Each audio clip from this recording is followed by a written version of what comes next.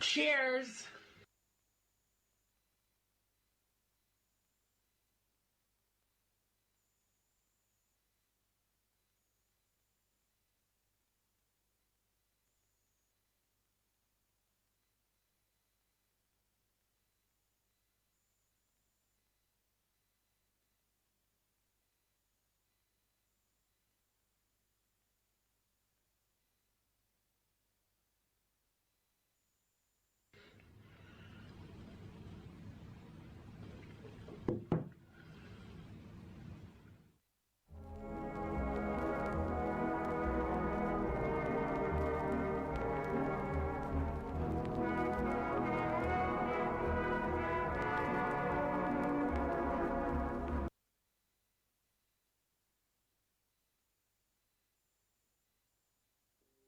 Did you know that in the excellent Simpsons Hit and Run, the chess pieces in Mr. Burns' garden aren't normal chess pieces? They are in fact residents of Springfield who have been kidnapped and forced to be part of the game.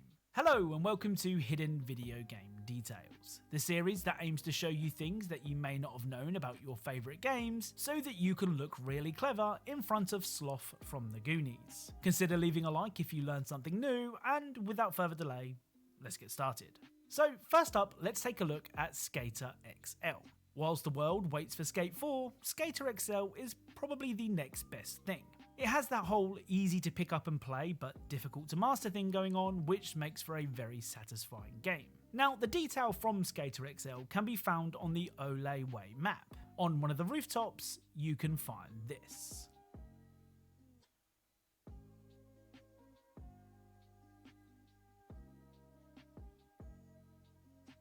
I mean, I doubt that this message is meant to be taken seriously, but just in case, I won't say anything if you don't. Up next is the excellent Splosion Man. There was a time in the early days of the Xbox 360 where Microsoft would run a promotion called Summer of Arcade. Some great games were part of this promotion, including Castle Crashers, Limbo, Trials HD and more. But one of my favourites was always Splosion Man. Splosion Man sees you playing as, well, Splosion Man, a character made up entirely of explosive materials who has to escape an evil scientific facility. On the surface of things, it's a pretty straightforward game, but it's not long before the difficulty is really ramped up. Perhaps that's why Splosion Man has a secret mode called Way of the Coward, where if you die too many times, this will happen.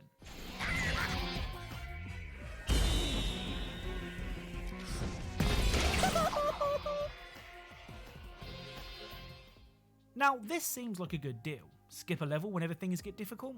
Sign me up. However, as with everything in life, if something is too good to be true, then it probably is. When you start the next level, Splosion Man will be wearing this.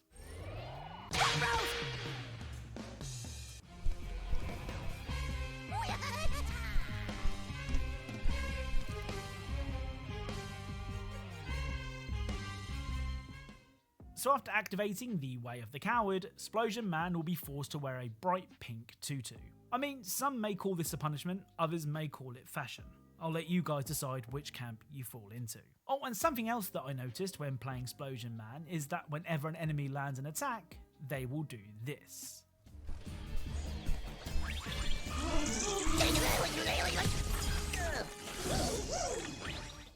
So after hitting Splosion Man, the little robots will perform a victory dance. It's a nice touch. Next up is new Pokemon Snap. Back when I was a kid, the original Pokemon Snap was my jam. My brother and I would spend hours playing the game and even longer trying to work out how to take pictures of every Pokemon. Remember, this was before the internet. So when new Pokemon Snap released in 2021, I was excited to dust off my camera and get back to work. Well, for some reason, the magic just wasn't there. I don't know why, maybe it's because I'm older now, but the game just didn't capture me like the original did. That's not to say it doesn't have its moments where it does shine. The first detail from new Pokemon Snap can be seen in the sweltering sands. When throwing fruit at cactus-like Pokemon Cacnea, this may happen.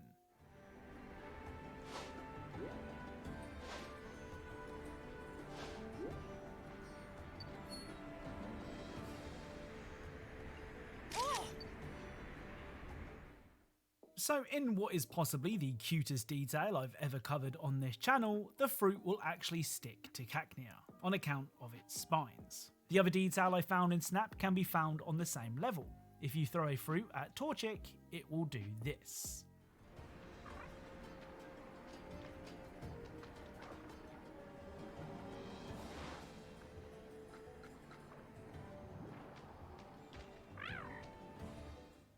So it seems that Torchic is a fussy eater, as it will cook the fruit first. Like I said, new Pokemon Snap doesn't have the same magic as the original, but it does have its moments, and if you know of any other details like these, then please let me know.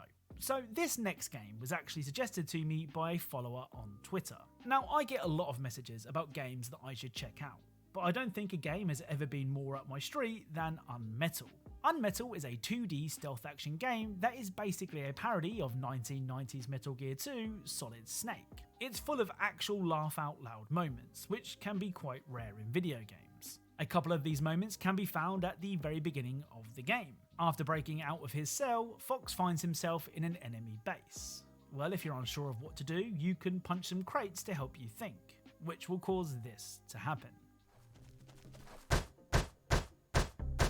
Why did you keep punching those crates? What did you expect to happen? Nothing in particular. Then why this gratuitous violence? I don't know. I suppose I got lost in the moment. You know, for being imprisoned for a crime I didn't commit. Oh, did I forget to mention that the voice actor for this game is doing their best David Hayter, aka Solid Snake impression? It's brilliant. The other detail can be found by going up to one of these cell windows and punching. Stop it! Stop it! Be quiet!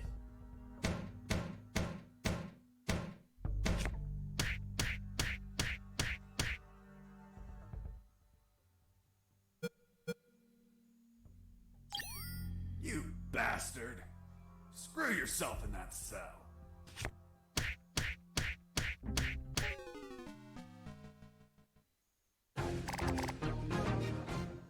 So it seems that the man in the cell was trying to get some sleep and didn't react too well to being woken up. Oh, and if you choose to throw a punch back, the same thing happens. Like I said, this game feels like it was made for me, and I'm sure that the more I play, the more I'll find.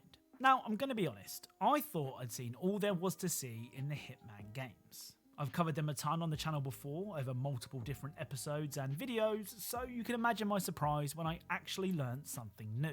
On the Paris level in Hitman 1, you can find two men guarding a vase. Specifically told us do not touch the museum pieces, and that thing looks A, fragile, B, expensive. Yeah, I'm just looking. What is this, Babylonian or Greco-Roman? Look, I don't care if it's the Holy Grail, just would you just back up a little bit? You're making me nervous. I don't know, it doesn't look quite right, does it? It's too new or something. Hey, you know what? Suit yourself. Do what you gotta do, but you break it, you buy it. Well, if you shoot the vase when the guards aren't looking, this will happen. What the? Oh, shit. What did I tell you? Didn't I tell you to be careful? Whoa, hey, I never... Look, don't you lay this on me. Oh, what? So it just tips over, right, Charles? In an empty room. The very vase you were admiring not a minute ago. You don't have to be a detective to figure out what happened here. Hey, look, I never touched it, okay? Let's just get out of here. No one saw us get in. Come on, could have been anybody. Except it wasn't. Was it now, Charles? Just shut up, for Christ's sake. People will hear you. Come on, let's go. I love things like this in games, so if you know of any other details like it in Hitman or any other game, then please let me know. So let's end today's video with Batman Arkham Knight. I was lucky enough to get my hands on the Steam Deck, and that's where I've been replaying this certified hood classic. Whilst making my way through the story for what must be like the 4th or 5th time, I've been keeping my eyes peeled for details, and even though I think this next detail is well known, it's still really, really cool. After inhaling Scarecrow's fear toxin, Batman starts to see visions of the Joker everywhere he goes. He's kind of hard to miss, I mean the guy's in a purple suit after all, but he does make some more subtle appearances in Gotham too. Here are just a few of the examples I've spotted so far. Using to hack into the transport network. Me? With a shock. Good. We're gonna need it. You think he's coming?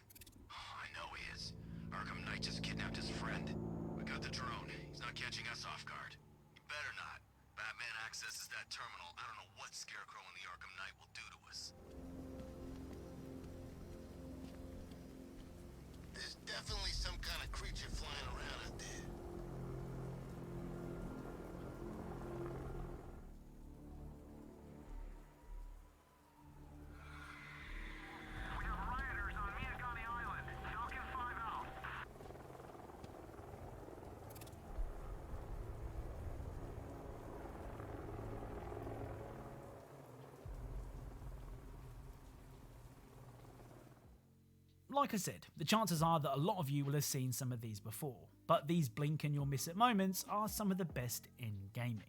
Oh, and don't expect this to be the last we see of Arkham Knight in this series. So that's it. If you enjoyed this video, then leaving a like is really appreciated. If you are a fan of Easter egg secrets and hidden details in games, then perhaps consider subscribing, as that's what this channel is all about. Thank you all very much for watching, and I'll speak to you all soon.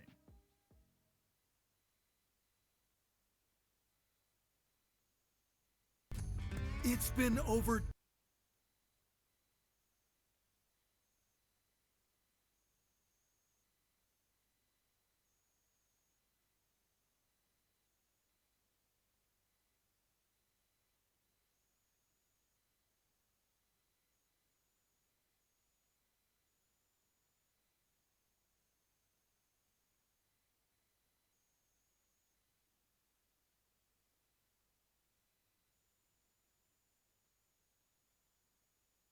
$200 million years since South America broke off Africa into its own continent. But now it's behaving very strangely. It's taking on water and going down. How would this whole continent turn into a sinking ship?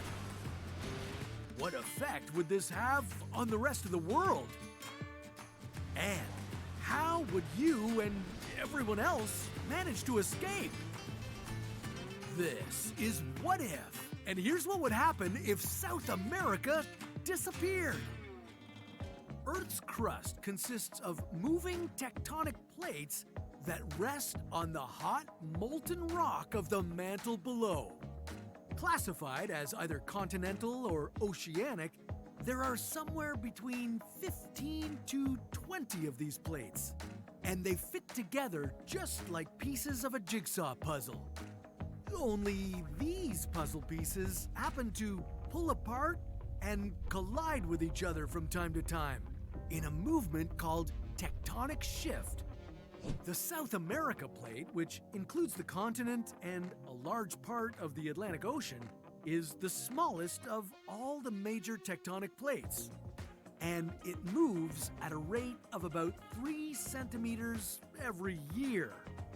That's about as fast as your fingernails grow. This slow pace may not seem like any big deal, except that this makes the South America plate collide with the Nazca plate on the western side. And this slow-motion collision has been causing massive earthquakes, like the 9.5 magnitude quake that shook Chile in 1960. And today, it's going to send nearly 500 million people fleeing from the now sinking continent. When a continental plate like South America meets an oceanic plate like Nazca, one of these plates begins to submerge under the other. This is known as subduction, and for these two plates, it's happening at a rate of 8 to 10 centimeters every year.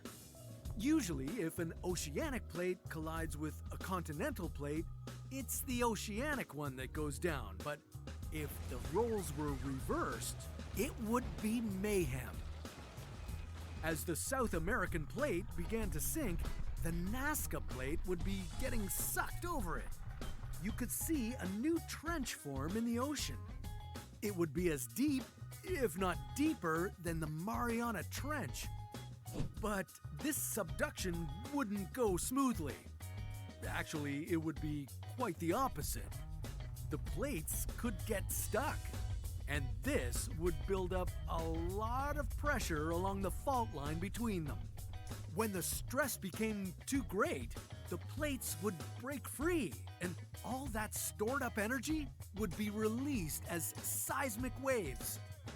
You'd need to prepare for some extremely destructive volcanic eruptions, earthquakes, and tsunamis. This region already sits along the Andean volcanic belt, known for its major volcanic activity. It's caused by the Nazca plate already sinking underneath the South American one. Flip the script and things could get even crazier. Imagine all these volcanoes becoming active at once. You and the other 120 million people living in countries like Colombia, Chile, and Peru would be displaced by these disasters. And there would be a lot more lost than just homes. We'd lose UNESCO World Heritage sites like the ancient city of Machu Picchu or the incredibly beautiful city of Cartagena. And maybe worst of all, you'd see the Amazon rainforest disappear. This place is home to 10% of all species of plant and animal life on Earth. It would mean mass extinction, and it would have enormous and far-reaching impacts on other ecosystems around the world. With the Amazon gone, there would be fewer trees to produce the oxygen you breathe. Of course, you'd see the global markets and supply chains take a devastating hit too. Argentina and Brazil produce over half of the world's soy. No longer able to rely on this source of animal feed, countries around the world would suffer food shortages. And not only that, but without South America, you'd face a serious shortage of black gold. And no, I don't mean oil. Brazil and Colombia account for 25% of the world's coffee exports. You better get used to not having your morning cup of joe. In the end, as the South American plate slips lower and lower, you would see the entire population of the continent displaced. That's about 438 million people. There's no country or continent on Earth that could accept them all at once.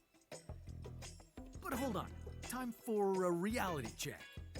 South America isn't really slipping into the mantle of the Earth, so this kind of population relocation number crunching shouldn't be too high on your worry list. Besides, it would be nothing compared to the nearly 1.2 billion people expected to be displaced due to climate-related events by the year 2050. Maybe all those volcanoes erupting at once could actually help us avoid that problem. But that's a story for another What If.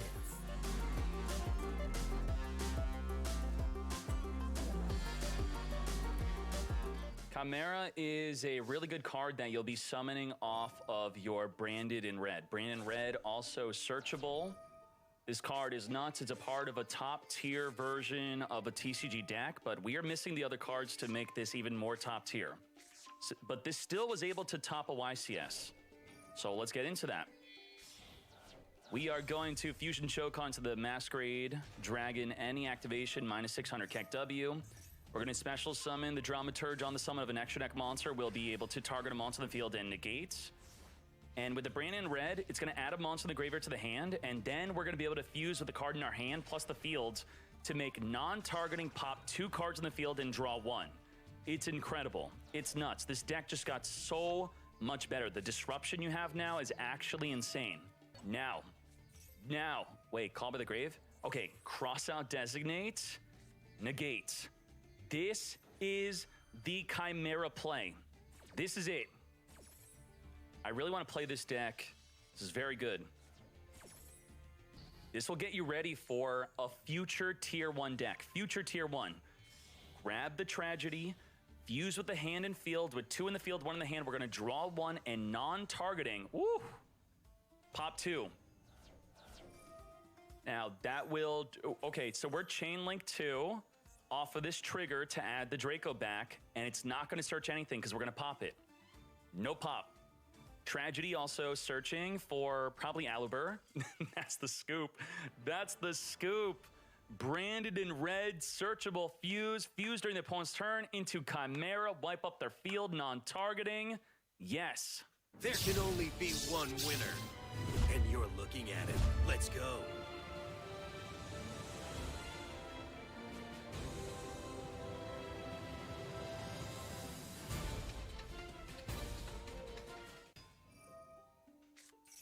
Ooh, we are Duelist Cuppin'. Dino Morphia. Oh my, Diplos? I don't think so, mates. Branded opening negated by the Sonic. If you control a Dynamorphia, you also destroy the Dynamorphia to negate it. We got the Frankfurt Patchwork, though. He's going to Fusion Summon, that's fine. And the Fusion Summon monster will only be able to copy a normal trap in the graveyard, is not going to be counter-trapping. Woo, look at her, damn. Wait, their field's messed up. Look at that. That's crazy. What the? We got the Edgem Chain. If we could normal summon a monster, we could poly into Chimera, but we're not going to do that. Chaining to copy the effect of Fusion Summon again. What are you Fusion Summoning into? We got Coritis. That's going to trigger the effect of the Tragedy. Tragedy searching for the Aluber summon, and maybe grab a Brandon Red to set up for the big play. The big play being the Chimera play. Now, we're reducing the whole field to 0 attack. And this dude's just burning me for damage. Can't wait. Big damage. Okay, 2,500 damage, nothing to scoff at. We got Aluber as the whole field is reduced to the Brandon Red. Brandon Red is going to be usable in the battle phase. Somebody is lethal. Okay, Protect from lethal damage. Wipe her out. She activates. She will now summon a monster from the graveyard. That's a trigger effect on summon to set a Dynamorphia trap, setting the alert. The alert will be able to summon 2 Dynamorphias. We're going to Brandon Red within the battle phase. Come to me, Fusion Shokan into Chimera. Non-targeting destruction. We can't attack directly, so we wipe out the back row, attack into the monster, and then go in for game. Now, if it dies, does it summon a monster from the grave? Okay, we actually have to destroy this by card effect. If we destroy this and that back row non-targeting, it summons, we then attack into it, then we attack for game with the Libitum effect. That's the play. That's the way. Yes. We're also going to draw a card. Absolutely nuts. Resummon Coritis. What? That's not what I would have done. Activate. Come forth and summon. You activate. Send from the deck to the graveyard. Wipe out the Mad Lad. It's okay. I do think that was a misstep, right? Unless right? Was he able to summon? Okay, you know what? That's actually okay. Because he was going to be able to block lethal damage anyway. So wiping out the back row, actually the correct play. Very good to see the back and forth of what would and what could have happened. Okay, very good. In attack position. What are you doing in attack? What are you doing? What? Yes! Oh, look at that field explode. There it is. There it is. Top tier. Tier 1 deck versus Despia. So if you want to actually see the test of this deck, this is the duel. Tier 1 best deck Adventure Prank Kids. Can Despia stand up to this? We'll see. Ash Blossom on the first Prank Kid activation is going to be the ideal play. But DK, you said the field spell will chain link block. It does not unless your opponent controls a monster. So turn 1, the field spell is not a block. Now, are we going to deal with any hand traps here? We got Fusion, Destiny, Maxi, draw 1. Okay, we're going to have DPE help out just a little bit. A little bit of help. I'll show you the Despia deck, don't worry. Wipe out the Meow, take out the field spell, which would be chain link blocking, nothing that we have. Set that in permanence, come back, DPE. No draw phase, Call by the Grave, no Maxi. That's good. Rite of Era's Mirror. Grab the Fateful Adventure. We're going to pop the Fateful Adventure before it even activates. Okay, that's fine. We have the Prank Kid into the Meow Moo. I guess we're going to in-perm the Dooley Doo, potentially. Come forth Roxy's. Dooley Doo. Grab the Pranks. Or it might be best to actually wait if he's going to potentially try to access code Talk or Lethal us, but we're going to negate that. No adding of the Pranks. Tribute itself, add the Pranks, and... Oh. Bro, why? Why'd you tribute yourself? What? You're a tier 1 deck.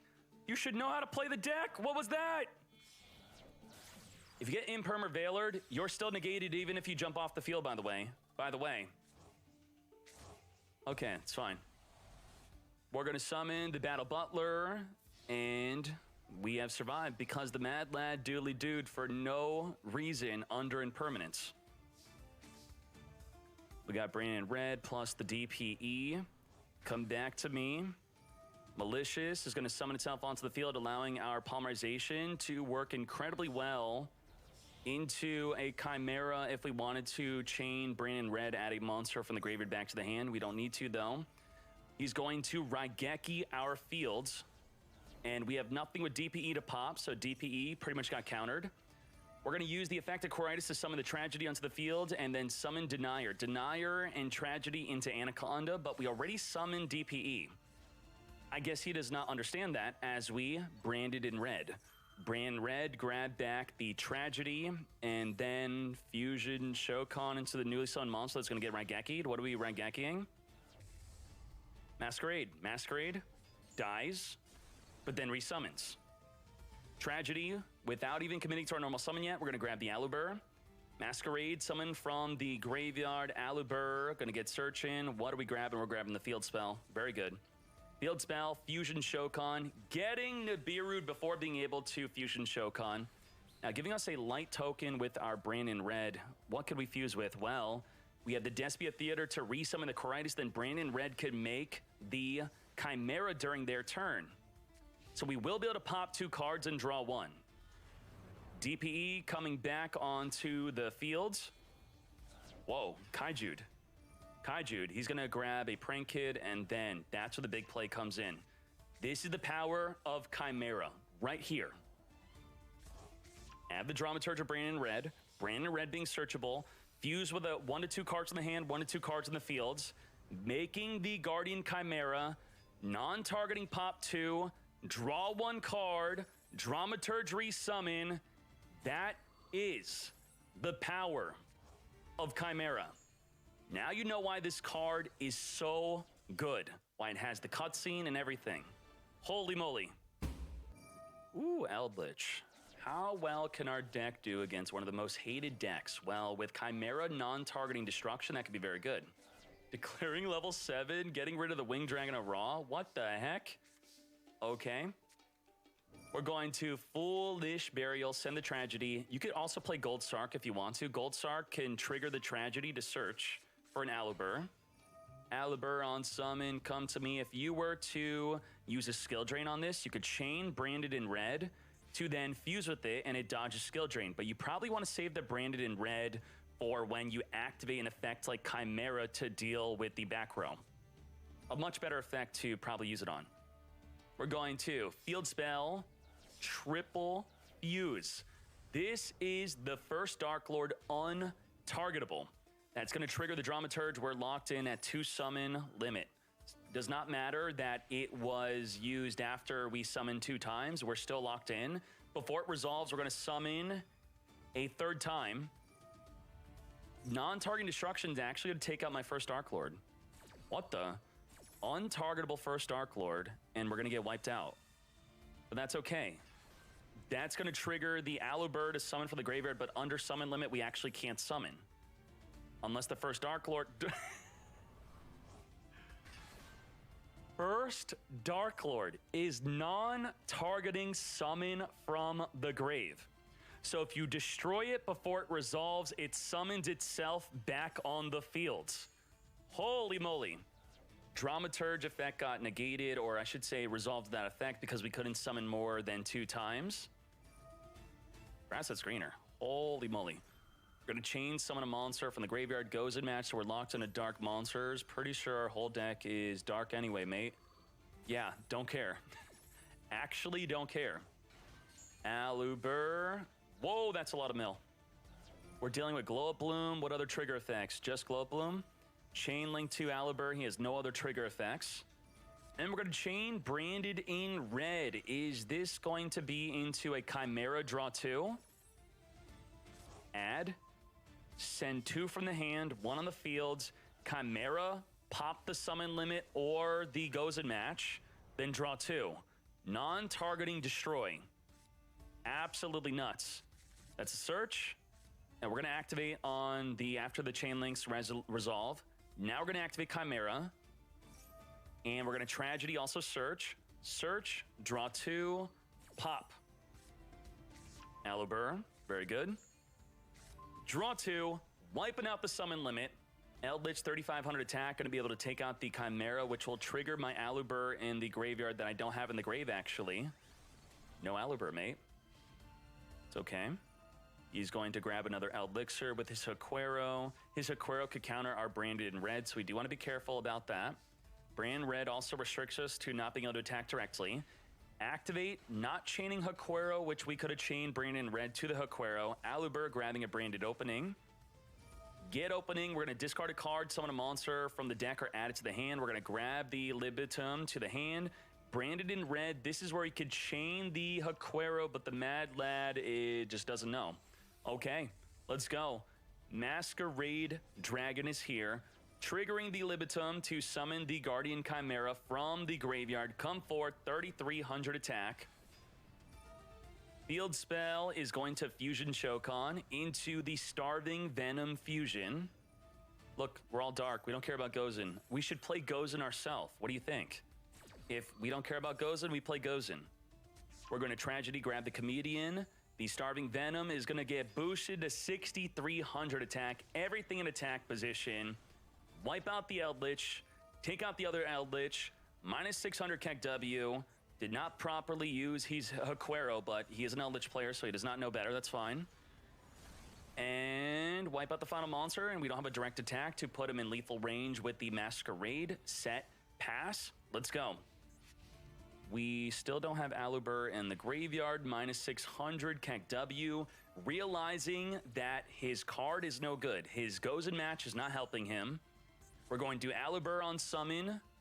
What are we searching for? Aluber, come to me for next turn. Another Branded opening. I would probably play 3 Branded in red just for... Holy... Look at that Chad Fields. Huge field. Pot of P. What are you digging for? Nothing, because we going to ash that right away. Are you going to eat a big fat Nibiru? Griffin will eat our Nibiru, but then we eat up a negate, so that sounds great for us. Aluber will be able to search for any of our Branded spell traps, discarding the... What's going on with the Winged Dragon of Ra? Are a lot of people playing this or what? I'm going to negate +2 back row mate. We could imperm right away to negate the Griffin Rider, then go in. Foolish Burial could send Tragedy. Tragedy search for a Despia. That's exactly what we're doing. Come to me, Despia and Tragedy. Into Dramaturge, Poly Dramaturge. We want to summon the Aluber first. Come to me, Brandon. Oh, that's going to be very good.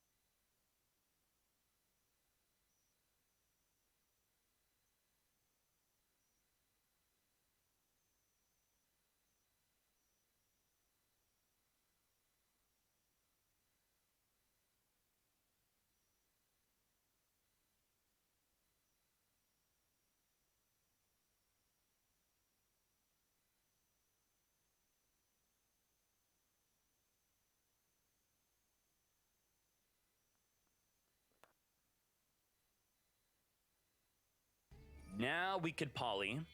Come forth and Shokan with the Dramaturge, which will resummon onto the field with the Masquerade. And we could just wait for him to do something, then whip out the Chimera whenever. Just wait. He's going to Dogmatica Punish. This is a perfect opportunity to use Branded in Red. If the monster you're targeting with the Dogmatica Punishment is no longer there, then you don't get to send the Elder Entity Entis. You don't get to pop a card in the field. It kind of fizzles the Dogmatica Punishment. Let's go. We are fizzling. Grabbing the Aluber. Using the Nibiru. I guess we don't need Nibiru. We're going to pop 2 non-targeting and draw a card. Chimera changes everything. Do you not see this? Pop 2, non-targeting. What the? Oh, and guess what? The Chimera happens to be untargetable. How's it untargetable?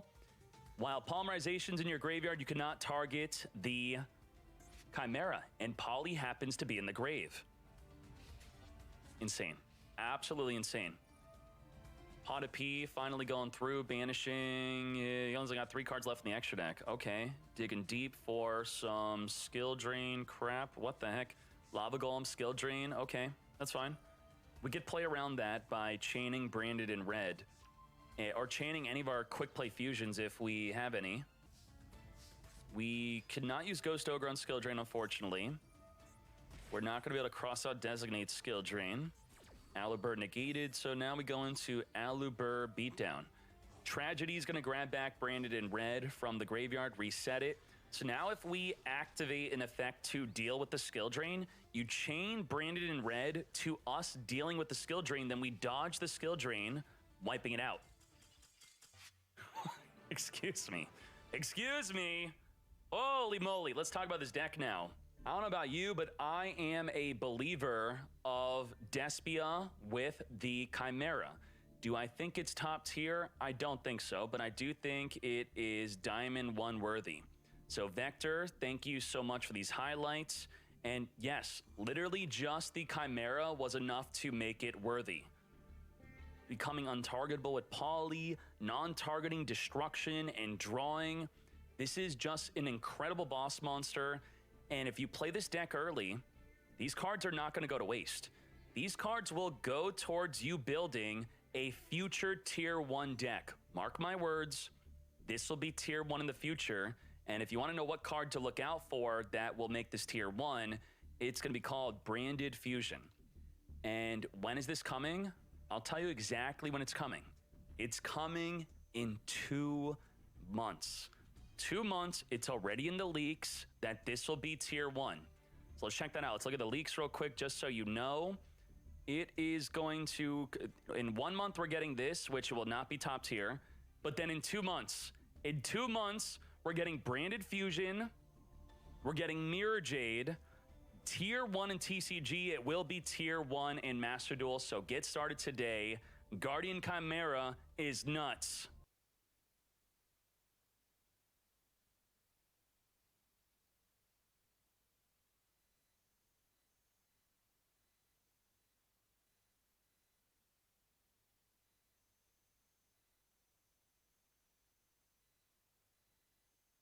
The mirror challenge. Arch Nemesis. Actually, it's not bad. We're gonna do it on all 3 accounts. Let's do it. What do I have to counter Baby Dragon? I don't know. I'm doomed. Why'd I rush? Why'd I rush? Why'd I rush? Prediction. Oh, no. All right. Well, those barbarians are gonna do work. Oh, the wall breakers, they connect. That's fine. Come on, give me your Scarmy. Give it to me. Mirror Baby Dragon. That's the play. Oh, no. My Baby Dragon's gonna lose. All right, well, might as well force that out. What is even the play? Oh, Fireball's the play for that, obviously. You know what the play is? Mirror Baby Dragon, because there's nothing else. So we're going to Scarmy that. Get that out of here. Please. Nothing beats my Baby Dragon. Mirror Baby Dragon's the play. No, you fool. All right, well, you do Barbarians. I'm just going to do Roll Giant. I'm the greatest. I actually am. Are we really doing this, though? Are you sure about that? Look at this weenie just trying to do weenie things. He's literally mirroring me. Is that going to make it in time?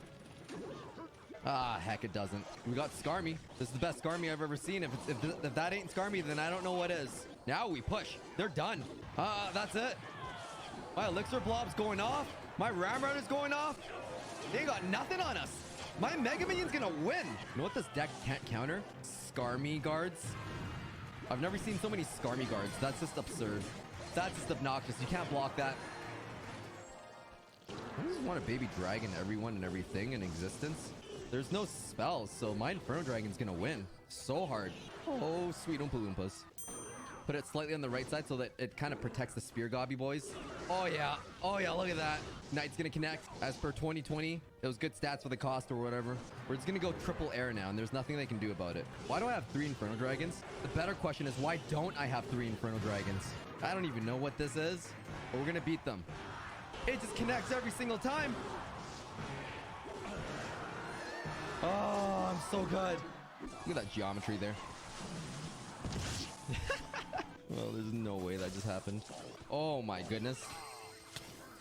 The Zappies took it out? He's about to lose the entire tower from this. Oh, we're going in. That magic archer's insane value right now. Holy freaking merciless. Oh yeah, they'll never suspect that. That was a desperate Night Witch. Wait, how'd my Night Witch lose? At least my balloon connected. Yeah, I'm gonna sacrifice that tower. That's totally fine. Balloon connection. Second balloon, that's great. Looking fit. Oh yeah. I don't know how to flex. I'm gonna let him do that. Lumberjack's gonna connect and deal way more damage. Letting that connect and going for this massive push is gonna be so much more value. Oh, that Lumberjack value. Miner just wrecked everyone and everything.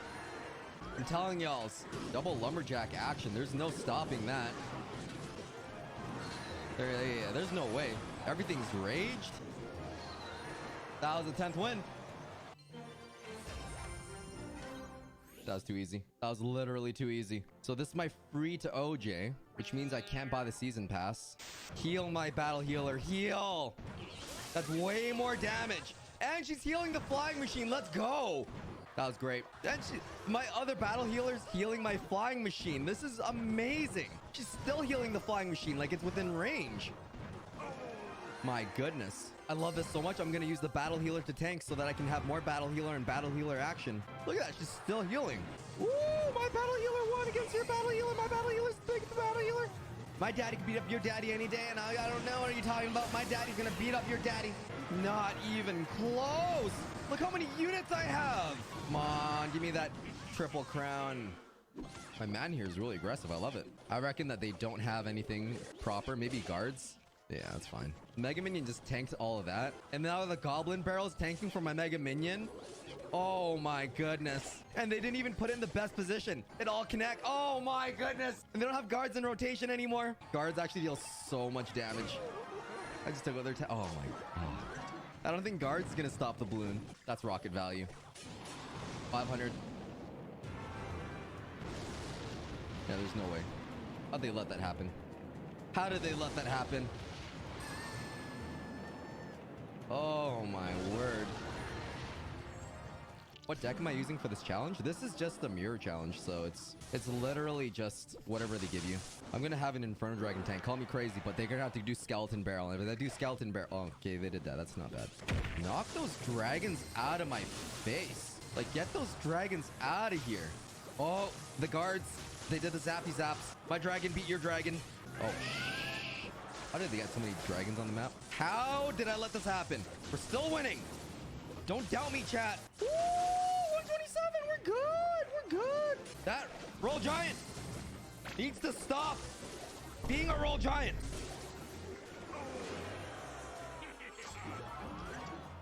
Heal Spirit Tank. Heal Spirit Tank. Heal Spirit tanked and healed the bandit. I'm insane. Did y'all see that? Bro, I'm so good. I'm not even gonna put this down until after, but right about here. Yeah, that's the good. Wow. My bandit connects on the King Tower because they didn't defend it. All right, I'm not throwing, you're throwing. I'm not throwing, you're throwing.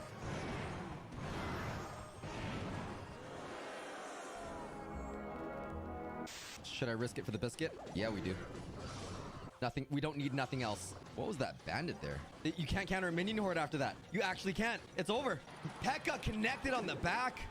I'm putting Miner in the front so it can kind of tank for everyone and everything else. Oh, yeah. Minion horde's already on the king tower. Look how much damage that is. That's absurd.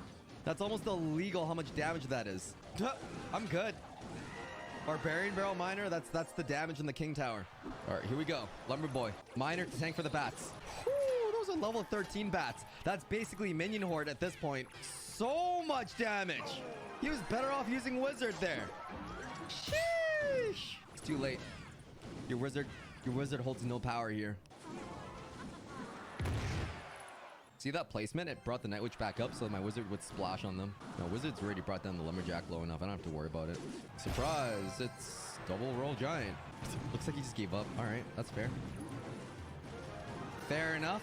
Let's do the miner so that I can tank for the Skarmy and everything else. It's a bold move there with that prince. All right, they took out my tower. I'm doomed. There goes my ice wizard that I was going to counter push with. That's so sad. We can recover from this. Baby dragons, that's the key. We're going quadruple baby dragon. That was the missing link. We just needed more baby dragons and maybe an ice wizard. Oh, the quadruple baby. Who thought I was going to lose, huh? I wanted them to think that they were winning. The mirror air is so good. Okay, we're on the last one. We don't need to continue. We really don't need to continue.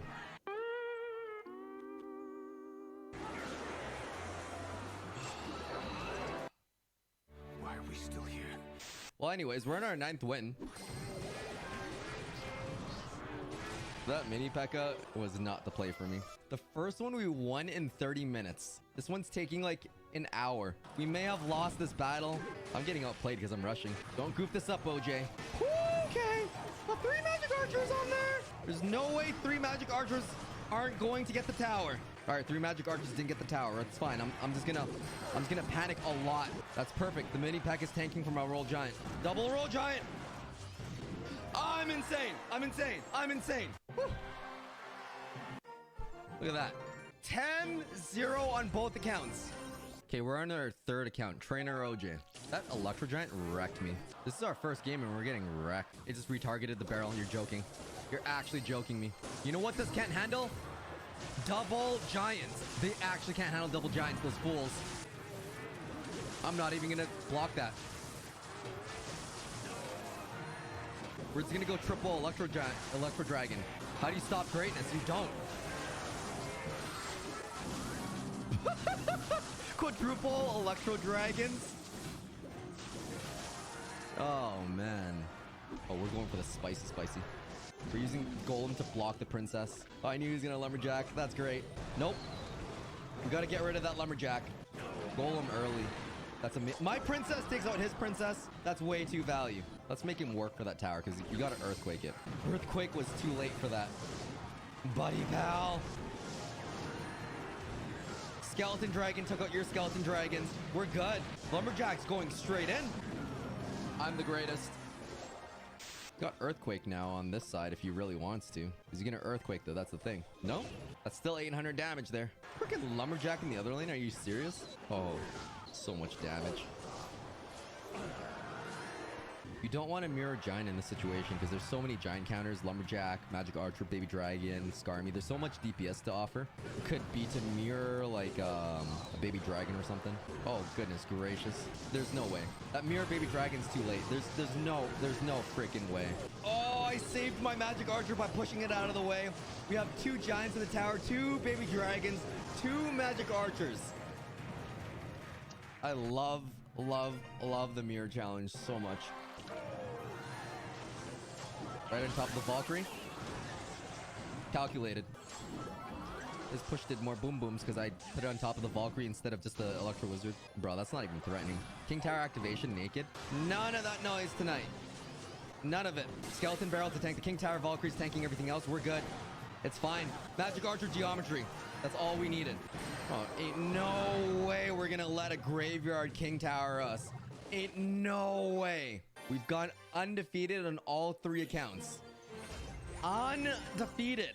think that's everything. We did it. We've done the mirror challenge on every single one of our accounts. All 4 of them.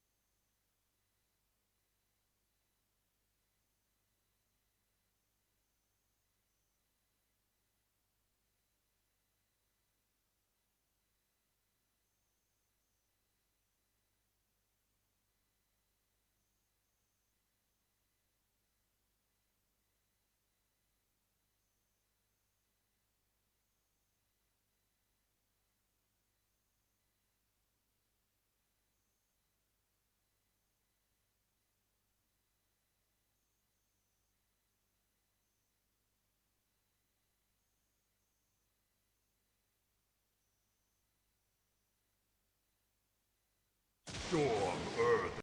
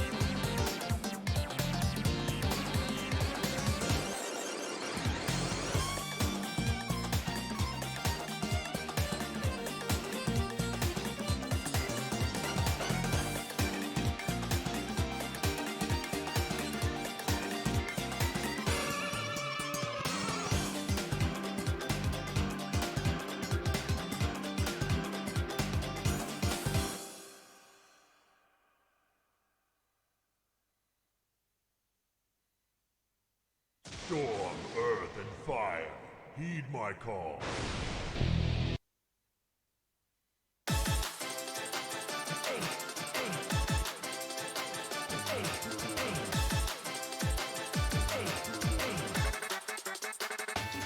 We say it cowabunga, it ain't no power struggle in the game. I'm doubt we tougher. How we got these cowards running home, and I'm like, why they out here frontin'? These crews get rock steady. We playing faster than bebop. Gillespie with the technique. Y'all don't like one-on-one shoot. Mikey take 100 plus some with the nunchuck. Leonardo cut him up. Donnie, he the smartest. He gon' teach whoever dumb enough to rap. Just asking, Satachi or the uppercut? What's up?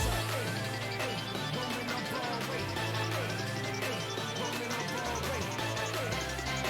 Rolling up Broadway. Rolling up Broadway. I can do this all day. Rolling up Broadway. Rolling up Broadway. Rolling up Broadway. Rolling up Broadway. Can't handle this. You end up as a bandages. My ambulance. My channel 6. Running report with the damages. We the champions. Better than the 10 out of 8. Said I better get down to pray. Don't ever let it let out the rage in the cage. I'm a beast. You will get out the game. This ain't no green machine. We'd rather be eating pizza. But first I go eat the street. Face down. We see defeat for thinking you can see our team in a box like CRTs. Just scream retreat. We defeating fleets easily. I should have came peacefully. Come on. Rolling up Broadway. Rolling up Broadway. Rolling up Broadway. Rolling up Broadway. I can do this all day. Rolling up Broadway. Rolling up Broadway. Rolling up Broadway. Rolling up Broadway. I can do this all day.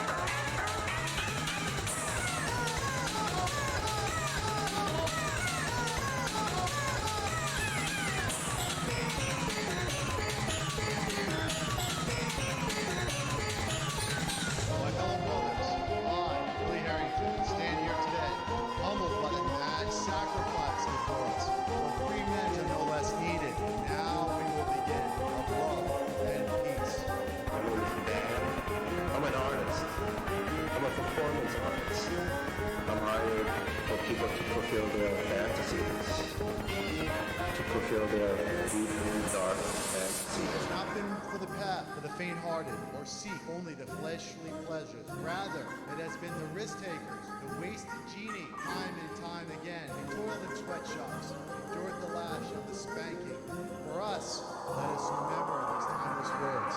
Ask we can.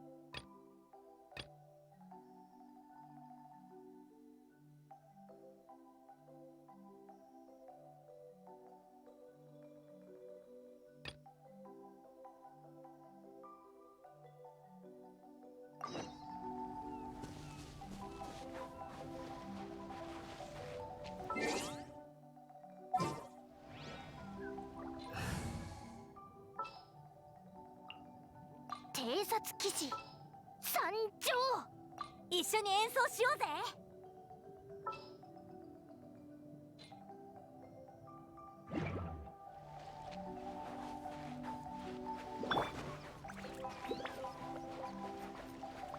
ピュン。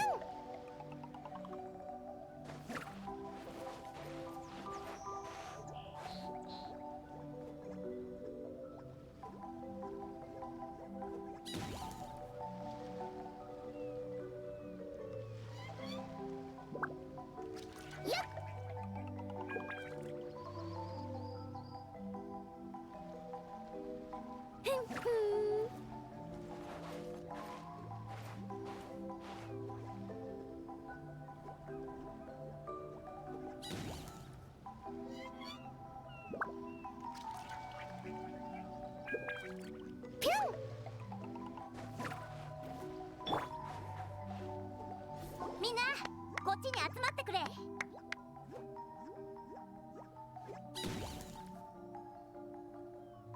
皆目が覚めたでござるか。モナ殿から重要な話があるようでござる。夕夜浄土への君臨を果たした後の夜明けは実に胸がすくものね。お嬢様はすでに次の挑戦への準備を整えたとおっしゃっています。オイラたちもぐっすり眠れたぜ。はい。では単刀直入に言いましょう。先ほど水浦の番で見たのですが、新たな元凶があちらの島で形を成したようです。それに私の勘が間違っていなければ、あれは私と関係あるのかもしれません。今回はモナか。これまでの元凶もモナは付き合ってくれたし、今度はあたいたちが一緒に行く番だな。何も面白いものはないですよ。メギストス卿、恥ずかしいのでしょうか。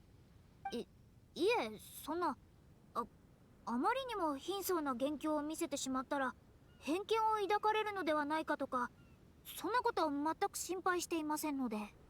全て言ってしまっているでござるな。一般的に先生術師はとても超越した存在だと思われがちですが、もしも私の元凶がそれと違っていたらと思うと心配で。そんな愚昧な期待私はしていないわ。あたいもだ。別に期待してないってわけじゃないけど、モナは元から親切で優しいからな。取り繕う必要なんてないと思うぜ。平常心を保てる者は元凶においても親しみ深さが垣間見える。それは良いことでござろう。そうだぞ。それにモナの元凶に行くのだってただの観光ってわけじゃないだろ。他に目的があるんだよな。そうですか。ならいいでしょう。過度な期待がなければ私も緊張はしません。それでは出発しましょう。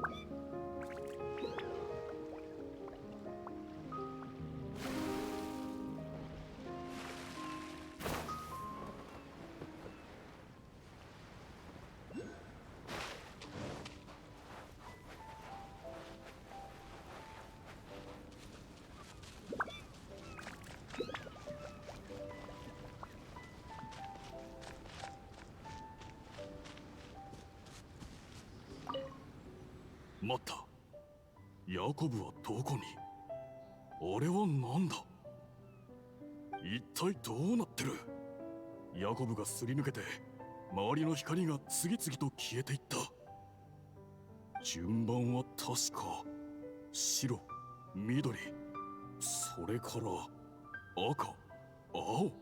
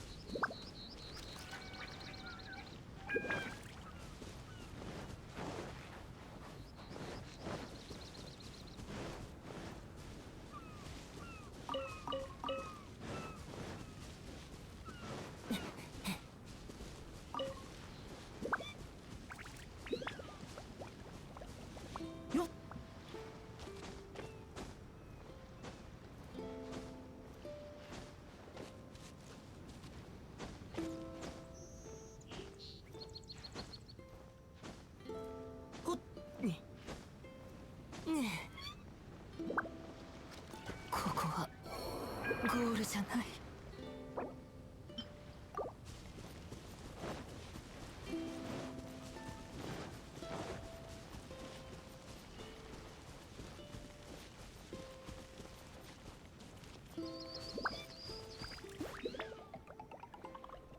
ウサギ伯爵出撃。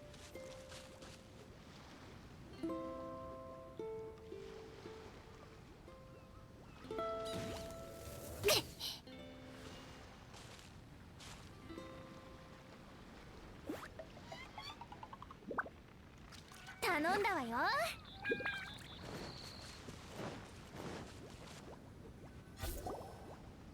水浦の番によるとすでに元凶についているようですね。まずは入り口を探しましょう。あれじゃないか？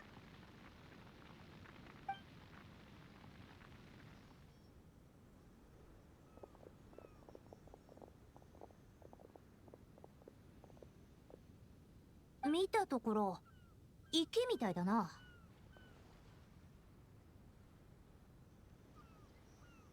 もしかして泳いで行かなきゃいけないのか？まさか私たちの中に泳げない人なんていませんよね。問題はそこではないと思うが。怖いのですか？いいでしょう。ならば私が先頭を行きます。始まった。泳ぎへの自信による自慢が始まったわ。お嬢様、言葉遣いにはご注意を。先に行っていますよ。あ、モナが池の中に飛び込んだぞ。オイラたちも後に続こうぜ。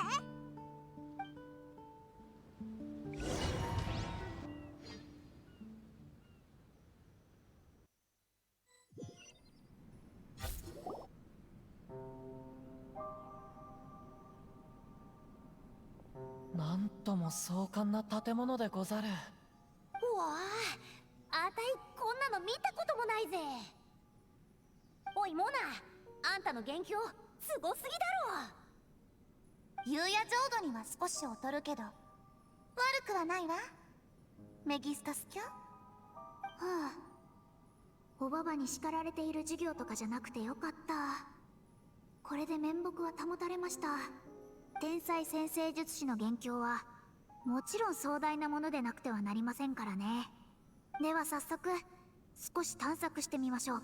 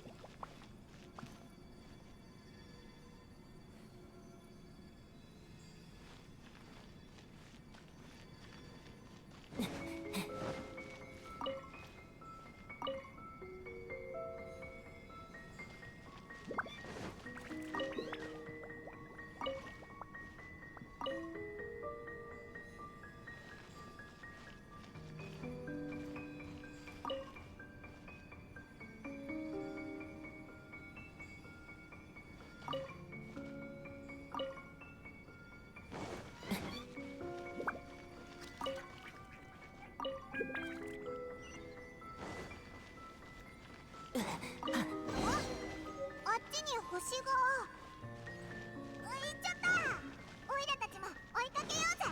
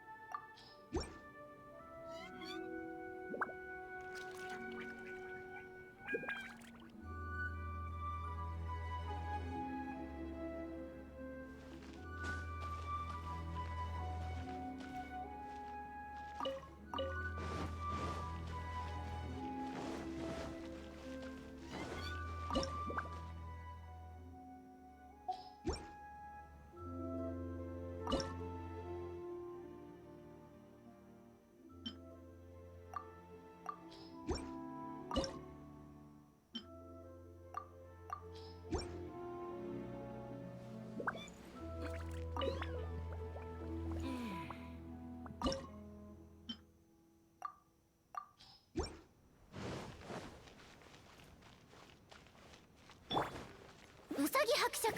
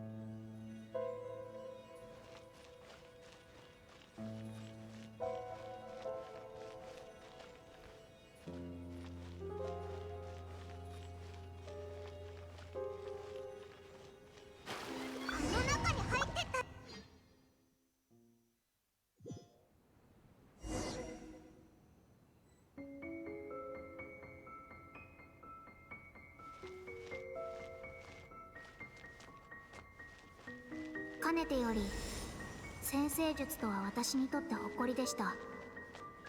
私の声、これはまさか。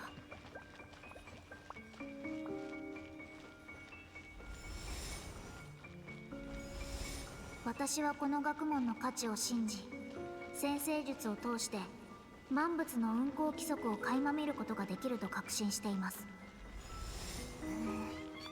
よりにもよって私の独り言が。人々は私が占いができると知るとこぞって私に聞きます。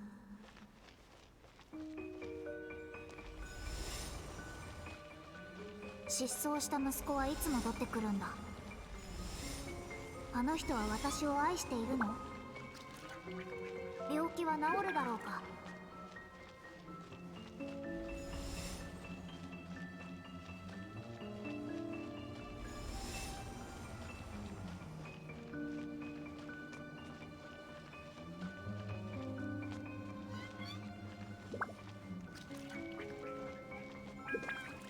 私は正直に彼らに結果を伝えました。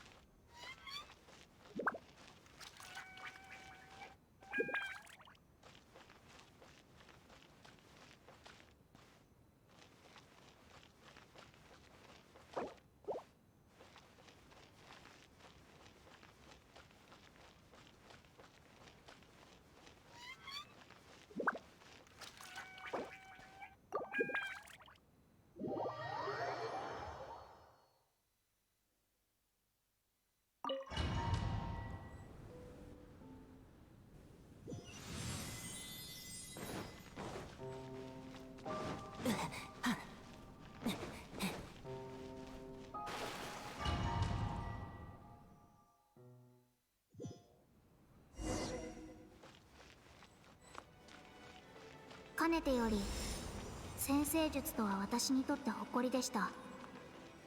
私の声、これはまさか。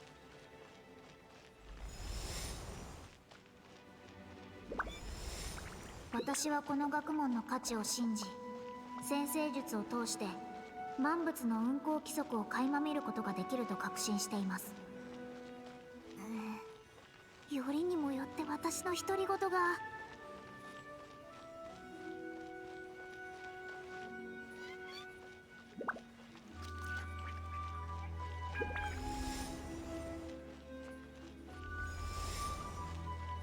人々は私が占いができると知るとこぞって私に聞きます。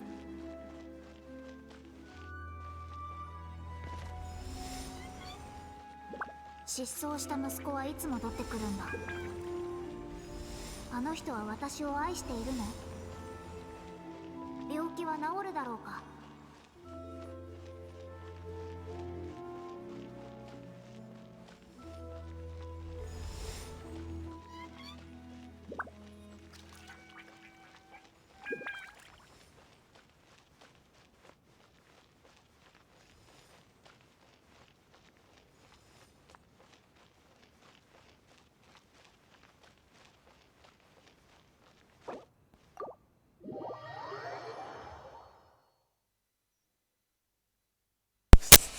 ？What the fuck, man?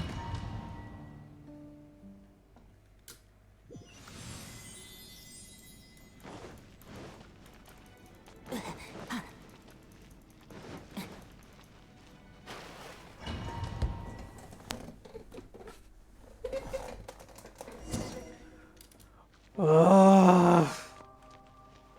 かねてより先生術とは私にとって誇りでした。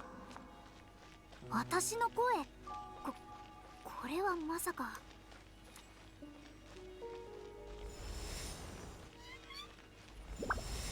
私はこの学問の価値を信じ、先生術を通して万物の運行規則を垣間見ることができると確信しています。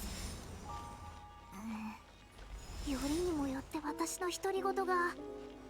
人々は私が占いができると知るとこぞって私に聞きます。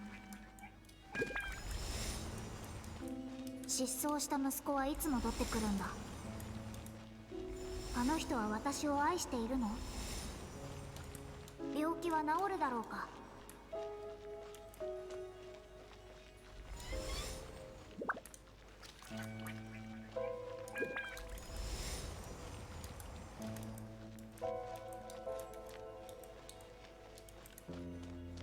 私は正直に彼らに結果を伝えました。誠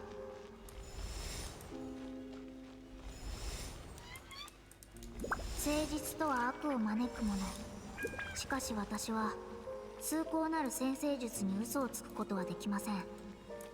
先生術なんて嘘っぱちだ。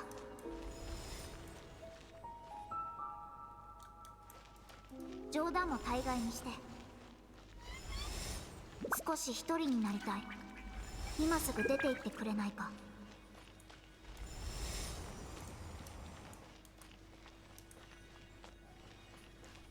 彼らの失望した表情は私へと突き刺さる鋭利な刃となりました。予想はしていましたが、やはり悲しくもあり、それはまるで奈落の底へと落ちていくかのようでした。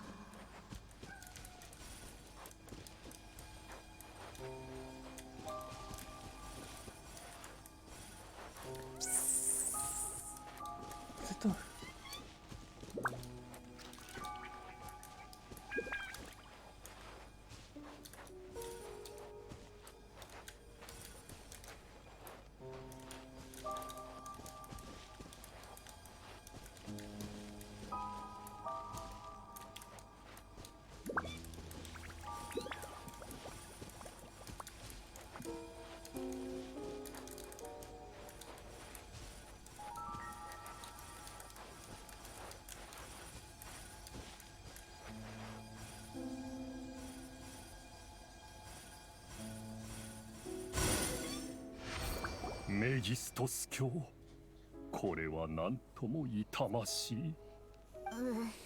そう慰めないでください。とても恥ずかしいので。こういう時は何も言わない方がいいんだぜ。そうだ、ハグでも押してやろうか。いりません。先ほどのは以前の私が感じていたことです。あの時の私はまだ先生術に触れて間もない頃でした。経験を積んだ今はもう素人の意見に心が揺れ動くことはありません。宮廷大魔導士であるメギストス教にも低迷していた頃があったなんて本当に意外だわ。他者に誤解を抱かれる生活はきっと大変だったであろう。心を晴らすことができて本当に良かったでござるな。実はこういうことに耐えられず、しぶしぶ先生術を諦める人もいるんです。でも私は天才ですから、他の人ができないことだってできます。こんな壮大で綺麗な場所でそういうこと言うとなんか余計に迫力があるな。いいですね。もっと褒めてください。その水を差すようで申し訳ないのですが、どうやらあそこに扉があるようでございます。Potatoes. Potatoes. ではここ一帯の問題を解決した後、また私を褒めたたえる機会を与えましょう。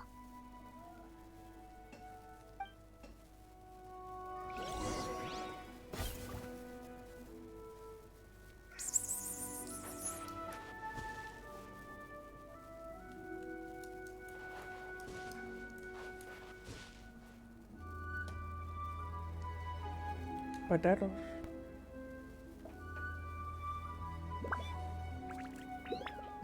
Potatoes.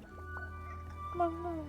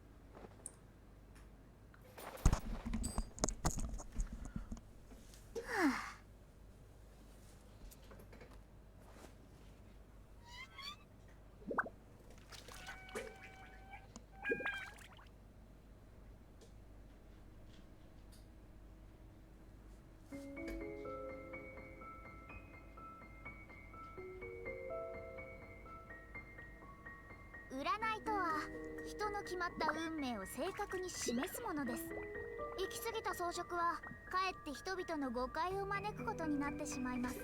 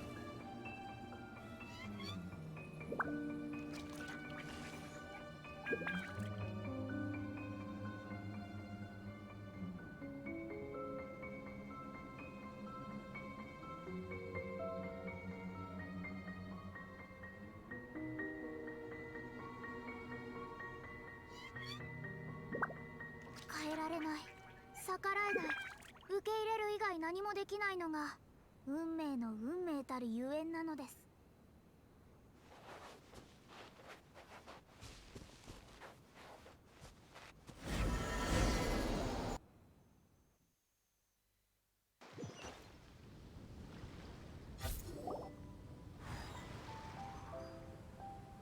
周りの様子が変わった。これは拙者たちが出発する前の浜辺ではないでござるな。どうやらモンドの産地のようですね。まさか私たちはモンドへ送り返されたのでしょうか。でも周りは変わらず果てしない海のままだわ。先ほどのように入れる池が辺りにあるはずです。こっちだ。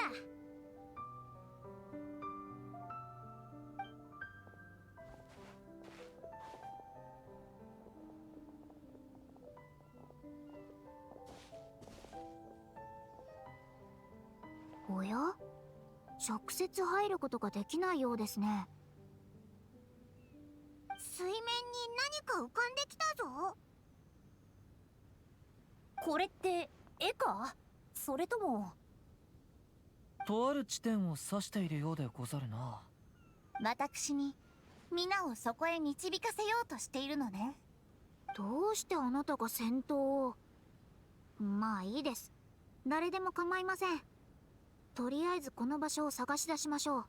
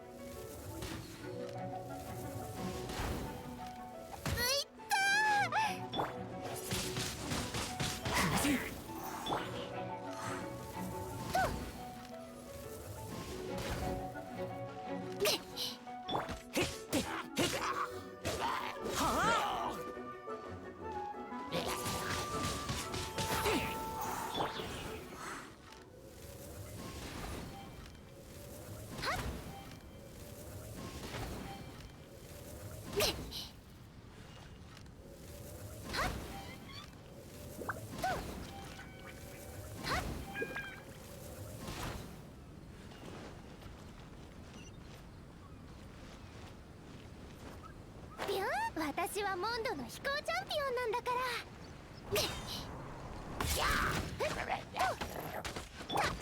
火花を散ら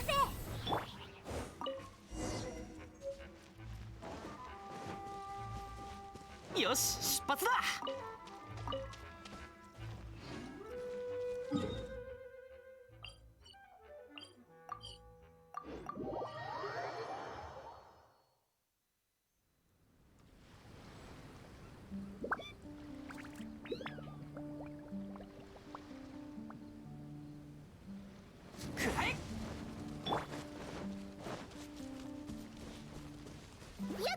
頼んだわよ。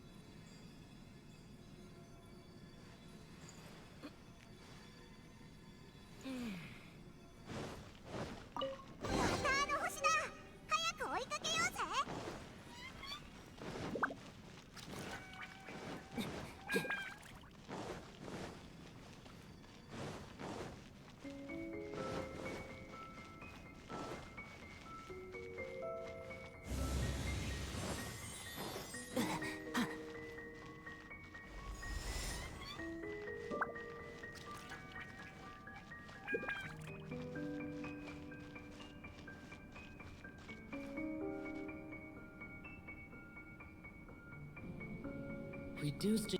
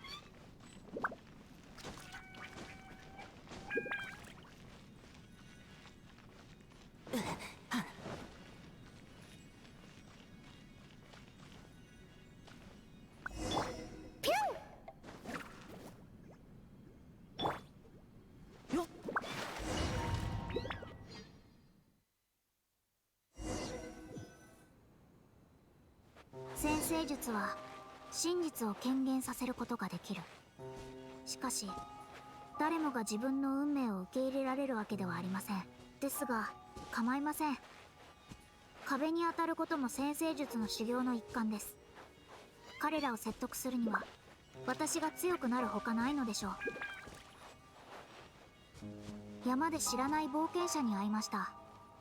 彼は私と同じように果実を取りに来た人で、私にも分けてくれました。そのお礼として彼の要求に応え占いをしてあげたのです。結果はおぞましいものでした。一刻も早く冒険をやめなければ2年も経たずして命を失ってしまう。そう私は忠告しました。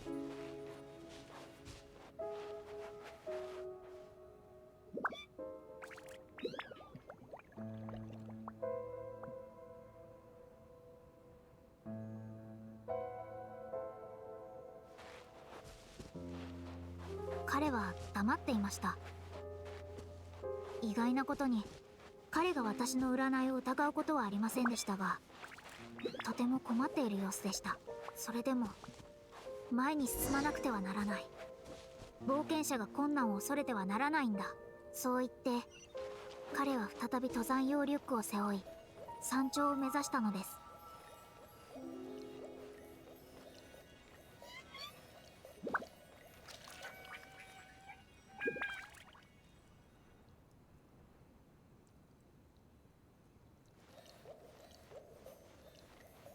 ですが、このことは終始私の心に残っており、メグエス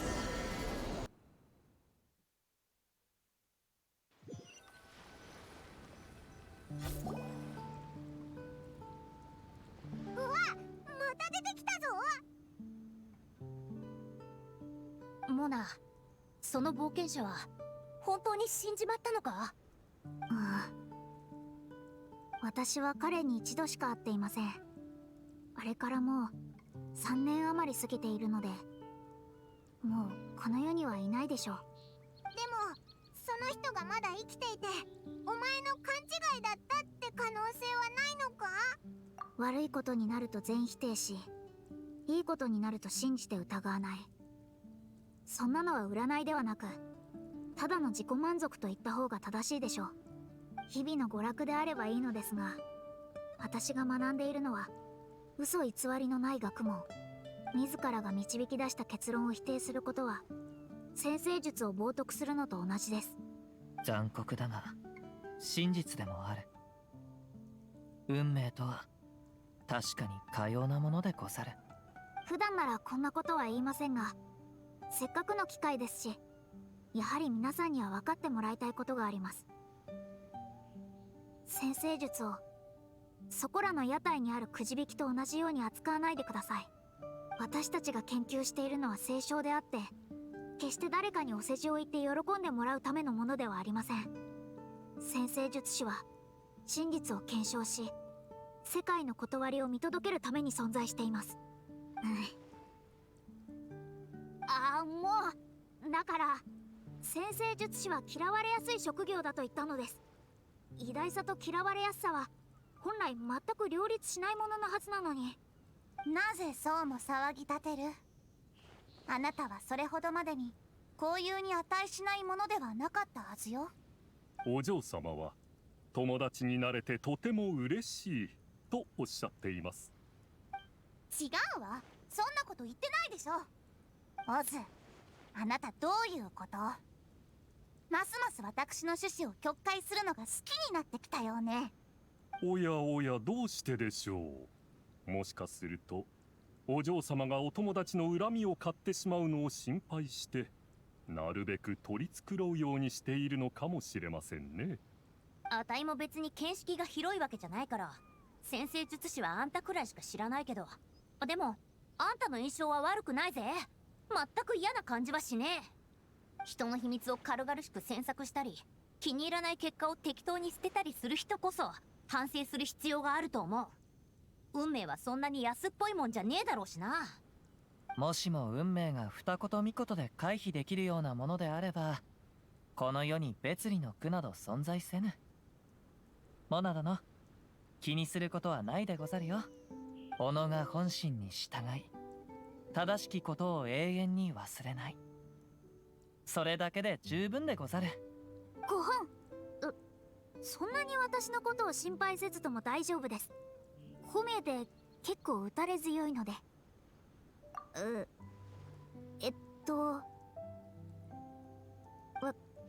わかりました。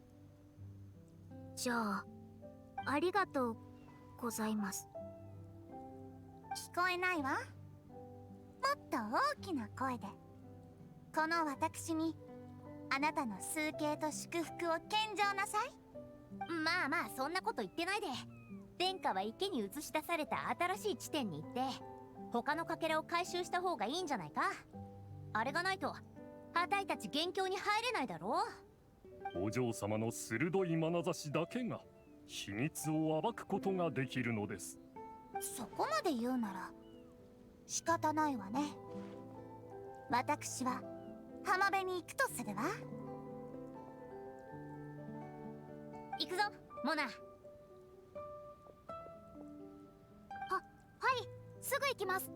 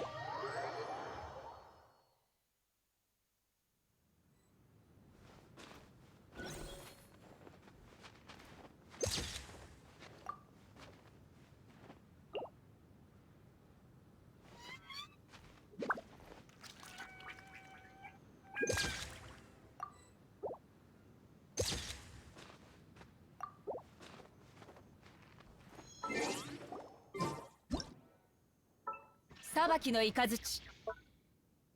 ほれたっふっ風の行く先よ。そこだ。それ。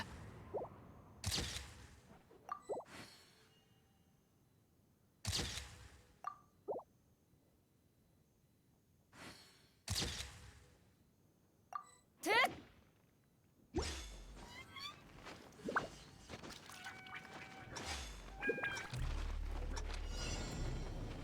よっふっ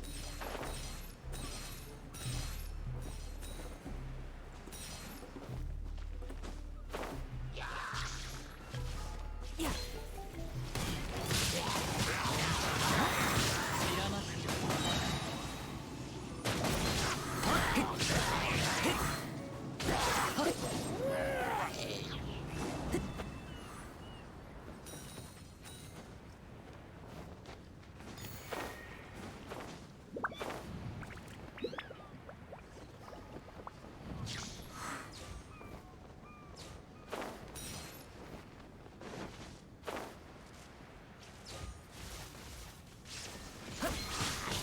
ここより弱滅の時。はっふっやっはっとほっやっ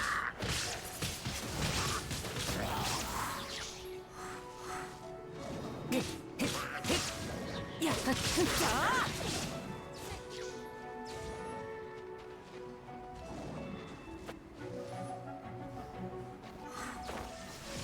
無我の境地。はっそれ。もみ違う散らまく惜しみ。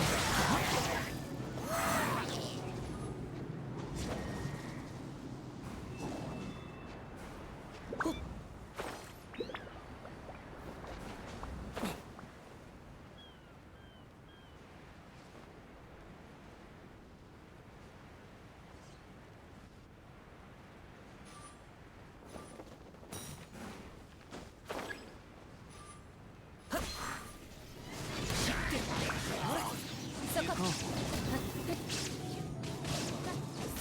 稲光永遠なり。ふっ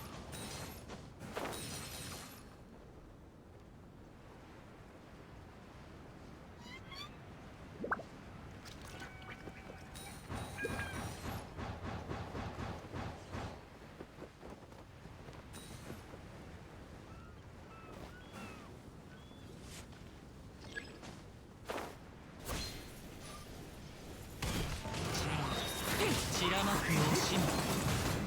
はっほれ。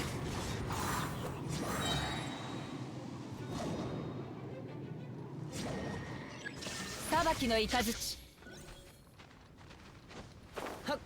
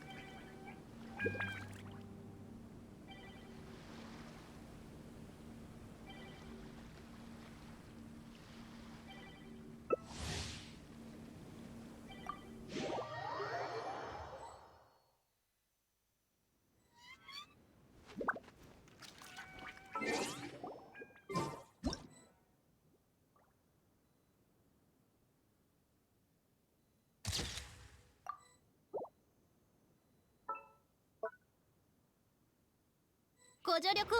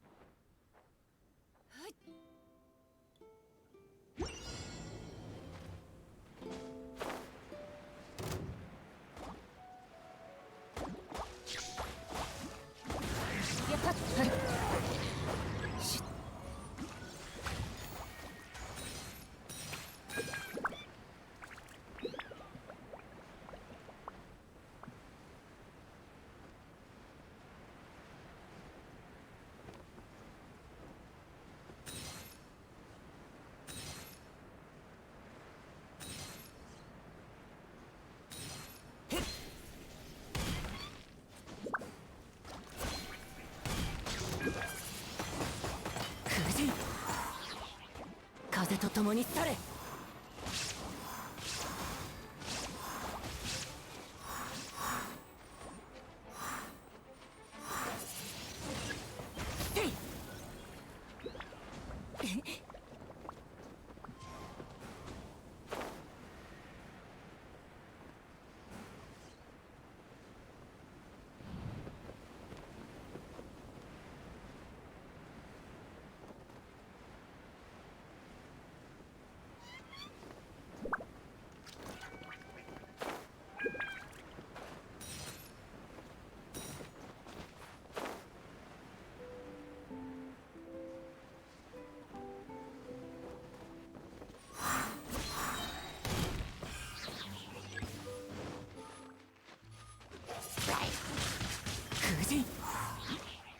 出よう。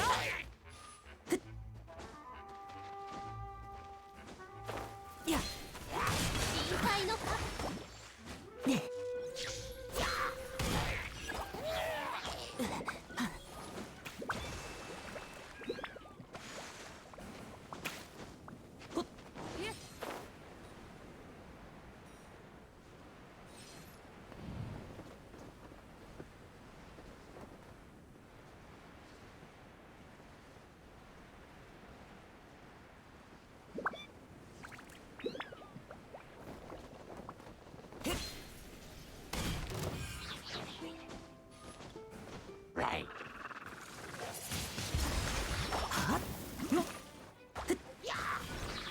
風の赴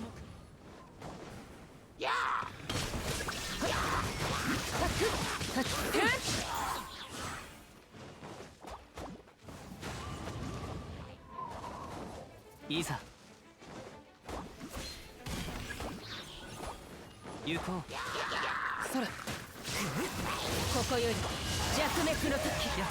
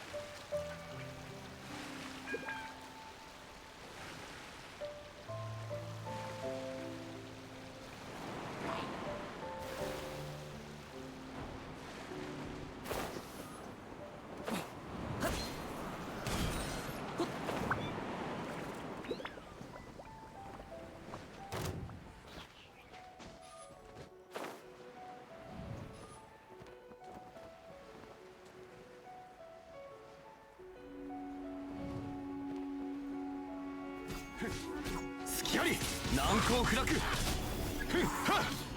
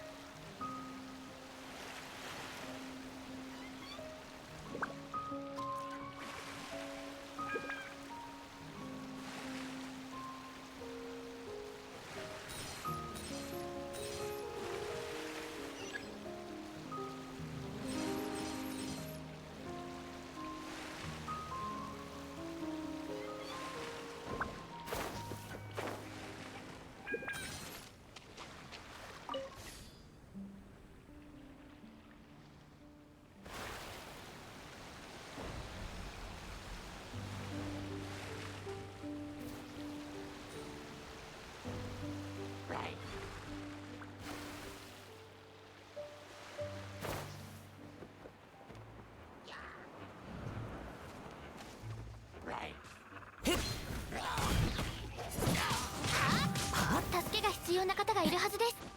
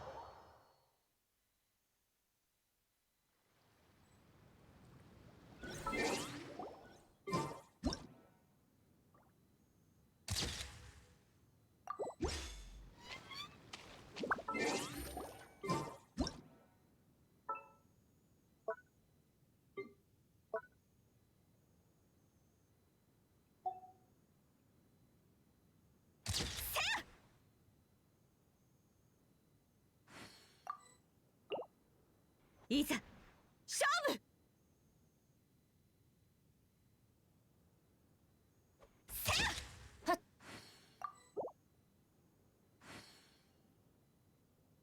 いざ勝負。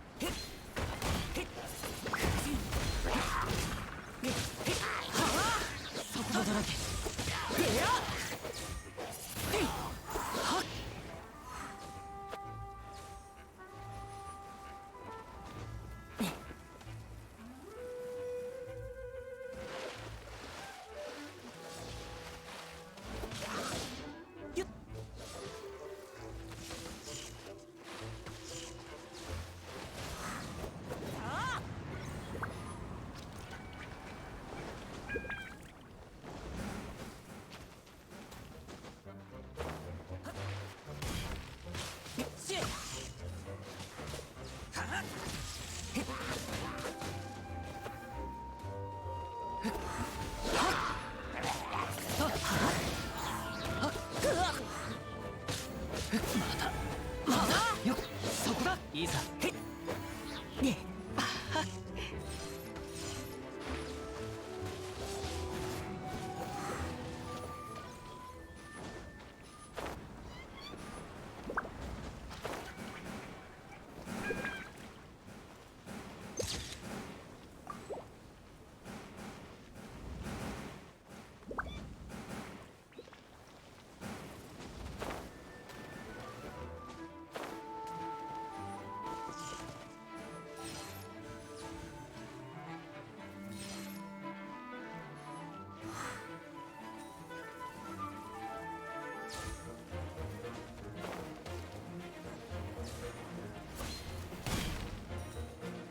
よっねへっへっや風神はっへっや風と共にほれやはっ雲がそれそこだ足りなく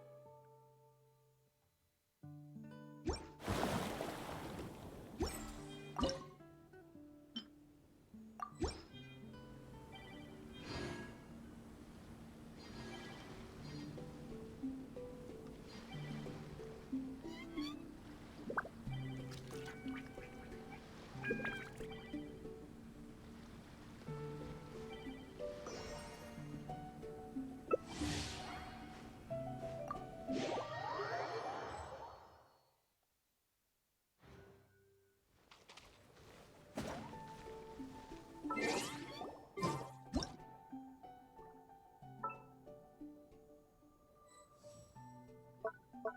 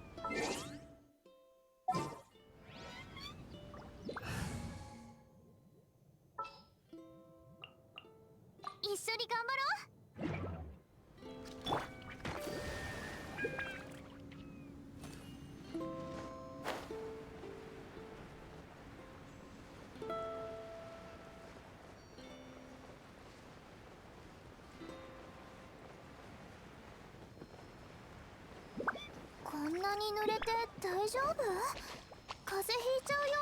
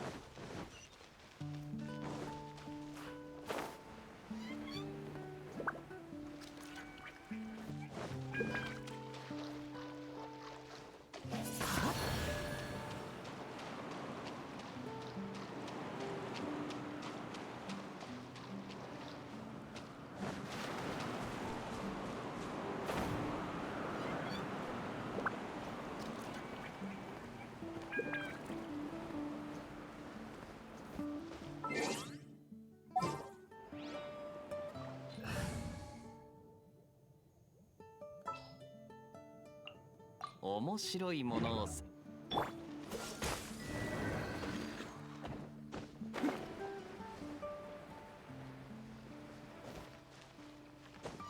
風だ。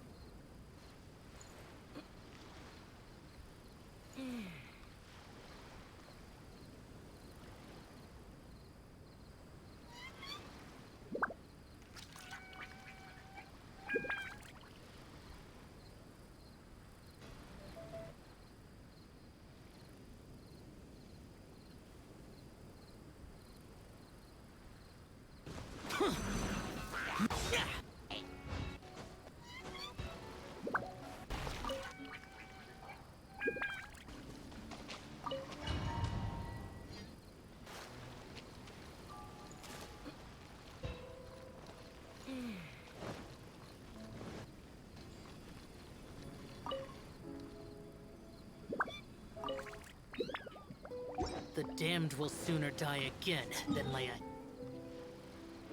hand on me.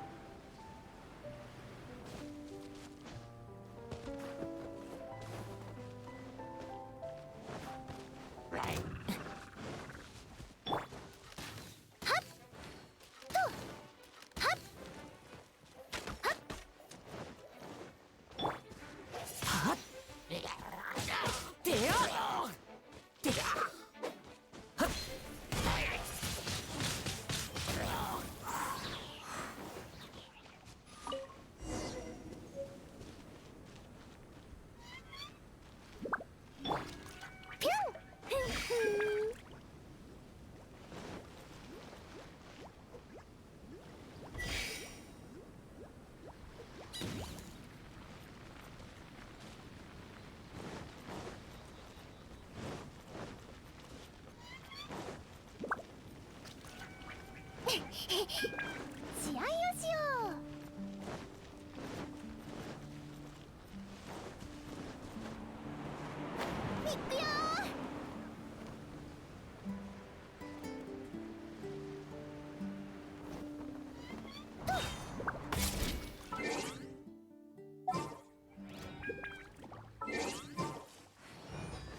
取れるかな試合をしよ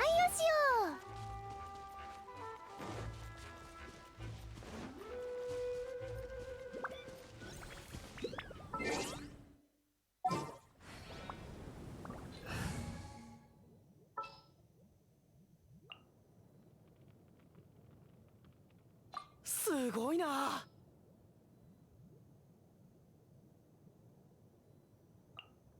い、お望みのままに。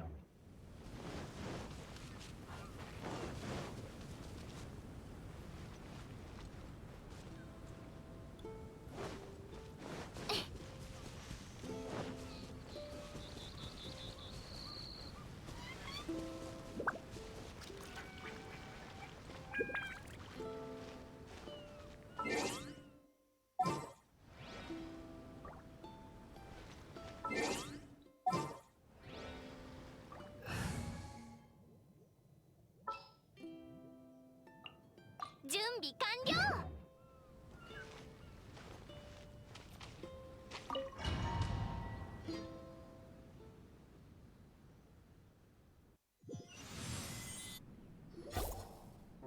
またここに戻ってきたわね。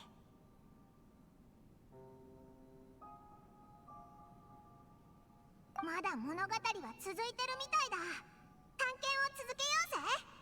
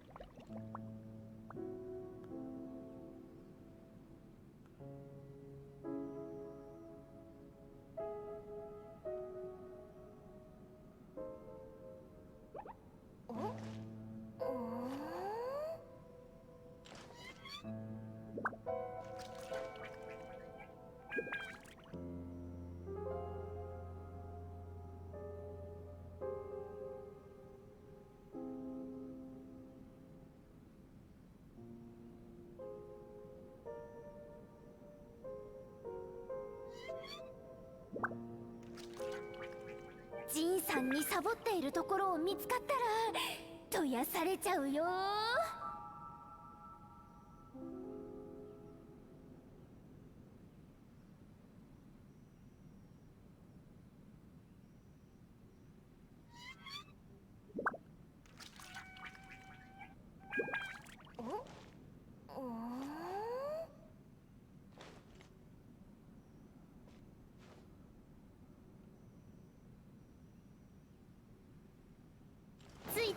かな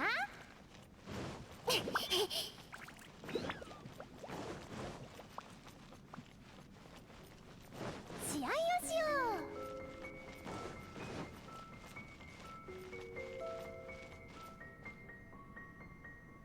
う試合をしよう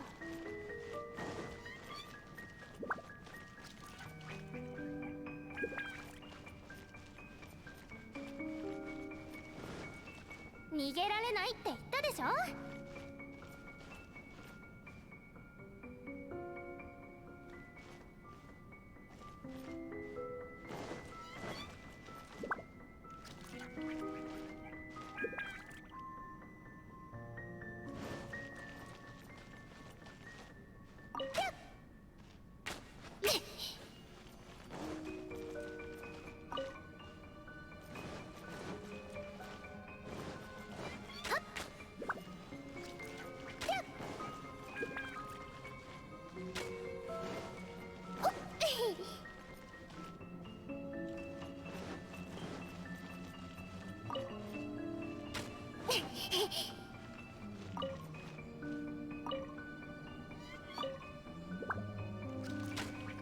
ついてこれるかな。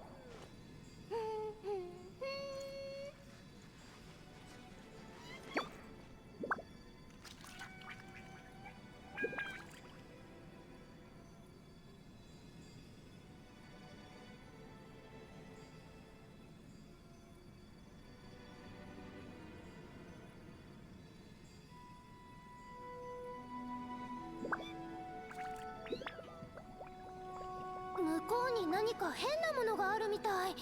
見に行かないの？見に行かないの？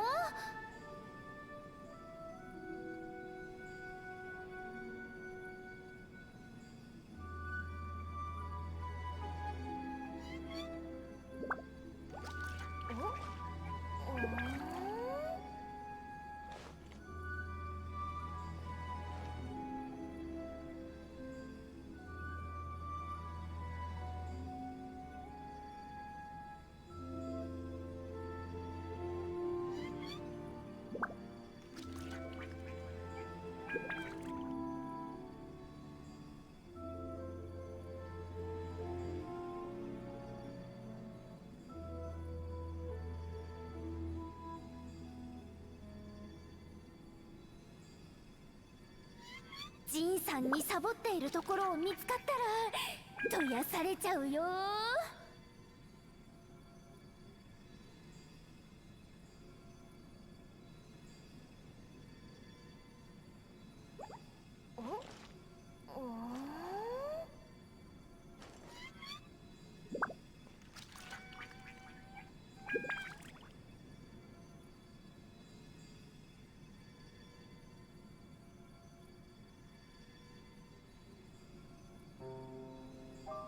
少し体を動かしたいな。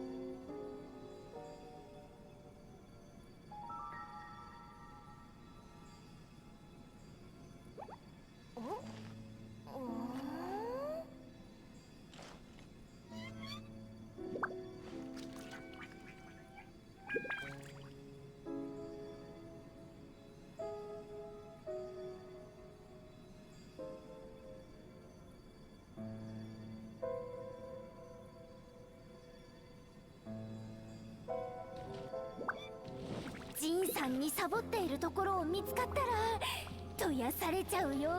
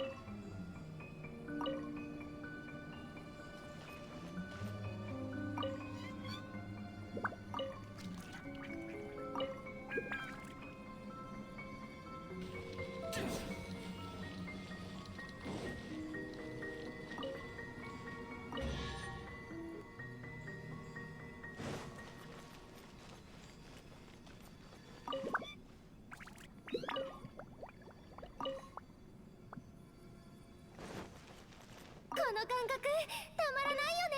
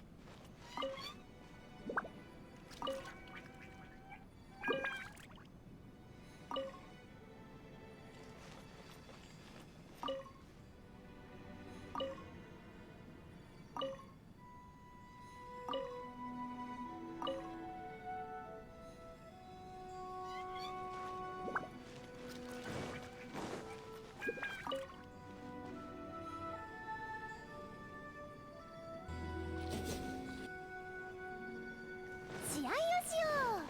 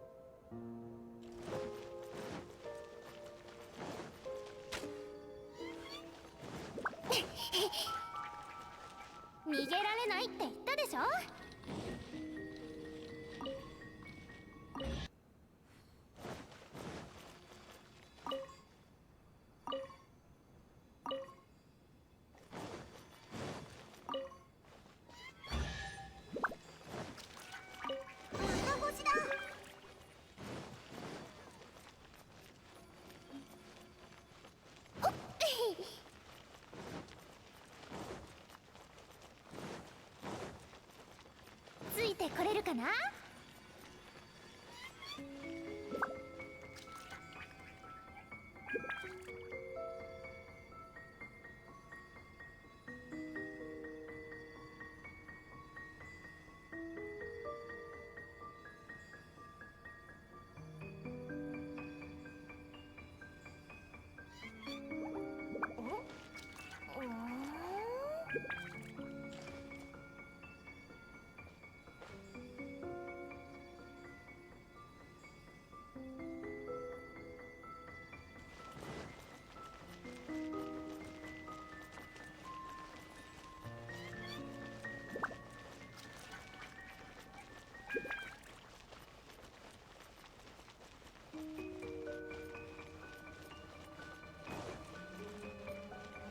ついてこれるかな。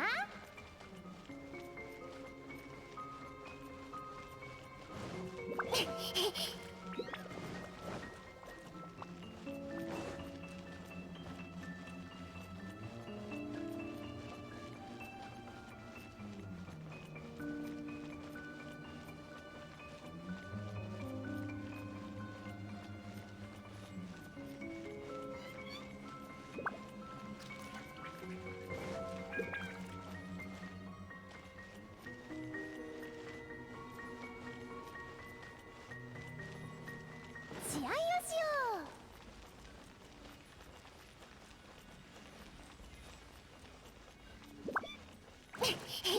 あれ、水辺で止まって下に行かないぞ。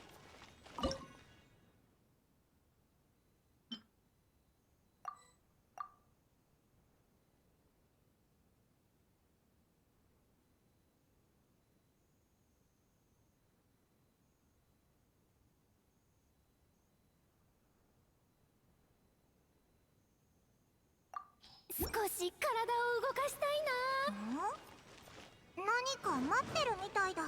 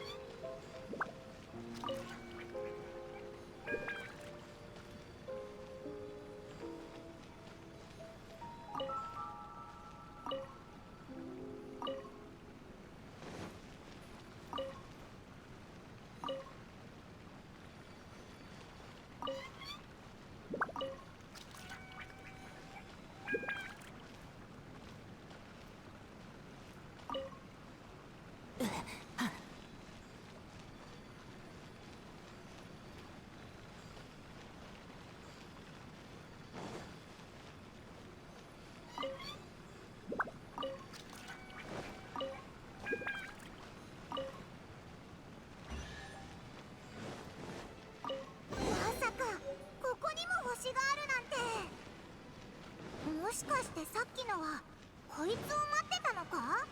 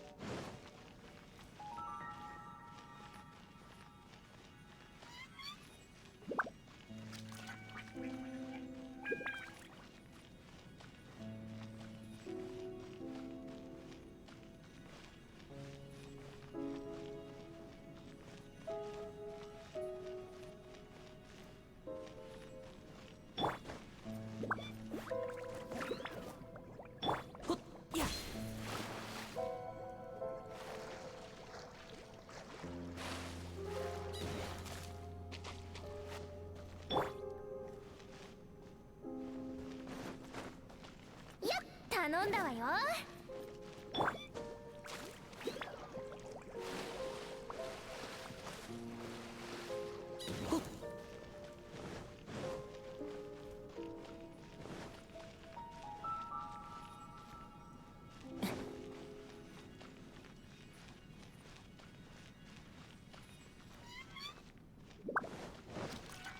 ピュン、ウサギ伯爵出撃。任せてちょうだい。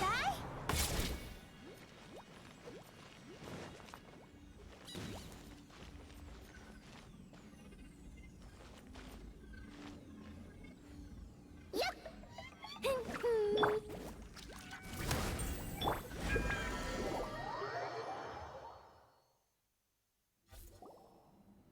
あ、これはまたモンドの家屋でござるか？どうして私の家が。家？これはあなたの家なの？おや、これはまた意外ですね。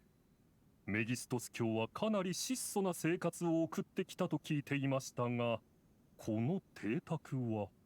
床に置かれた本にラベルが貼ってあるぞ。希少品たった99万モラ。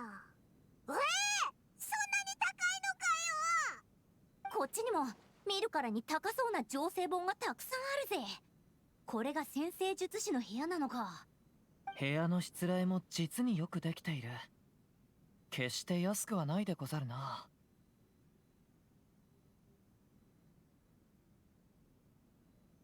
私は時折手元に現金がないだけで、本当に貧乏というわけではありませんよ。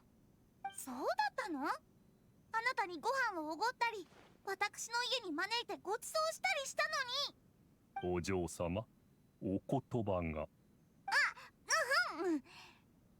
汝は聖なる恵みを受け、私と共に夕夜浄土の城へ行き、断罪の皇帝と皇后に謁見したではないか。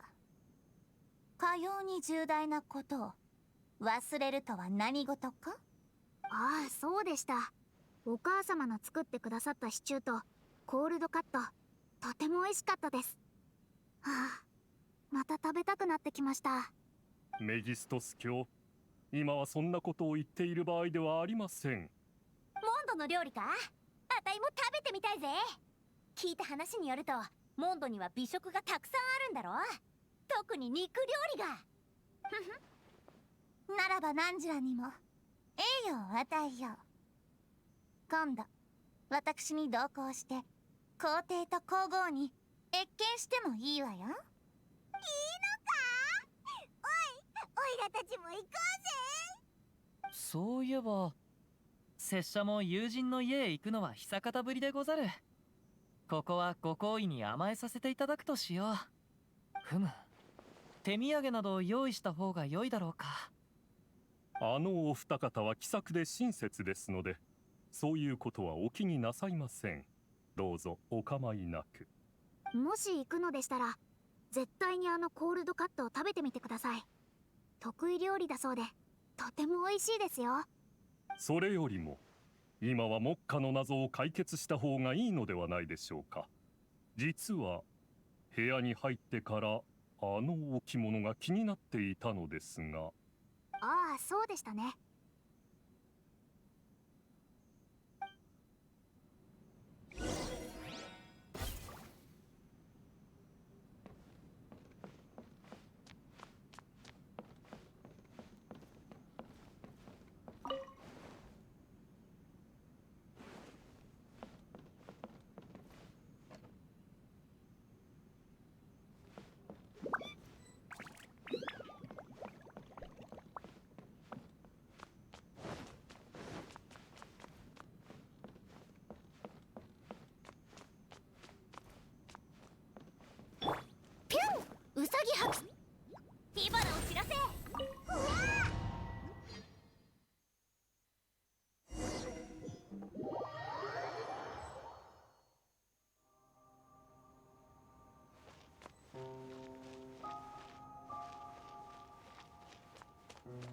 先生術師は最も奥深き聖書を見抜くことができる。故に傲慢は許されない。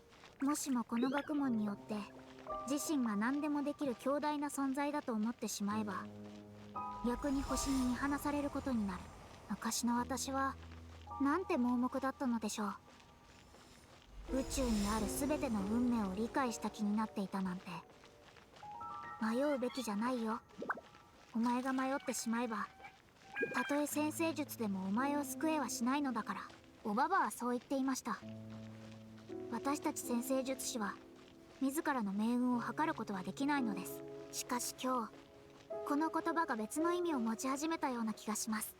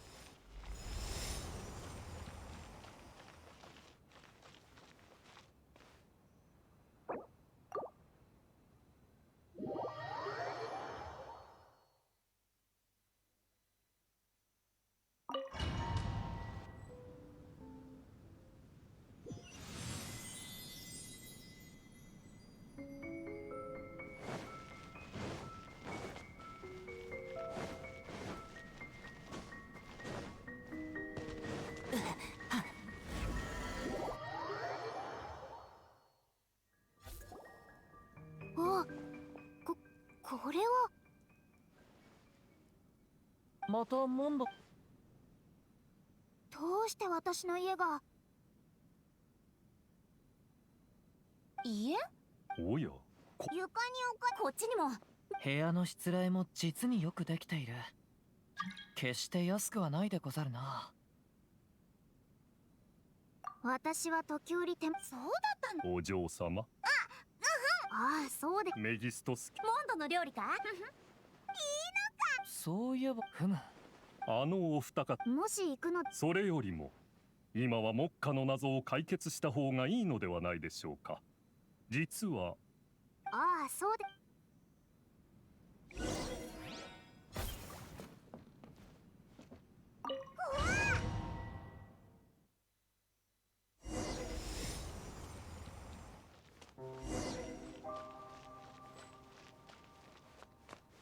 先生術師は最も奥深き聖書を見抜くことができる。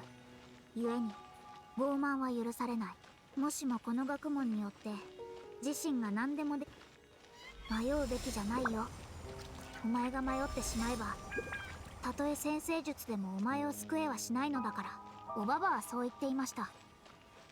私たち先生術師は自らの命運を図ることはできないのです。しかし今日このこと、人は東大の導きに従うだけとは限らない。私はそれを初めて理解しました。たとえ前途が暗く危険だとしても彼らは砲を上げ出航する。変えることも逆らうこともできない。だからこそ運命は運命なのです。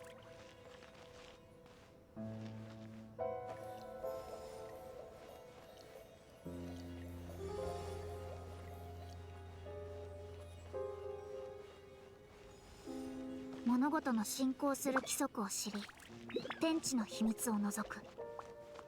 傍観だけで十分何かを変える必要はありません。この世には完璧な伝説も全てのものを救えるヒーローもいません。私がすべきことは自らの運命をつかむこと。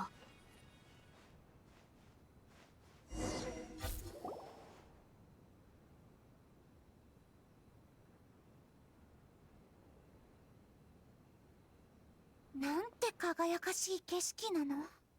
さすがは天才先生術師といったところでしょうか、メギストス卿。夕夜浄土の勇士以来、あなたは最も優秀な大魔導士です。ありがとうございます。ですが夕夜浄土の歴史はそれほど長くないのでは。星は宝石のごとく、月は真珠のごとし。これは拙者が見てきた中で最も壮大な星空でござる。すっごく綺麗だぜ。こんな元凶を持ってるなんて、モナの心にはきっと果てしなく広い星の海があるんだろうな。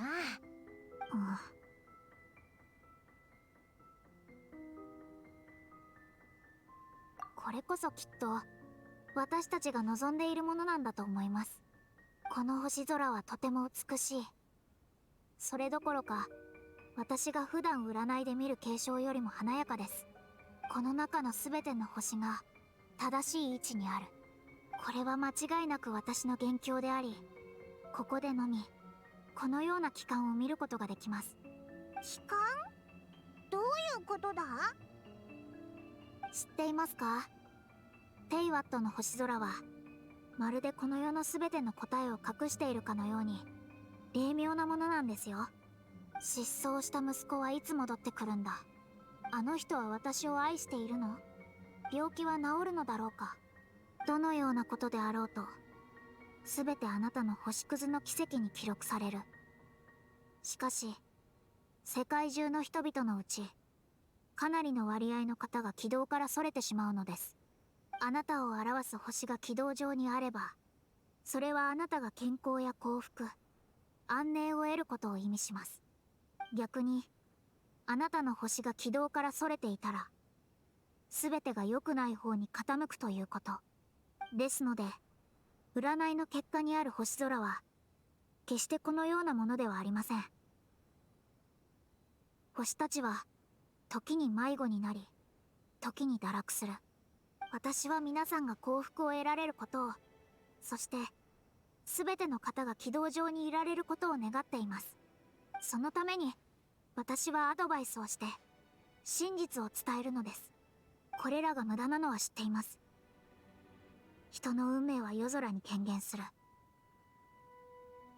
私もただその中の一つに過ぎず、何も変えることはできません。それでも先生術以外に真実の言葉を示すこと以外において、私はまだ非現実的な幻想を抱いているのです。人はいつも真実の道の上を生きなければなりません。しかし身の程知らずだとしても、それでも私は奇跡を期待しています。この広大な星の海には、あなたと私と彼と全ての人の星があります。星と星は一体どれほどの偶然があれば巡り合えるのでしょう。これらの巡り合いは運命の中で最も美しい奇跡なのでしょうか。私には分かりません。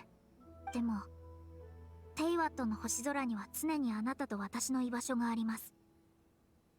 たとえ占星術が絶対的な理性だとしても、運命は無情で残酷でロマンあるものなんです。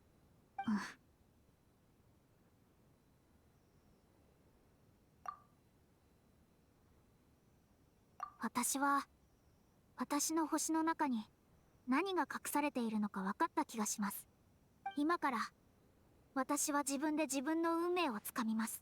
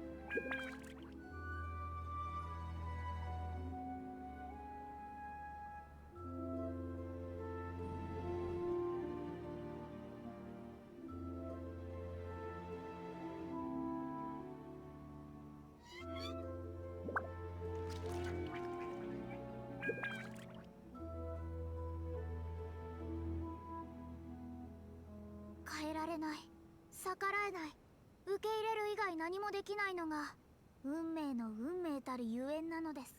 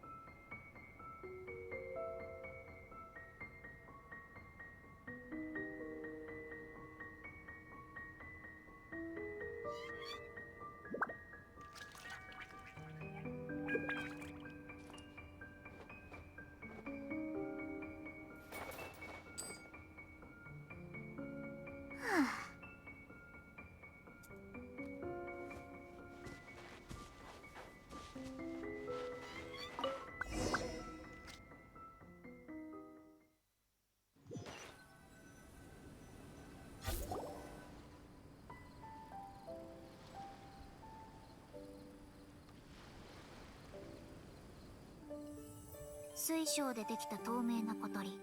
綺麗で儚く心を動かす歌を歌う。しかし凡人たちにはそれが見えず欺瞞だと思った。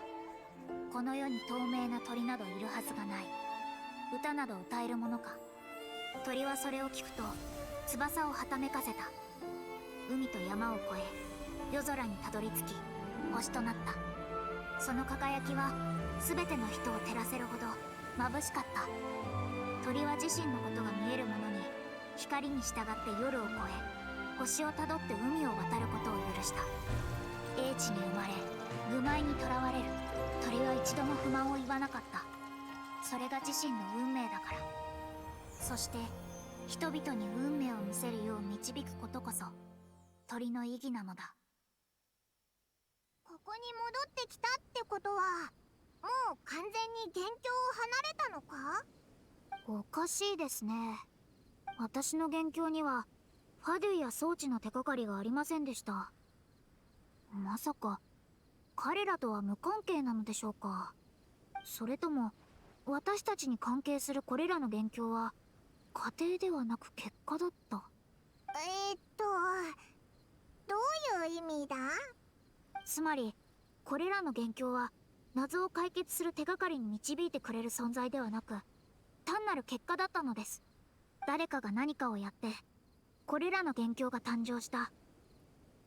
ただの副産物ですので当然ながら私たちに何かを示すことはできません。言い換えればこれらの元凶はあたいたち自身にしか関係ないってことだな。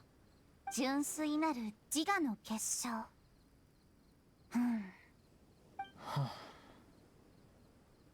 皆の者、このことについては原点に戻った方が良さそうでござるな。初めて島に上陸したあの日、拙者は旅人と共にファデュイの拠点を調べた。そこには奇妙な装置があり、横にいたファデュイは意識が朦朧としていた。拙者たちと交渉した研究員が言うには、あの装置は彼らファデュイによる発明品。それだけでなく拙者たちの邪魔は決してしないという約束までしてくれたでござる。そうそう、あの帽子をかぶった太っちょのやつ、なんか眠たそうでわけのわからないこと言ってたな。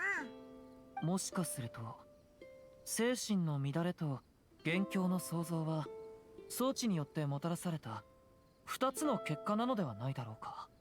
そしてそれら全てはあの破損した装置と関係がある。しかし2つの違いを生むのは装置ではなく影響を受けた者たちだった。確かに夢と幻覚は区別がつきにくいものです。私たちと彼らに違う点があるから受けた影響の結果も違った、そう言いたいのですか？いかにも。ここ数日の観察からして拙者たちとあの者らの違いは拙者たちの方がより強固な意志を持っている点でござろう。ありえるな。意志の固い人は狂気に陥ることがないからただ元凶を生むだけ。その反対で打たれ弱い人はああいった安定した元凶を残すことができない。つまりオイラたちは今すぐファデュイの拠点に戻ってあの装置を破壊しなきゃいけないってことか？いえ、破壊ではなく修復ね。お嬢様はむやみに未知の装置を壊すと深刻な事態を引き起こすかもしれないので、まずは修復を試みた方がいいとおっしゃっています。慎重に越したことはないでござる。私の予想が正しければあの装置は人の脳に影響を与える可能性があります。用心して対処しましょう。よし、善は急げだ。今すぐ行こうぜ。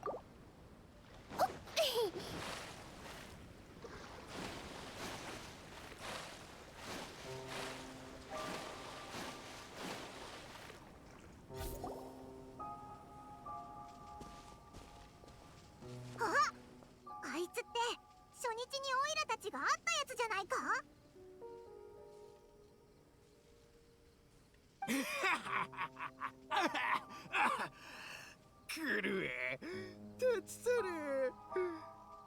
俺たちは永遠に目覚めない。だが俺は正しい。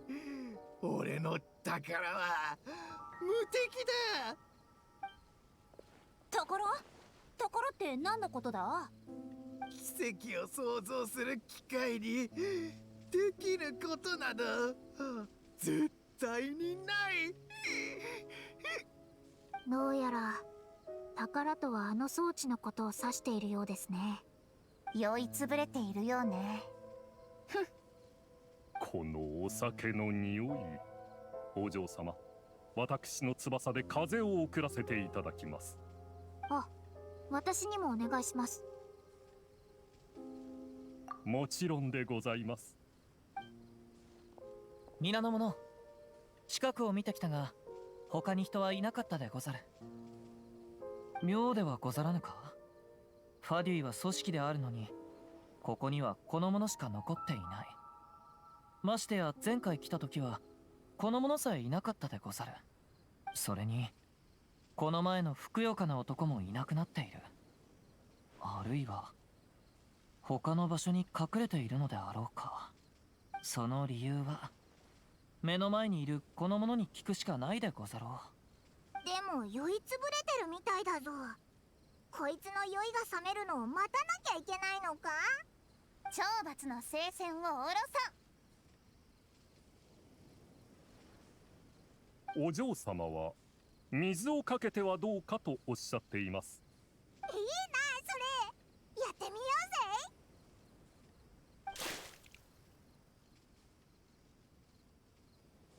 あ、目を覚ましたぞ。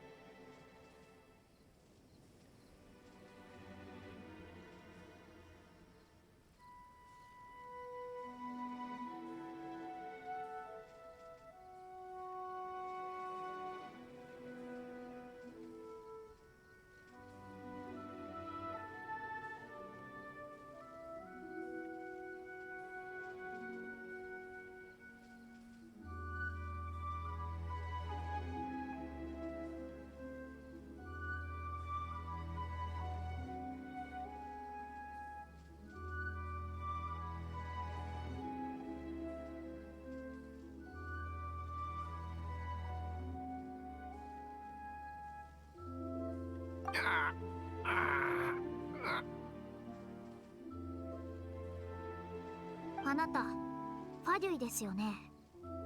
ここで何が起きたのか、そしてあの装置が何に使われるものなのか、教えてくれませんか？ファデュイ。ファデュイ。愚かで無知なる幹部どもよ。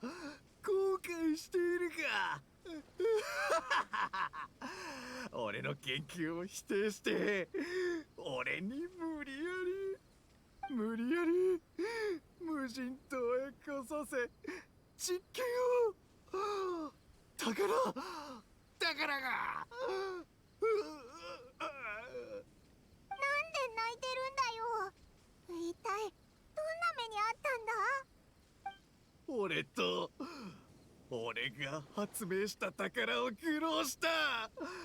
あいつらは未来でもたらされる賞賛を理解していない。俺の発明があってこそ世界を征服することができるのに。愚かなバカどもが。撃たないでくれ。もう実験室は爆破しないから。悪かった。わざとじゃないんだ。ダメだ。精神がぐちゃぐちゃで全く話ができねえ。初日に会った時はこのような様子ではなかった。どうやら後の数日で影響が進み、やがて狂気に陥ってしまったのでござろ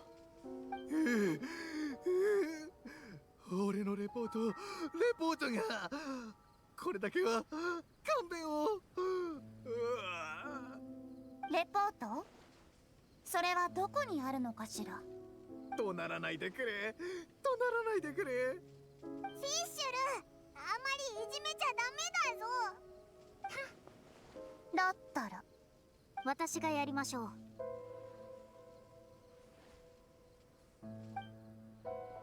親愛なる殿方、私を見てください。レポートをどこに隠したのか教えてくれませんか？怖い。報告を無理やり書かせないでくれ。どっか行ってくれ。おいおい、完全に想像の世界に行っちゃってるぞ。拙者が参ろう。失礼。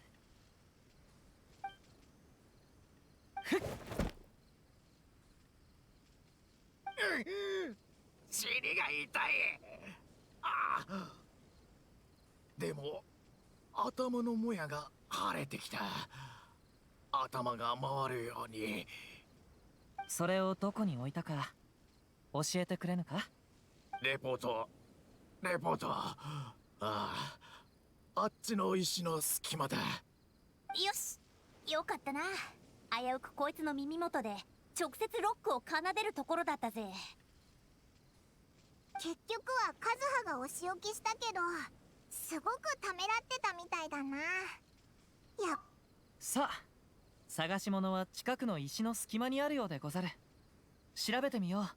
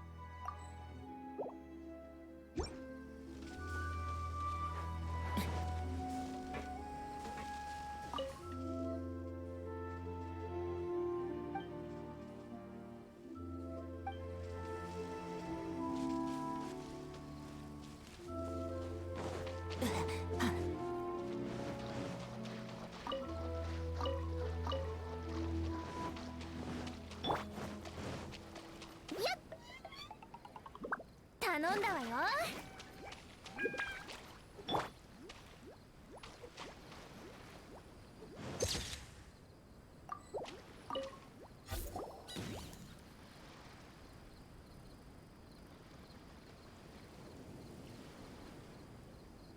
ここね。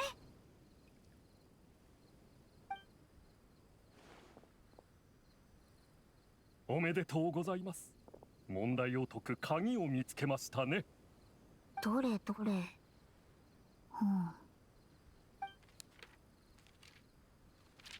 やはりこの感知擬態と呼ばれる装置は人間の脳に影響を与えられるようです。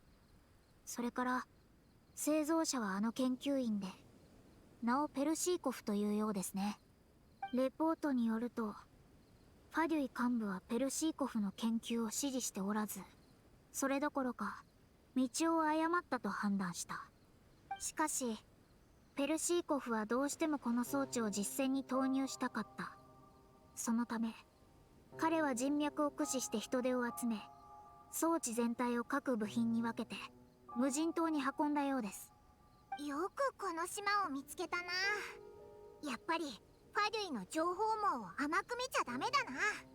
ペルシーコフは独断専行でここで実験を始めたようですね。実験に参加したほとんどがファデュイの下っ端兵士で、その全員がリスク同意書にサインしたとあります。どうやら彼らは本当にこの装置がファデュイに利益をもたらすと思っていたみたいです。装置の原理は？それはおそらく極秘なのでしょう。レポートには書いてありません。しかしペルシーコフはとある神の権能を模してこの装置を作ったと書いています。つまりその神の権能はこれらのゲームと関係のあるもの。そしてファデュイはそれについて研究をしたことがあるということでしょうか。でなければ彼らに神の権能を真似るなどできまい。とにかくペルシーコフの実験過程は順調ではなかったようです。装置起動後何日も経たずして故障してしまい、修理を試みたらしいのですが、技術の未熟なファデュイ兵士によって装置をめちゃくちゃにされ、最も重要な昇格まで弾き飛び、どこかに落ちてしまったようですね。修理がいかに重要な仕事であるかが伺えますね。皆様も身の丈に合った範囲で行ってください。ペルシーコフはマッドサイエンティストですが、自分の部下が不幸に見舞われるのを見たくなかったのでしょう。それに問題が解決できなければ彼自身も狂ってしまう。切羽詰まった彼は一人で昇格を探しに外へ出た。しかし彼は病弱な研究員です。その探索は失敗に終わり、諦めざるを得なかった。その後ペルシーコフは狂気に陥りはぐれてしまった兵士たちを必死に探し、彼らを洞窟まで連れて行ってかくまったようです。島に上陸したあの日、拙者たちが会ったのはこの段階の彼らだったのであろう。ペルシーコフはがっしりとした体つきのファデュイ兵士を連れていた。そういうことです。ペルシーコフは力を尽くし兵士たちを洞窟に集めて彼らの目を覚まそうと試みました。音楽や詩歌などを使ったとあります。ですが効果はなかったようですね。そういえば前にあたいたちがここに来た時誰もいなかったよな。ということはペルシーコフはその日洞窟に全員集めたってことか。そういうことでしょう。最後の数ページに良い知らせと悪い知らせが書いてあります。良い知らせはペルシーコフは狂気に陥った兵士から断片的な情報を聞き出し、昇格の所在地を特定したこと。悪い知らせはペルシーコフは彼らの目を覚ますことができなかったこと。その後彼自身も影響を受け狂気に陥ってしまった。レポートの最後の方は彼の狂気じみた落書きで埋め尽くされています。となるとこれはまた私と臣下たちに出番が回ってきたよね。レポートに地図が書いてあります。マークされた場所が昇格のありかでしょう。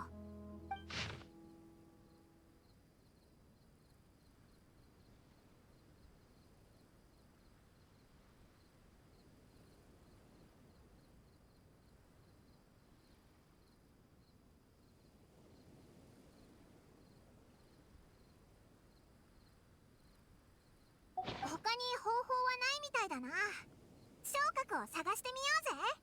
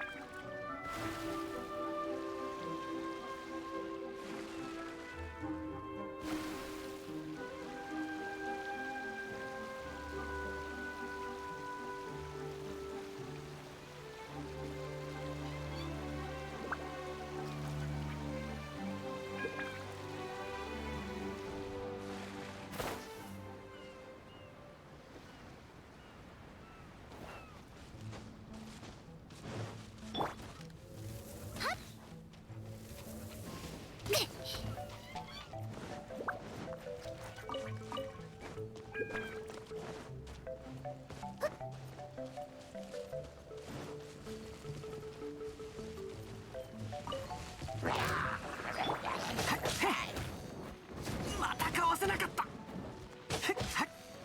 あ。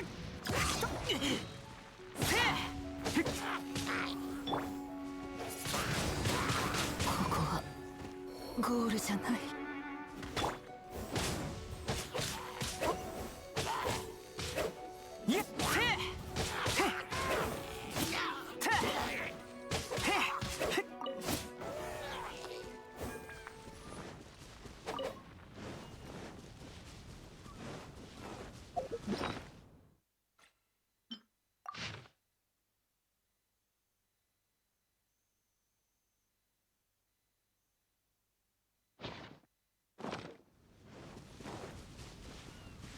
冒険だ冒険。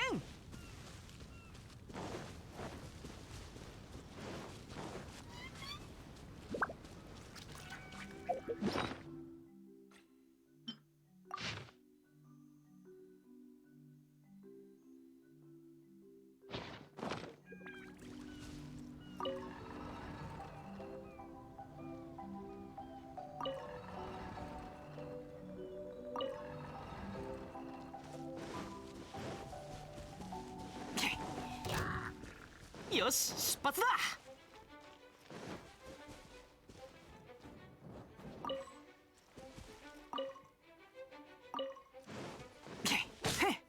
はあ、吹き飛べ。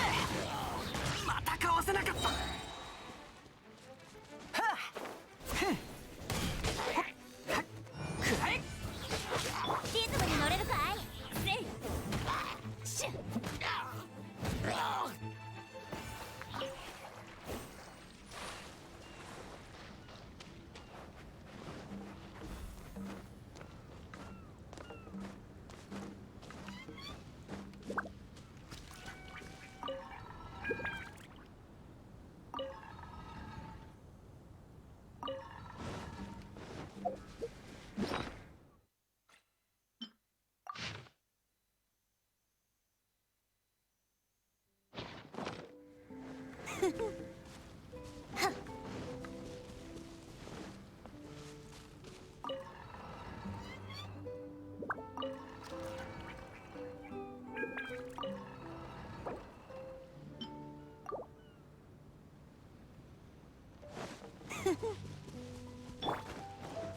ピュン。ウサギ伯爵。これで揃ったな。早く昇格を装置に戻そう。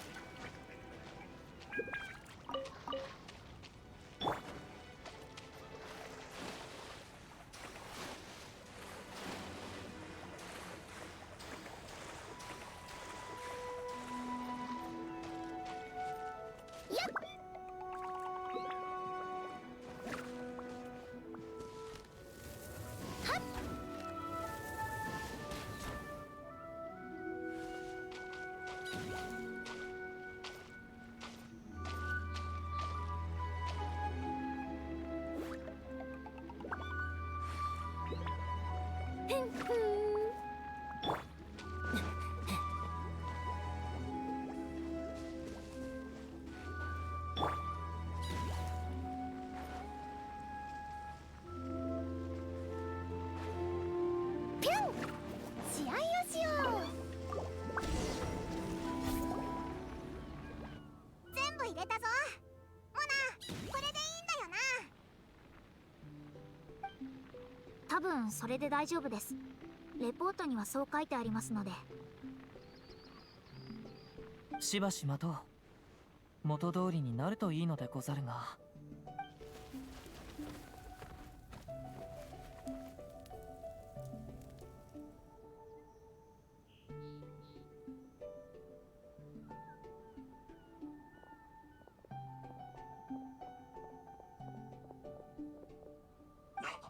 俺たちの拠点に誰かいるぞ。前たち何者だ。待て、あの装置を見ろ。治ってる。え？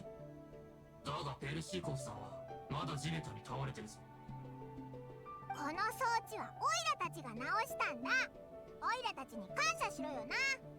このような邪魔さえ入っていなければ、私たちは完璧な休暇を過ごせていたというのに。さっさと私と進化たちに詫びろ。先に失礼する。おい、俺を置いていくなよ。ペルシーコフさんがまだここにいるんだぞ。助けないと。あの二人は目が覚めたみたいだな。どうやら修復に成功したようでござる。やったー。じゃあオイラたちもここを離れようぜ。自分の拠点に戻って休暇を満喫しよう。おう。でも今考えると、あそこってオイラたちの拠点でもある気がするぞ。仮住まいってやつだな。ひひひ。あそこは夕夜浄土兼土道王国大使館といった方が適切かもしれません。言いづらいな。おいら覚えやすい名前の方がいいと思うぞ。さあ行こうぜ。早く家に帰ろう。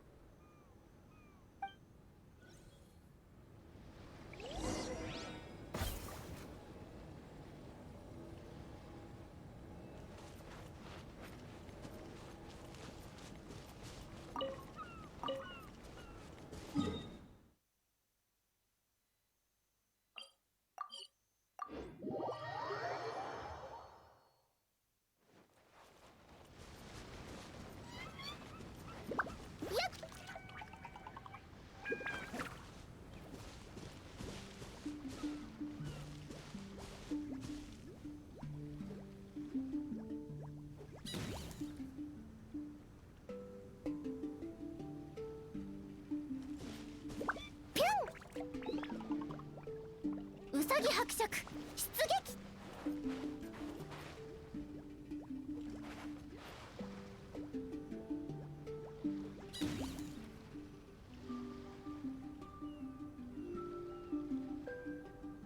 やっ火花を散らせ。は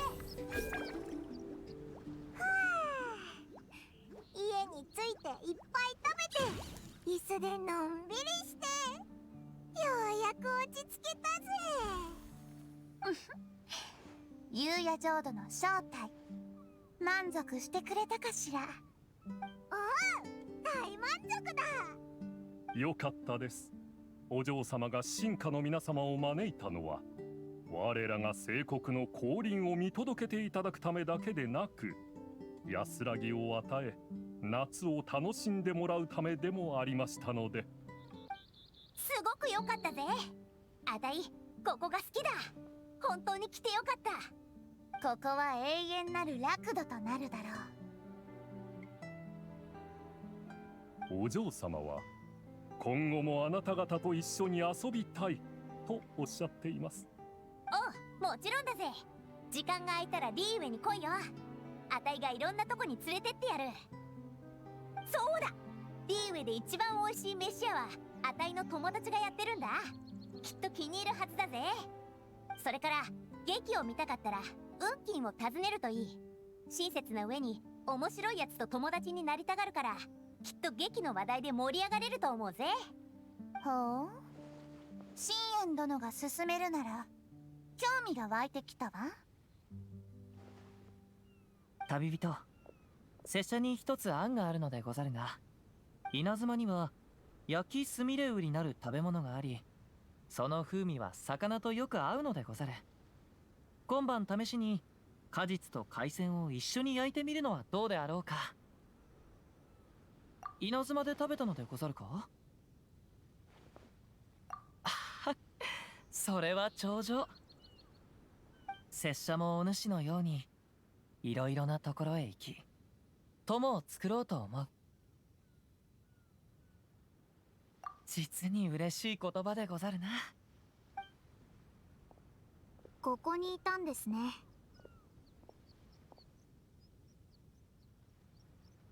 一つ問題が見つかりました。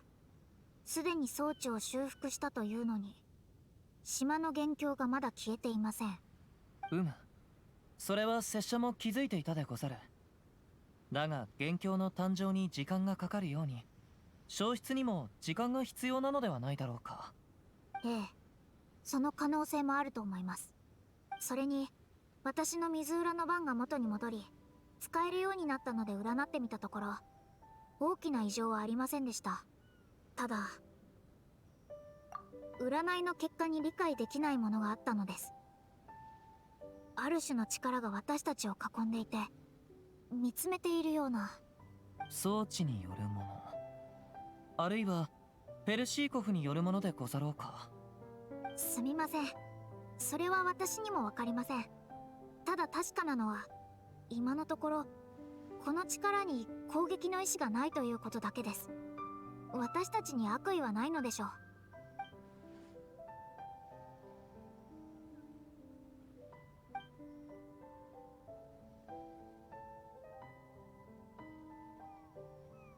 はい、邪魔がなくなり休暇を楽しめるようになったとはいえ、海島を離れるまでは気をつける必要があります。私も毎日占っておきますので。フィッシュル殿をお守りすると約束した以上、拙者も手伝うでござるよ。ええ、お願いします。はあ、彼女たちはのんきですから、今回の件は私がより気にかけておかないと。おお、なんだ？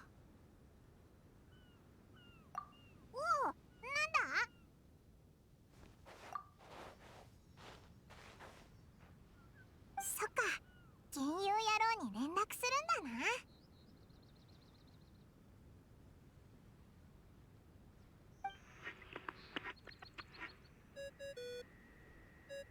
な。あれれ、やっと僕に連絡をくれたの？遊びに夢中で僕のことなんか忘れちゃってたのかと思ったよ。違うぞ、銀融野郎。おいらたち奇妙なことに遭遇したんだ。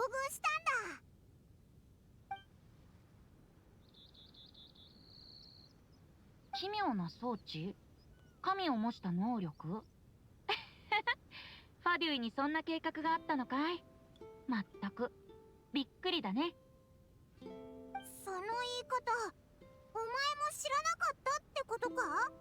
僕はただ酒場で小銭を稼いでる銀融詩人に過ぎないよ。そんなこと知ってるはずないでしょ。こいつまたそうやって。それよりも旅人にパイモン、今回は思う存分楽しめたかな？おう、すっごく楽しかったぞ。おいしいもんをいっぱい食べて、不思議な景色もたくさん見れた。最高だったぜ。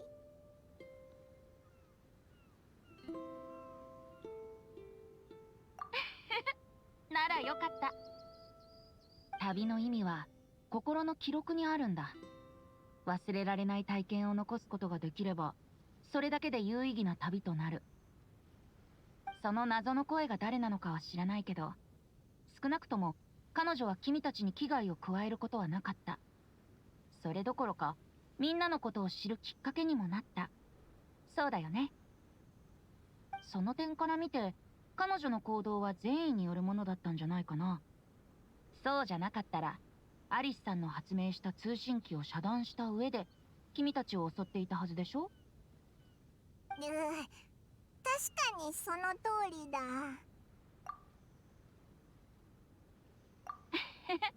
安心してくれたようでよかったよ。じゃ、思う存分遊んできて。帰ったら僕にも海島の美しい元凶のことを聞かせてね。その美しい思い出を全て記録し、詩歌を書こうと思うんだ。これから送る全ての夏が忘れられない楽章となるように。それじゃあ君たちの帰りを待ってるよ。休暇楽しんでね。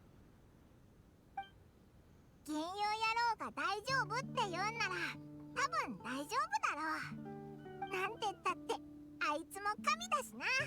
信じていいと思うぞ。もう戻ろうぜ。みんなを待たせたら悪いし。さっきフィッシュルがカニを捕まえに行きたいって言ってたんだよな。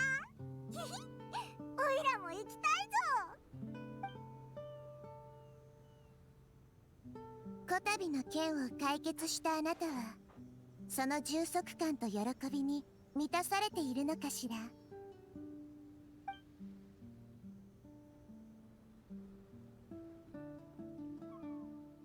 安心して、危害は加えないわ。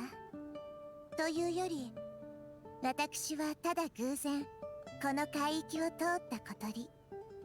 今は遠い場所からあなたを見ているの。たまたまここには私と関係する力があった。それが気になって浜辺に降り立ち、島の一切を伺っていたの。本当に面白かったわ。公務で忙しくとも海島に来た人はみんな心の底から笑顔になっていた。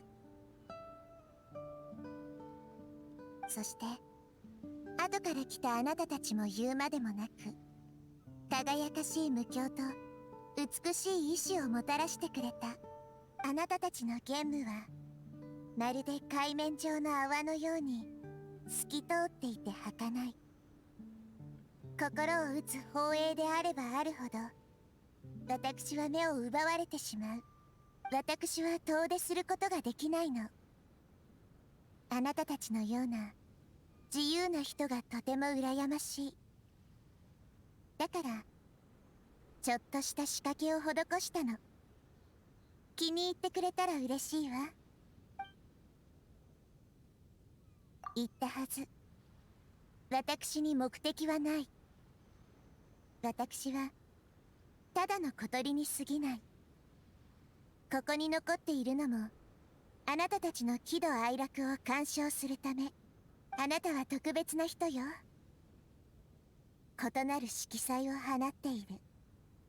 とても気になったからこんな方法であなたとコミュニケーションをとっているの。私の名前は気にしないで。おそらく将来他の場所でいつか会えるかもしれないから。その時が来たらきっとあなたも私のことを知るはずよ。おい、何や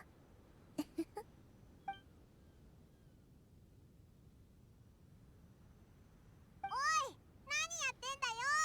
早く行くぞ。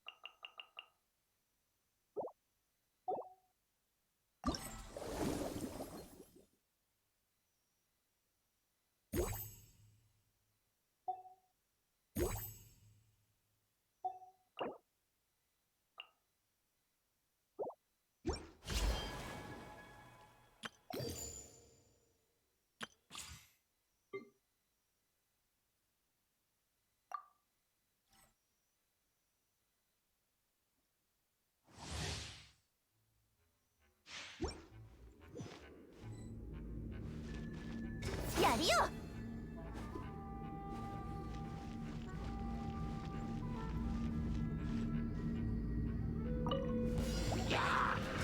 旗よ、ここにやるよ。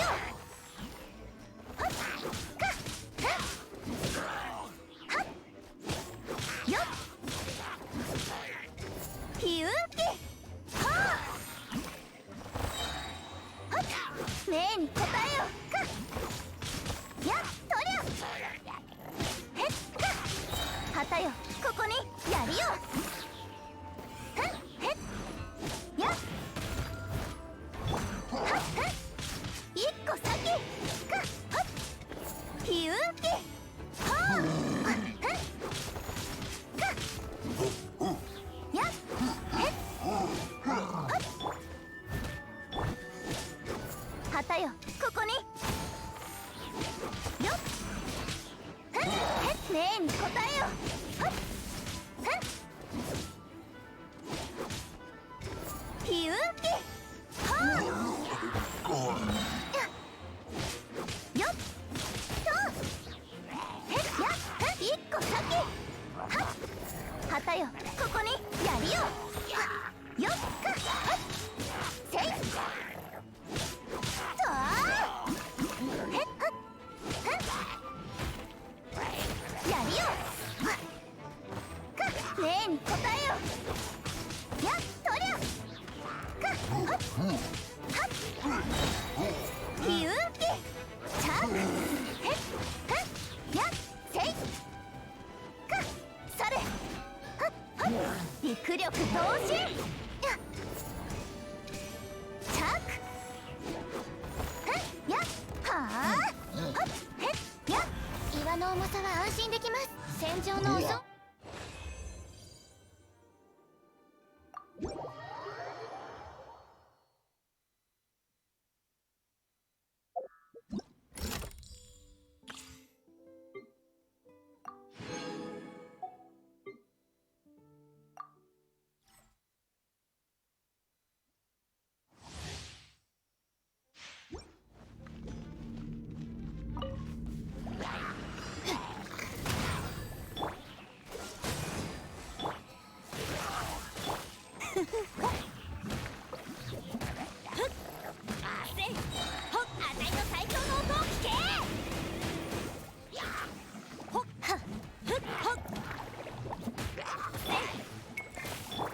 風邪ひくなよ。やみつきにならない。ロックの時間だぞ。よっほどほどにしておけよ。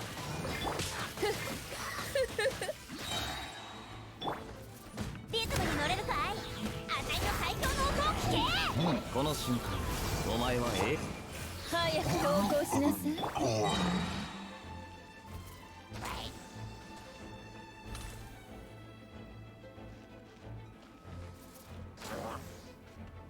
ロックの時間だぞ。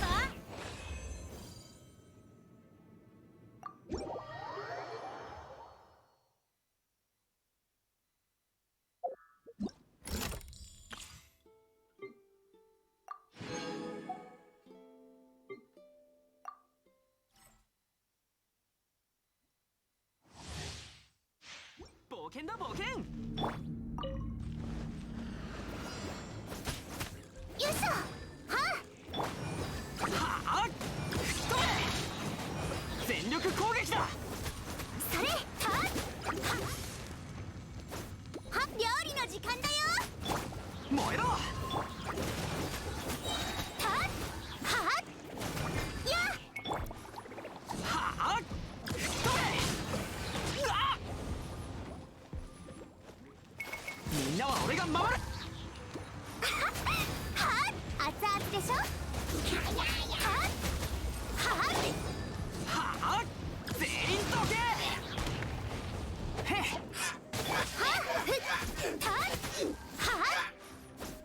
料理の時間だよ。やっ話が通じないならみんながそばに。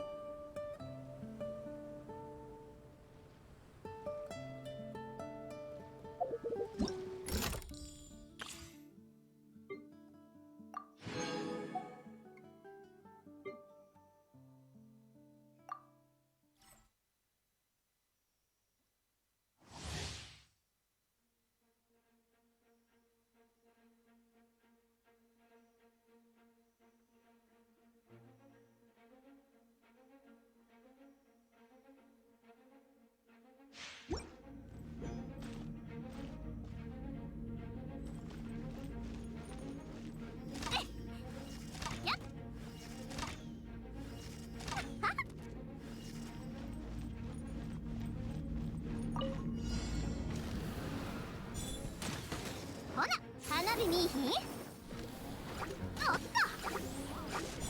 さあへいや。おっと。さあいってるで。せっけいへい。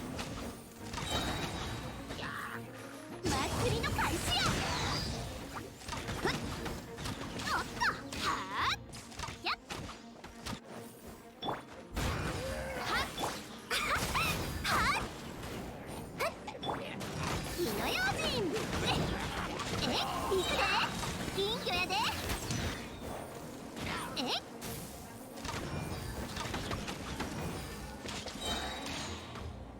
ほなへっえそりゃ行くでいた花火見いひんせっ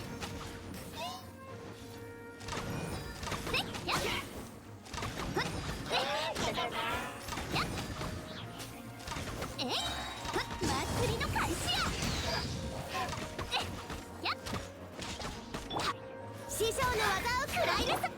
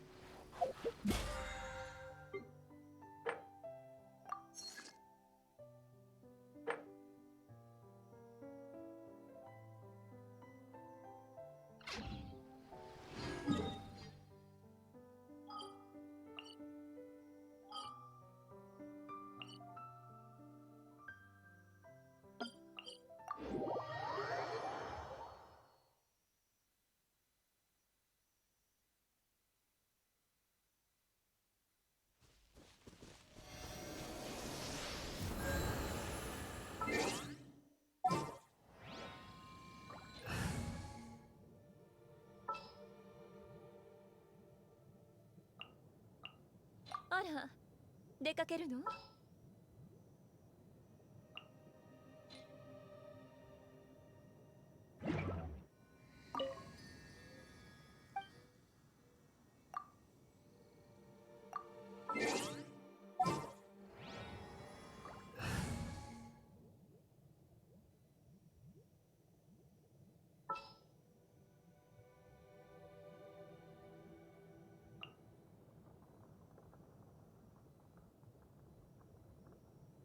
はいお望みのままにいってってってって一体どこから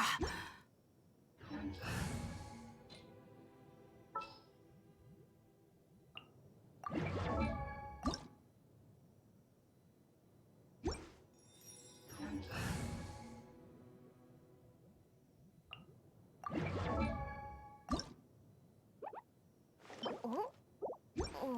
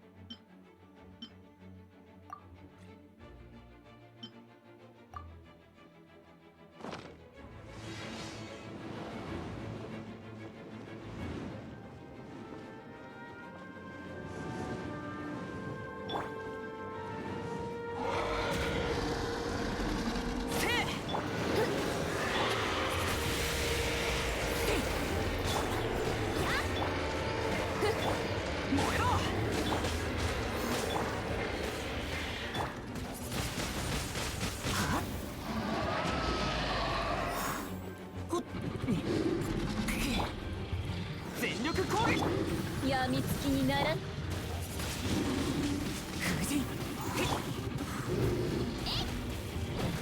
れいにします。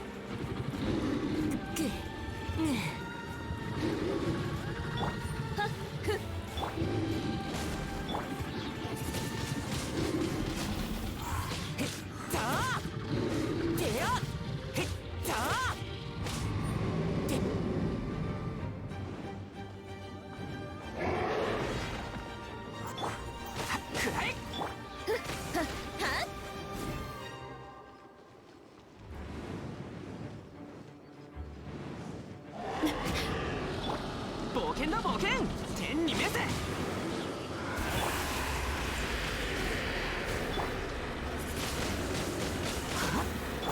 燃えろ。出よ。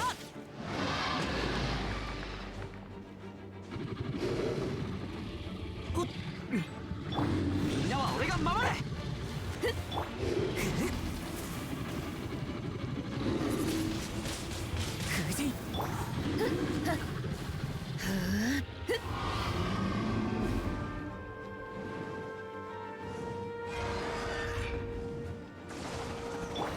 これで間に合いますね。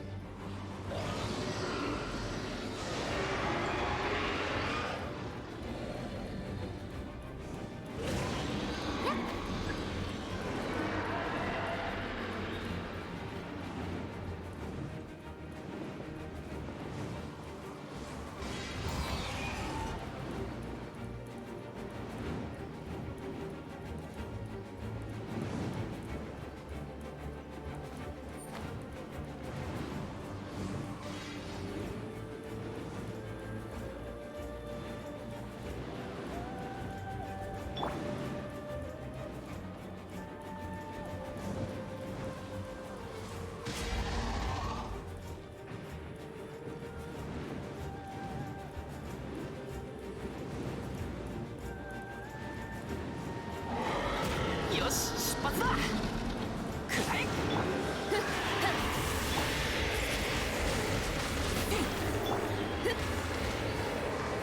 燃えろ。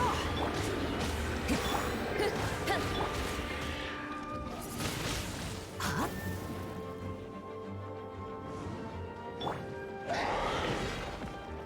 くらえ。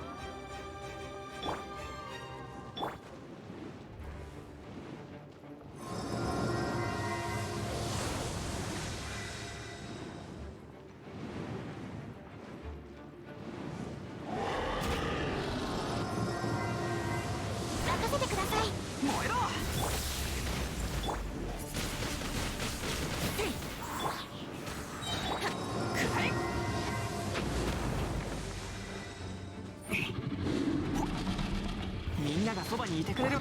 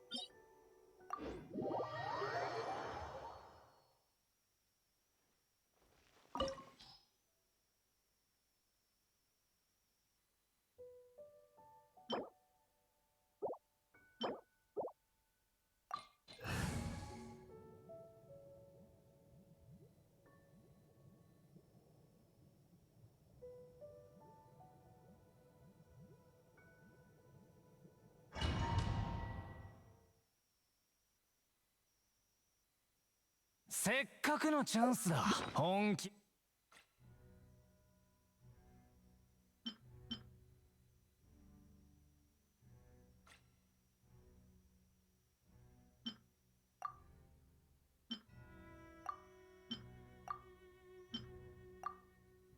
手を出して俺を楽しませてくれ。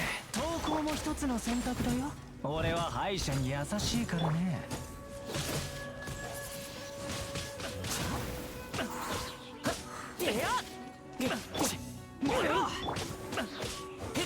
悪くないね。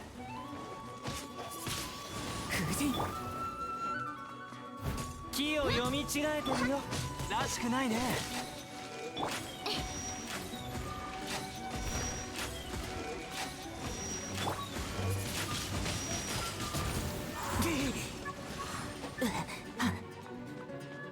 木を読み違えてるよ。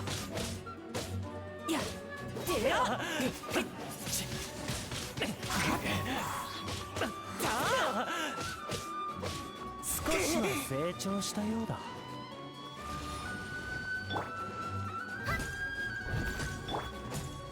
実にいい力だ。木を読み違えてるよ。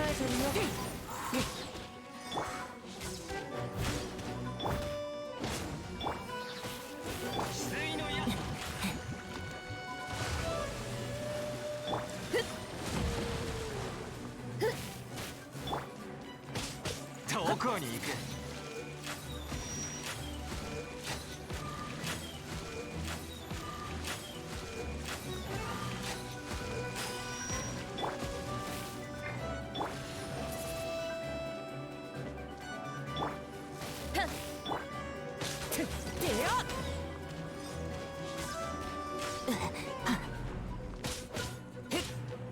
らしくないね。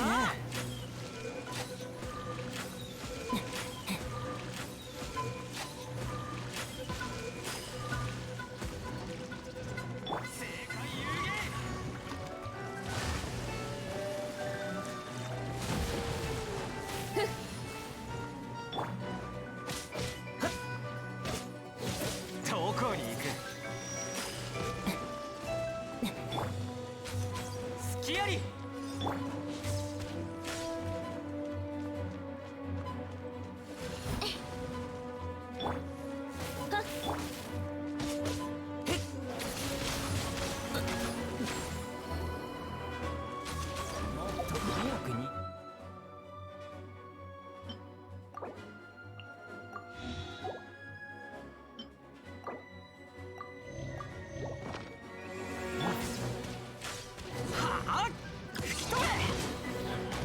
逃げ足が速いようだね。やっ綺麗にしませんと。えい、助けが必要な方がいるはずです。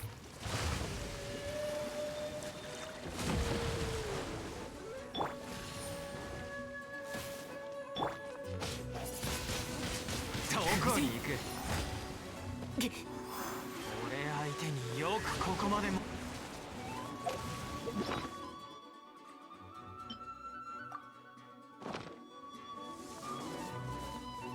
無駄だ。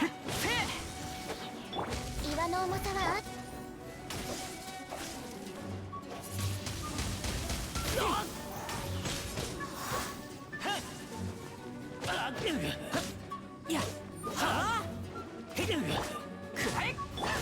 やるじゃないか。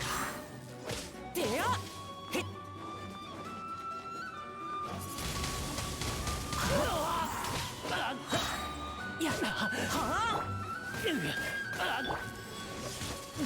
狂乱のごとく疾風怒涛。任せてください。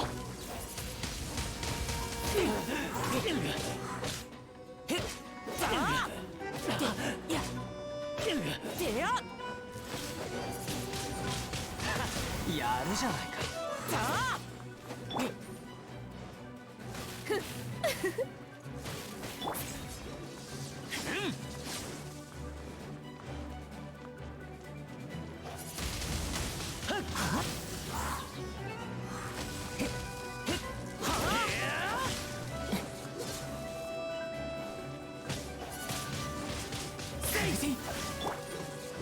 岩の重さは無駄だ。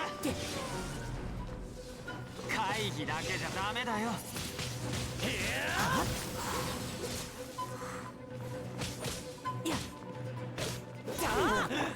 燃えろ。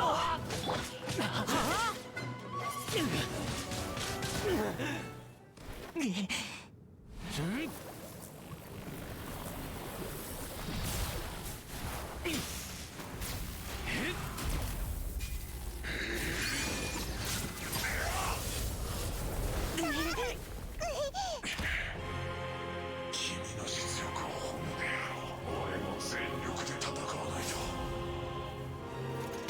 失望させるなよ。極悪を空芸する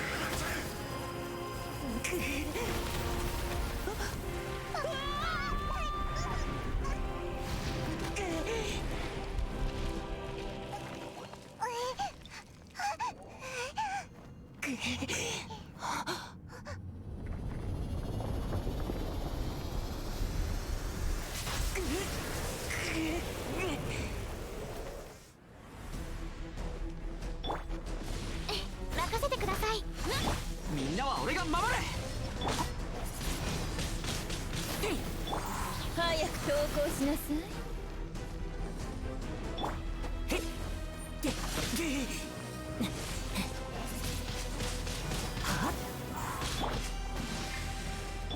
くらえ。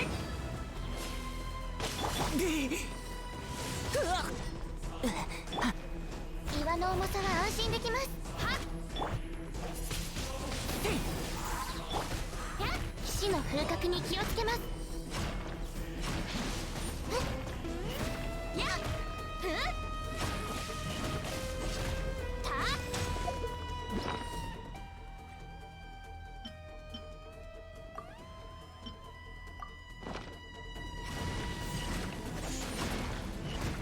綺麗にしませんと。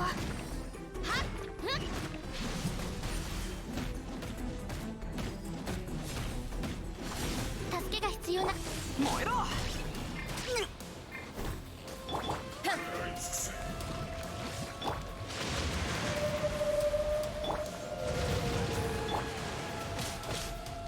砕け散れ。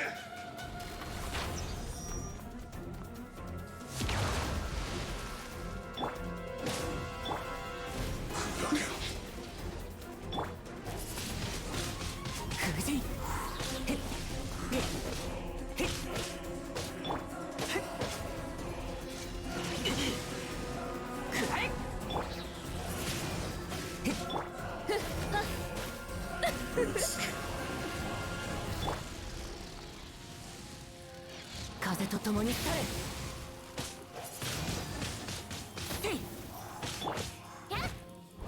任せてください。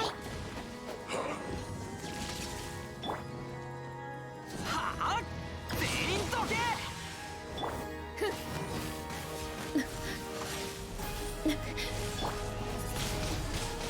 夫人、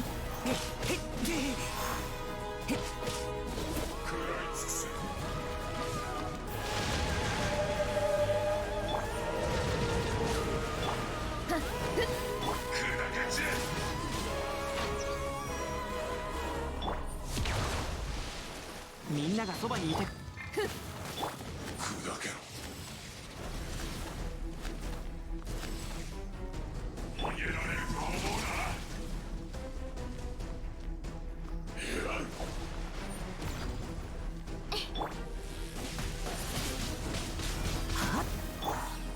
燃えろ。へっへっ。じゃあ。ぶつけろ。でや。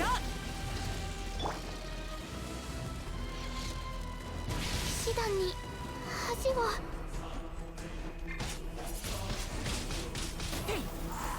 あ。くらえ。それ。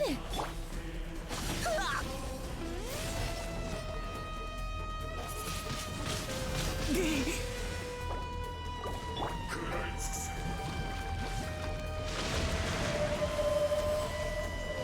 冒険だ冒険。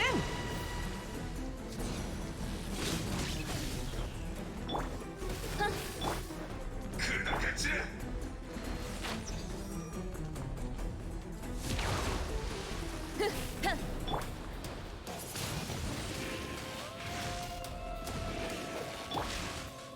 よし、出発。燃えろ。俺は不出来な団長だな。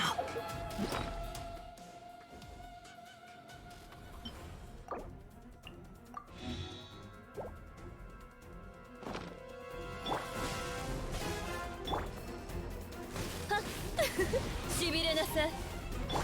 消えるんだ。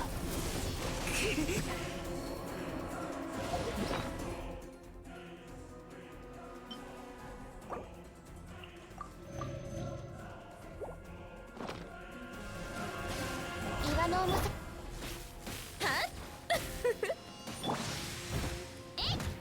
ぶつけろ。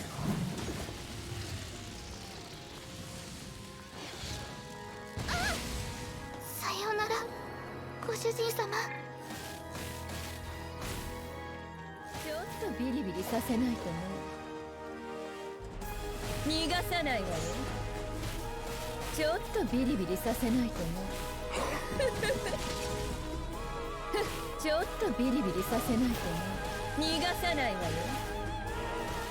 ちょっとビリビリさせないとね。はあ。はっ。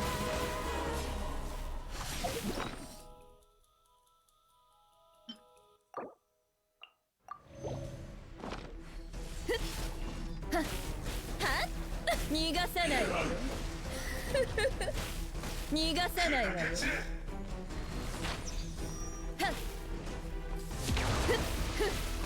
ちょっとビリビリさせないとね。逃がさないわよ。はっはっ。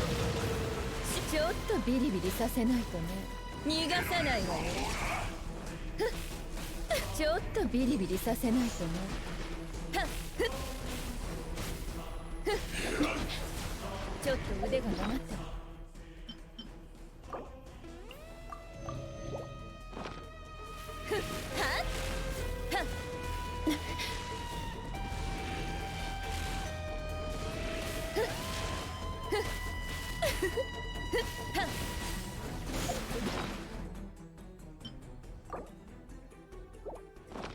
外に出ると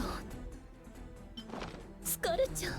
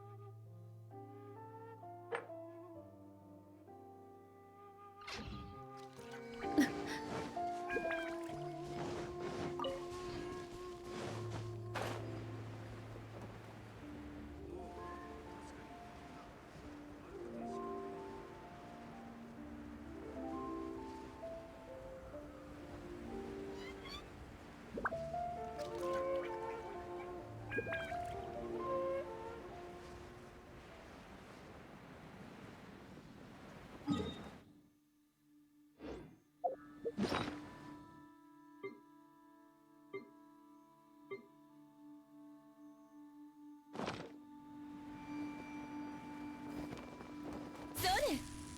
相手を間違えたら風神これで間に合います。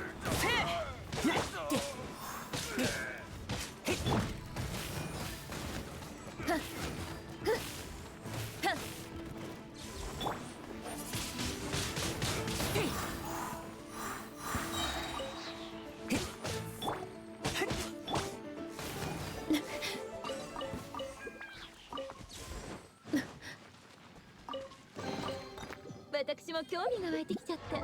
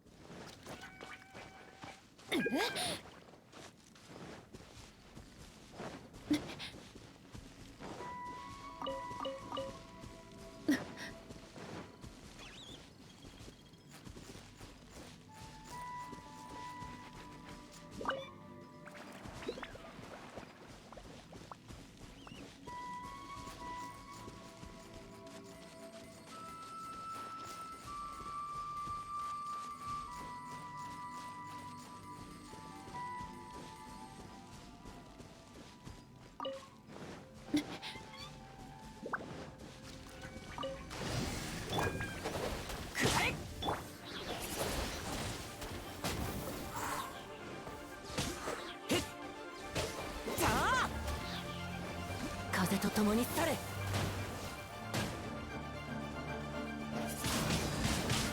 っはっやってやはっさあ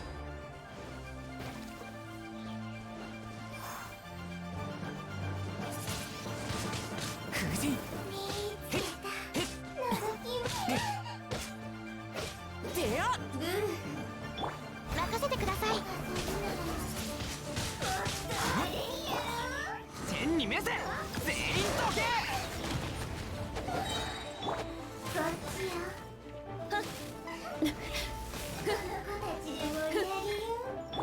せえ風神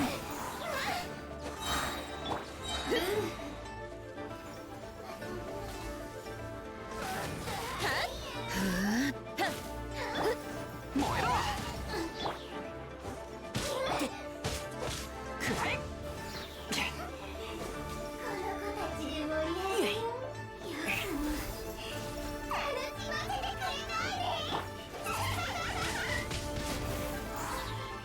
全力攻撃だ燃えろまたかわせなかったくらえ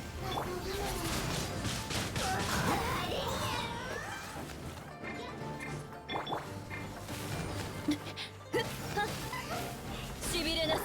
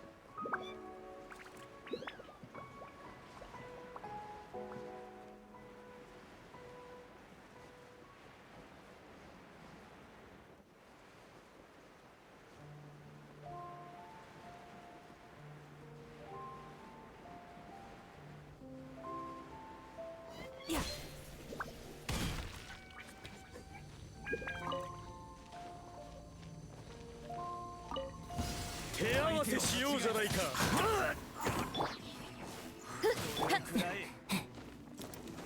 ご指導願おう。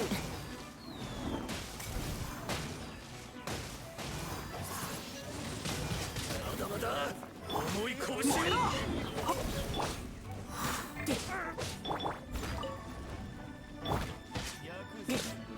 必殺。それ逃がさない。そんな乱暴はやめ。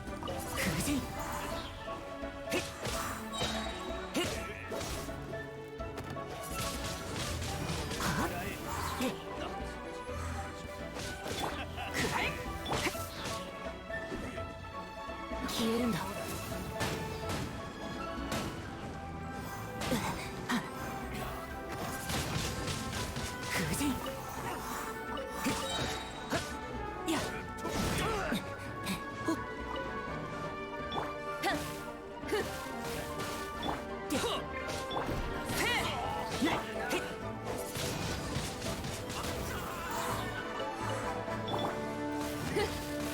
しびれなさい。燃えろ。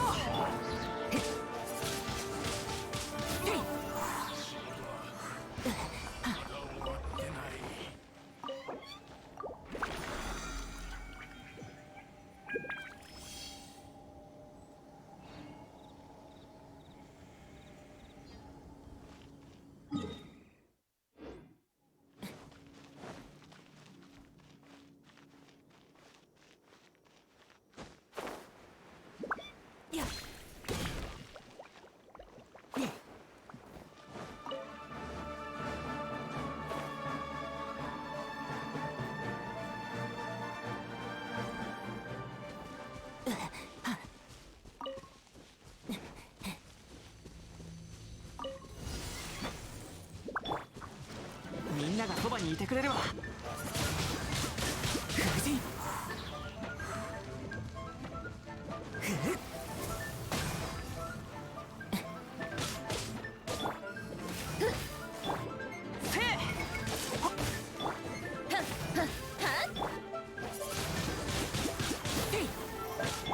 きれいにしませんと。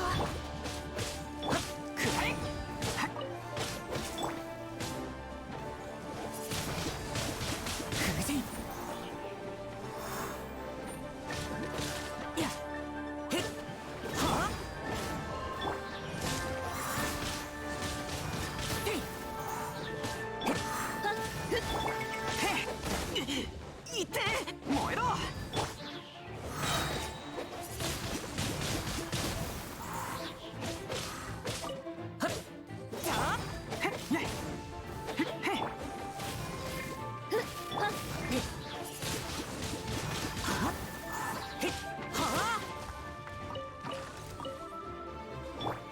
みんなは俺が守れ。せい。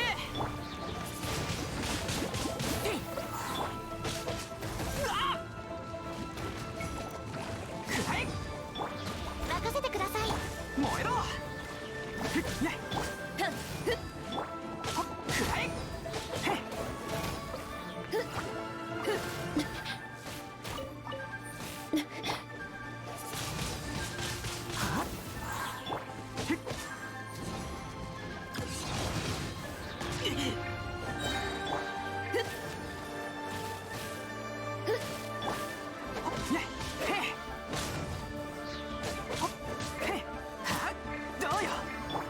ちょっとビリビリさせないとね。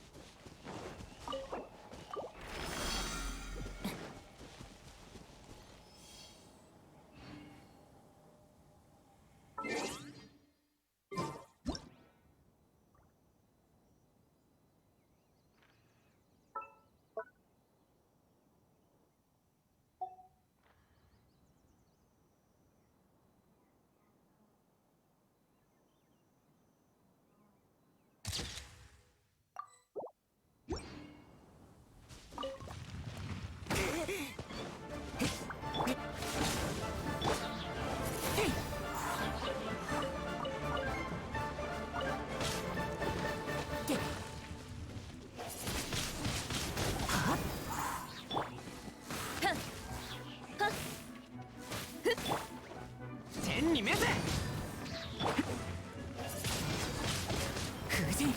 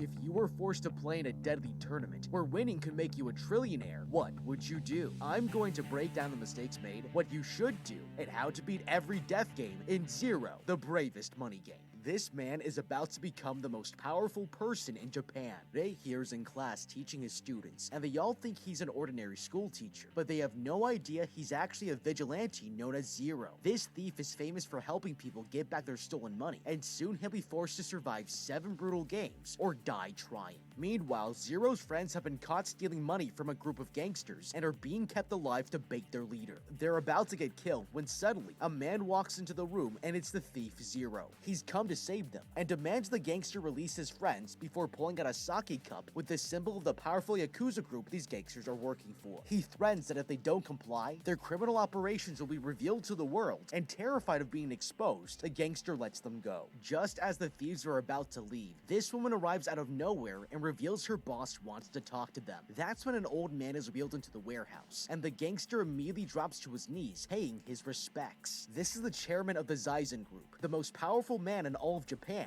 and he has come to buy them as slaves for a once-in-a-lifetime opportunity, but nobody realizes they're headed for a brutal death game. They're all taken to an amusement park, where the woman announces all the men below have been selected to play in a ruthless competition, where the winner will become the new chairman of the Zaizen group. To sweeten the deal, the assistant explains that the winner will receive 100 billion yen, and a tarp is pulled off a cage in front of them, revealing the prize money. The players get into a frenzy, excited about what they could do with that much cash, but Zero here is suspicious. There's more to this than they realize, but before he can say anything else, the assistant announces that the first game is about to begin. The curtains behind them are dropped, revealing 6 giant cages with a numbered die hanging above the entrances, and it's terrifying. They all watch as the woman throws her dice into a bowl 3 times, and the players notice that it always lands on 1. On the last throw, the woman closes the container and reveals to the men that they need to figure out what the number is, asking them to guess by using their observational skills. They must enter the corresponding cage of what number they guess, but if they choose incorrectly, this giant iron ball will drop on them. Anyone who shares their answer will be disqualified, and they have only 30 minutes before they need to make a decision. With that, the woman bangs a gong, and a timer starts counting down to their deaths.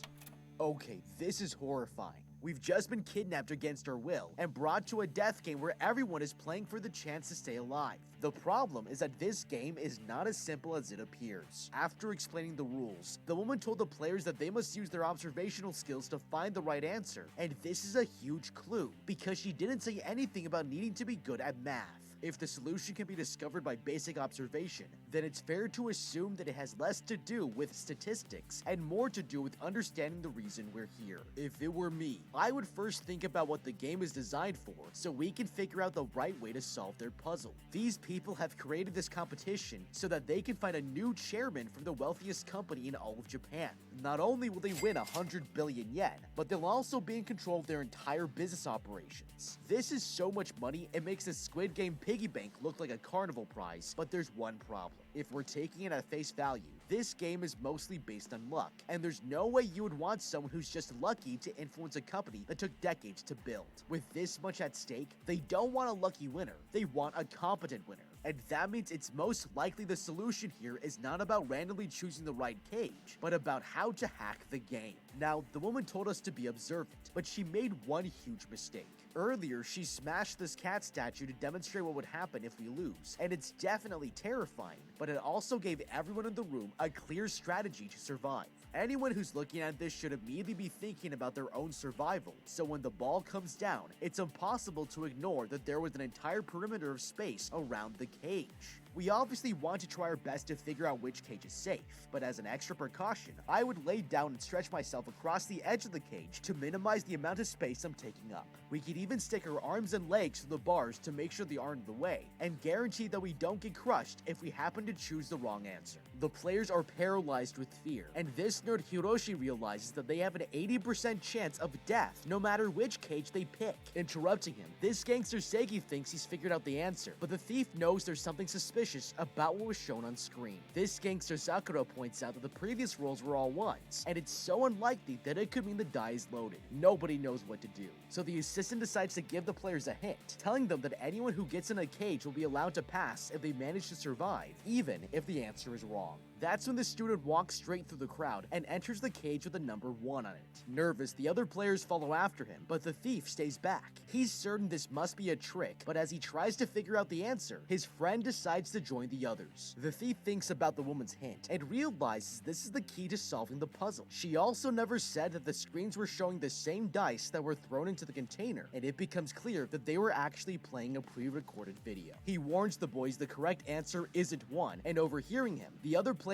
immediately run out, terrified of getting crushed to death. Taking time to think, the thief has a clever idea and sits down in cage number 2, insisting that his friends follow. Realizing he's discovered the answer, they sit next to him, but that's when this man scolds the thief for giving them false hope and walks away in frustration. There's only 5 more minutes left until the balls come crashing down, but the thief notices this student is still sitting inside the first cage. He asks him why he hasn't moved, and the kid answers that to beat this game, they have to treat it like picking money off the ground. It's a strange clue, but Seiki here suddenly realizes how he can survive and tells his partner. As the assistant announces there are only 3 minutes left. With time running out, he makes a plan to guarantee nobody else can compete with them and suggests they use this player as bait, inviting him over. They lure the man inside the 3rd cage and tell him to wait here, explaining they have insider knowledge and will lie to the others to eliminate the competition. That's when one of the players asks to be let inside, but the gangster tells him they're intentionally trying to kill this man as punishment for stealing from them. It scares the others off, but the thief refuses to let the kid throw away his life and insists he's being tricked. With only 1 minute left, the crowd rush into the 5th cage while the gangster takes cover in cage number 4, and the thief decides to risk everything to save his friend. Climbing out of the cage as fast as he can, he leaps through the air and joins the man in the other cage. It takes them all by surprise, and he immediately tells them to tuck in his knees as close as possible. That's when the assistant opens up the container, revealing that number 4 is the correct answer, and the balls drop down in all the other cages. cages. All of these players managed to survive by staying against the wall, but the people who ran into cage number 5 have been crushed. It's a brutal death, and that makes one game down with 6 more to go. Okay, this is getting interesting. Tons of people just got squished to death by this giant ball, but if any of them were listening carefully, they would have realized the woman was telling them exactly what to do. Earlier, she stated that even if they choose the wrong answer, as long as they survive, they can pass to the next round. Then the student immediately walked into cage number 1 and sat down with his legs tucked in. Observing this, Zero realized that based on the woman's hint, it's possible to survive the game inside of any cage we pick. If that's the case, then we don't need to waste time finding the right answer. We only need to make sure we don't get crushed to death. Now, if we're being realistic, it's such an obvious solution that if we sit down too early in the game, we can expect other players to copy the strategy, and that's why this student was making the wrong decision. The smartest thing to do is wait until the clock is running low before making our move. The less time there is, the more people will make decisions out of fear and panic, and that's exactly what we could use against them. That's why if they were me, I would wait until the last minute to tell everyone I figured out the answer. At this point, the group would be desperate for anything that sounds true, so I would explain to them that the only reason the woman rolled her die 3 times was to confuse us. We only needed one example to understand the game, so once we realized that the 3 rolled ones were a trick, then the right decision is for everyone to ignore the pattern completely and trust their own instincts. We've all been handpicked by the game designer because they think one of us could be their next chairman, so it's more likely they're looking for a leader who trusts his own instincts instead of overreacting to fake patterns. Now, it's fair to point out that it's against the rules to share your answer with anyone, but as long as I can influence the players without explicitly telling them which cage to go in, then I'm not breaking the rules. This way, I can use the last minute of time on the clock to make them focus on their own mistakes instead of observing what I'm doing. Then I'll have time to set myself up against the edge of the cage, and everyone who hasn't noticed will get crushed, eliminating as much of the competition as possible. Now, there's one more observation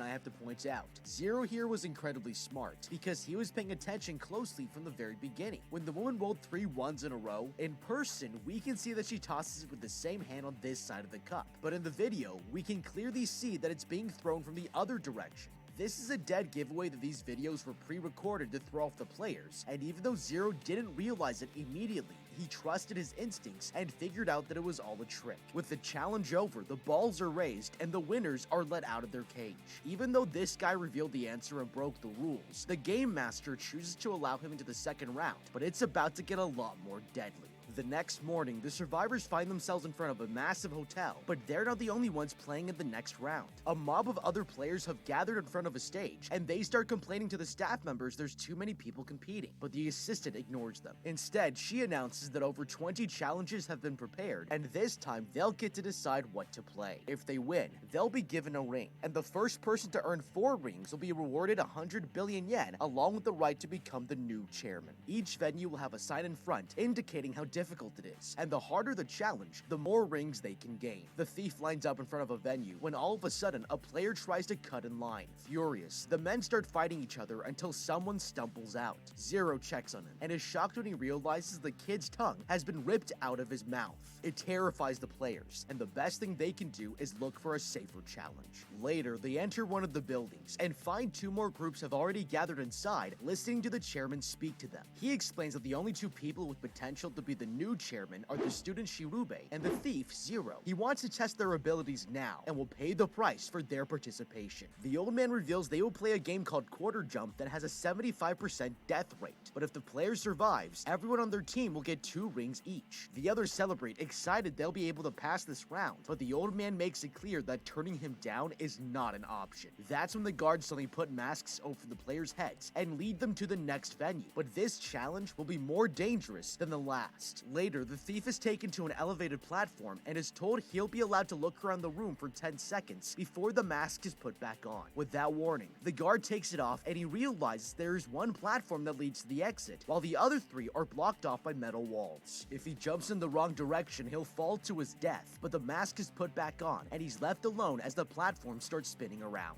There's no way he can remember where the safe zone is, and to make things worse, he's not allowed to throw anything to check if there's a wall in front of him. The only way for him to win is by jumping on the correct platform, and if he takes longer than the student to make a decision, then he will lose. But that won't be the only challenge. There will also be 4 people standing on the other platforms trying to convince him to jump towards them, but only one direction is safe. If he falls for the trick, that player will get 1 ring, and with all the rules explained, the timer starts counting down for 10 minutes. Okay, this place is a nightmare. All the players have been moved to an island where they can literally pick what game they want to play, as well as the level of difficulty. It's like if Alice in Borderlands created a real-life theme park, but there's one problem. We can expect more of the players to try collecting all 4 rings by playing 4 easy games, but this would be a huge mistake. If you enter a less challenging game, not only do they get fewer rings, but you'll also have to risk your life more times than if you were to just try a harder level. That's why the smarter approach is to find 2 intermediate challenges that offer 2 rings, so that you only need to play twice. Now, we don't know what level this game is, but if it were me, I would be freaking the out. First of all, this leather mask might mean we're auditioning for the next 50 Shades of Grey movie, and that's just bad for everyone. To make things worse, we can't see where we're going, and 3 out of 4 people will be trying to trick us into falling off the edge. There's only one safe direction, and we have no way to figure out what that is without some very clever tactics. Now, earlier, the chairman gave us some coins, and you might be thinking we can throw them at the walls to confirm which direction is dangerous, but this would instantly get us disqualified because it's against the rules. Another idea would be to place a coin on the edge that's facing the safe zone before they put the mask back on. This way, we could use our sense of touch to find it, confirming where the safe zone is. The problem with this strategy is that the entire platform spins, so there's no way to use what we've seen to get our bearings. With only 10 minutes to make a decision, and 4 different people trying to convince us which direction is safe, we'll have almost no time left to figure out whether or not they're lying. That's why if it were me, I would completely ignore the other players, and instead of throwing something to make a sound, I would throw the sound itself. If you look here, you can see that the walls are not close enough to touch with our hands, but they're still close enough that we should expect to hear and feel sound reverberating back from them. With this in mind, I would slowly walk to one of the edges and clap my hands, listening carefully to the ambience. Then I would move to the next edge and use the same tactic, and if the ambience sounds larger, then the sound waves are traveling further away, meaning this is the safe platform to jump towards. Without our sight, there's a risk we might misinterpret the reverberations, but it's smarter to find more ways to trust our senses and use the information to support our choices rather than just listening to other players who might want us dead. That's when the man hears the nerd Hiroshi insisting he jump towards him. Suspicious, the thief asks him questions about their shared past, but the kid manages to answer them all correctly, and it seems like his friend is really standing there, but he's about to fall for their trick. On the ground floor, the other teams are watching the game when the real nerd enters the room. The voice on the platform is an imposter, and the thief is about to fall to his death when he suddenly comes up with one last question. Suspicious, he asks the imposter to take off his glasses, and the man behind the wall starts to panic. He knows whatever might happen next could expose him as a liar, but he's come prepared. There's a paper filled with personal information about the kid, including his prescription, but this won't help outsmart the thief.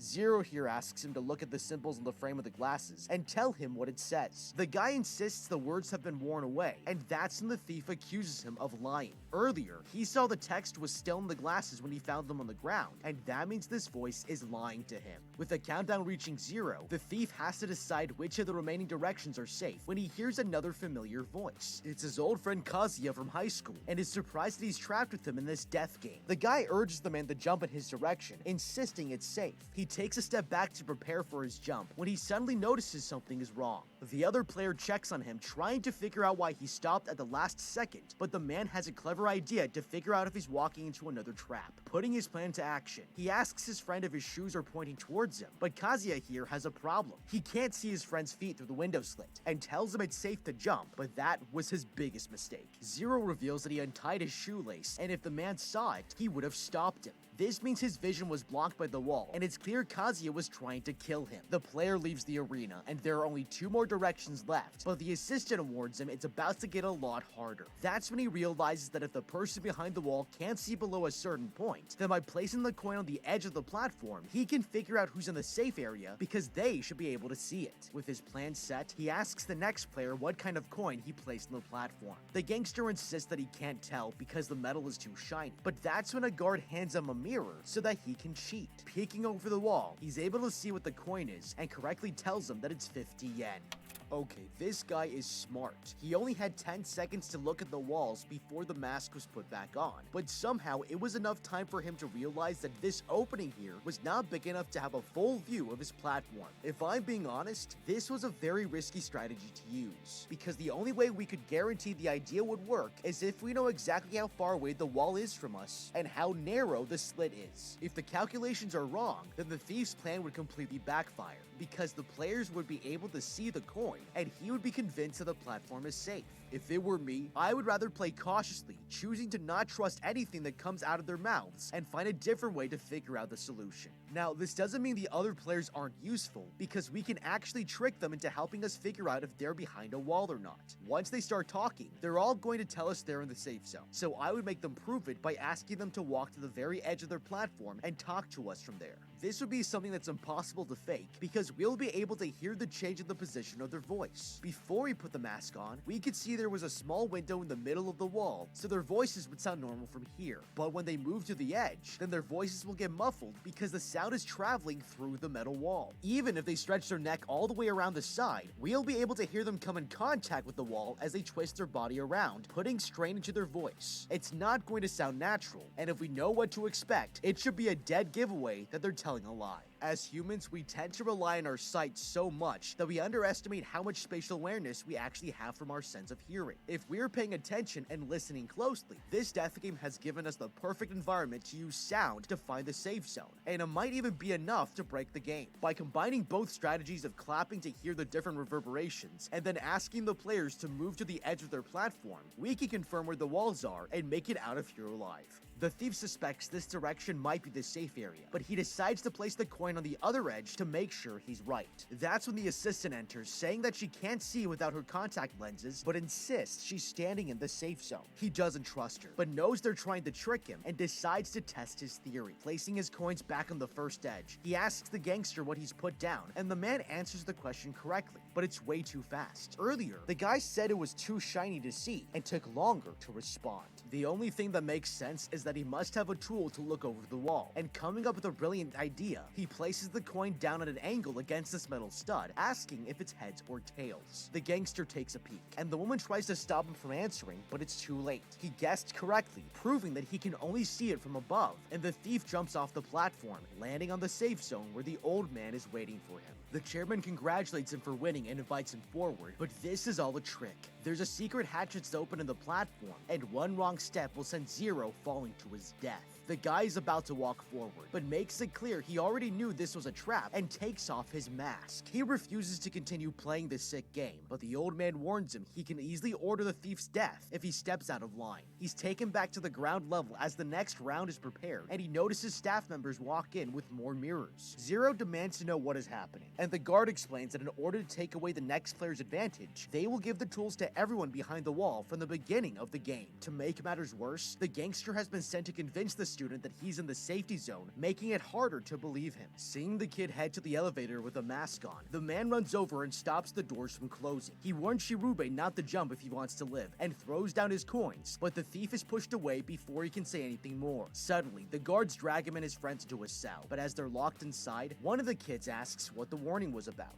The man carves out the words on the wall, and they realize one of them is the Japanese word for mirror backwards. This combined with the coins was a clue that there were 3 mirrors the kid had to be careful of, but that's when a staff member enters the room, announcing the student has already beaten the game. Leaving the room, the thief asks the gangster how the kid won so quickly, but the guy only agrees to answer if the man promises to return the favor. With no other choice, the thief agrees, and the gangster explains that when Shirube was on the platform, he had bowed down in each direction, asking the person on the other side if the tip of his thumbs were flush against each other or separated. This way, he guaranteed the players couldn't see what the answer was, and all it took was the gangster answering his question correctly to find the safe zone. It's incredibly resourceful, and as he leaves the building, he sees the kid walk away as his teammates take their prize. This student has gained the support of more players, making him the biggest threat in the game, and that's 2 games down with 5 more to go.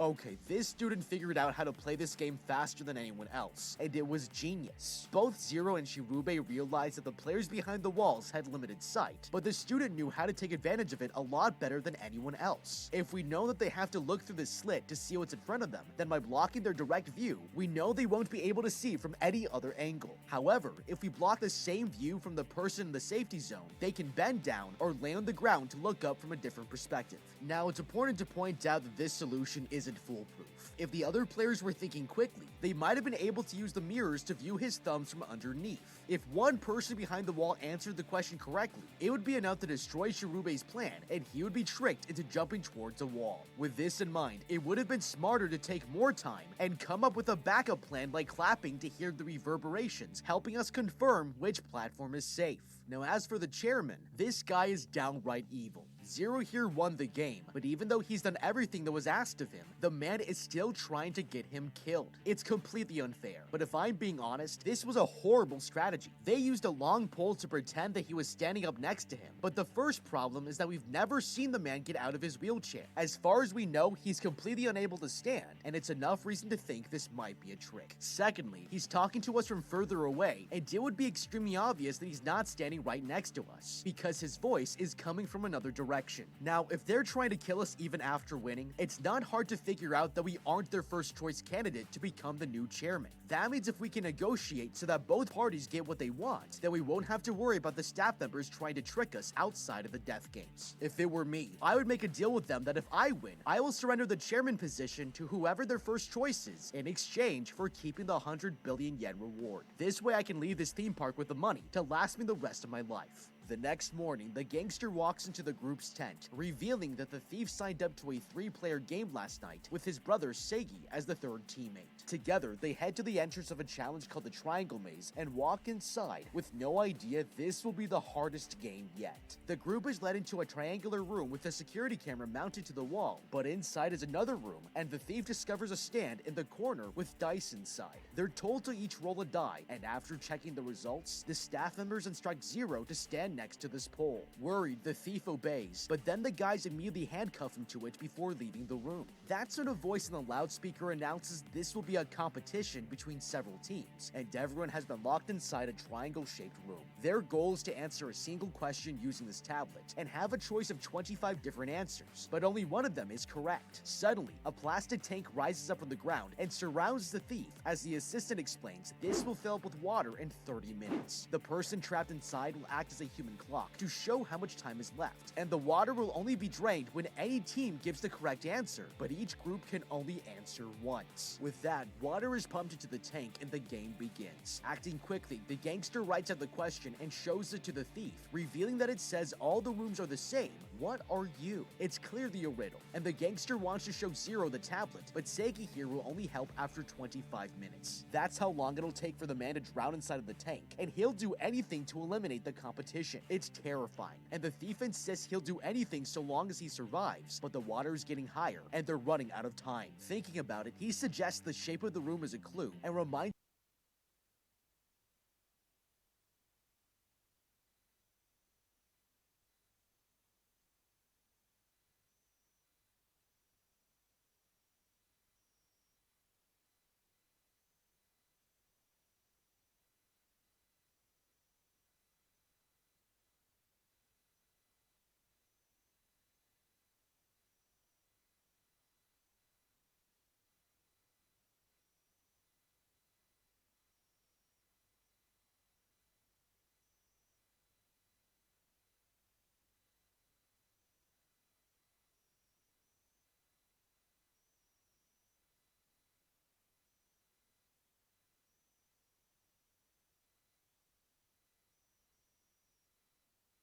them that all the other rooms are triangles as well, so there must be something they've missed. The players look around, and the gangster realizes he can use this dice holder to break the tank, but as he goes to pick it up, the man discovers something strange. Written on the ground are the letters AO, and the brother draws the symbols on a sketch pad before showing them to the thief. Thinking quickly, he tells his teammate to check the other corners in the room, and the gangster discovers that the symbols don't appear anywhere else. But as the man returns, he declares he's figured out the answer. Taking the tablet, he selects C as his choice, pointing out that "ao" sounds like the Japanese word for blue, and it reminds him of the ocean. Confident, the man is about to confirm his answer when the thief interrupts him. He explains that the symbol isn't a word, but represents something else, and quickly tells the gangster to draw a triangle with a curve in one of the corners. That's when he realizes that the AO symbols represent an acute angle, and that means they need to calculate the dimensions of this room to answer the question. Zero knows they can still find the length of each wall, and tells the others to count the panels. They work together, and Segi here draws out the measurements, helping the thief understand they're inside a giant isosceles triangle made up of two separate rooms. Based on the dimensions, the angles must be 36 degrees on the opposite corners, but they have no idea what to do with this information, and there are only 10 minutes left before the man drowns.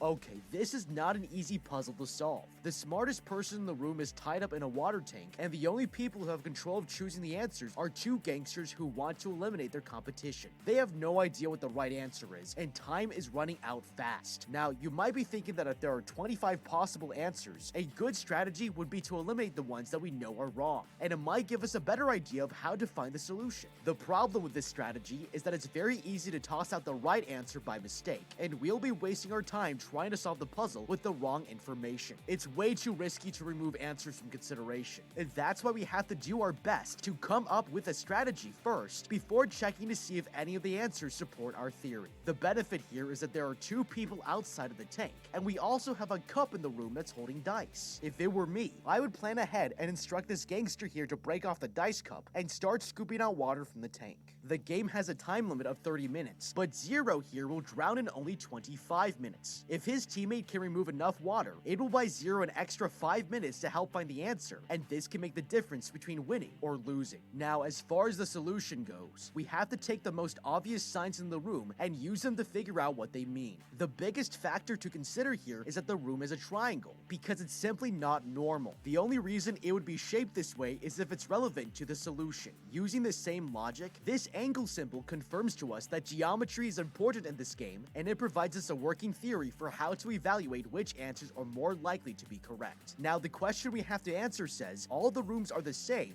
what are you? It's clearly directing focus on what we are in relation to all the other rooms, and is obvious by the way it's phrased. With this in mind, knowing that all other rooms are shaped just like ours, we can see that there are only a few answers here that have triangles in their geometry. Possible answers are the sun, a windmill, a star, and a diamond, because each of these can be formed with triangles of the same shape and size. These four answers support our working theory, and that's why I would use the rest of my time drawing out these shapes to calculate the angles and figure out which of them is most likely to be correct. Things are getting tense, and the thief knows there must be more to this challenge than what they're seeing. Every single game in the past has tricked them in some way, and that's when Segi here gets impatient, insisting they should randomly choose an answer. The thief refuses, arguing he can figure it out, but they need the gangster to understand why the math is important. That way, he'll come up with an out-of-the-box solution and help them complete the challenge. The thief begins breaking down the math, explaining that all three angles should add up to 180 degrees. If two corners of the big room are both 36 degrees, then the remaining angle must be 108. Combine that with the angles of the other room, it adds up to 180 degrees. And after doing some calculations, the gangster finally understands the math. Excited, the thief instructs him to help solve the answer, but there's a problem. With only about 4 minutes left, the people in the tank will drown, and the other teams are beginning to panic.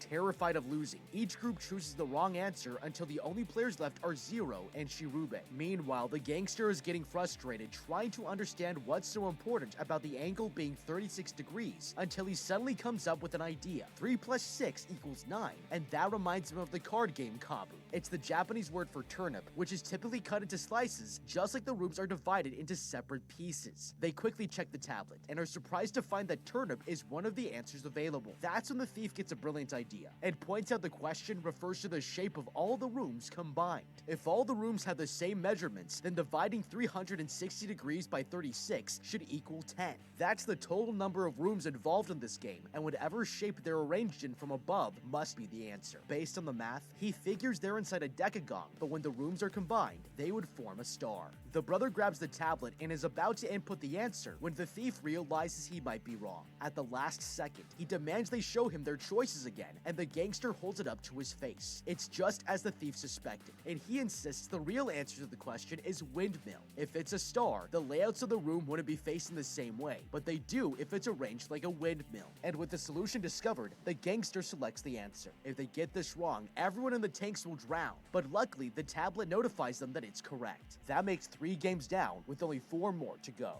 They've beaten the puzzle, and the water starts to drain as the handcuffs snap off from the poles. The players have been released, but the thief still hasn't gained consciousness. Segi here is impressed with the thief's commitment, and deciding to save him, the gangster resuscitates the man until he finally wakes up. That's when the assistant enters the room to congratulate him for winning, and brings out his reward, but makes it clear his empathy won't be enough to survive. With his prize in hand, he leaves the venue and finds his friends waiting outside. It makes him realize they were not only playing in the other rooms, but that he saved their lives once again. The friends celebrate, but there are still 4 more games left until someone beats this tournament, and soon they'll discover just how deadly these games can get. But what do you think? How would you beat Zero, the bravest money game? Let me know with a comment down below. Thank you so much for watching, leave a like and subscribe, and check out the How to Beat playlist for more videos like this. Until next time, have a damn good day.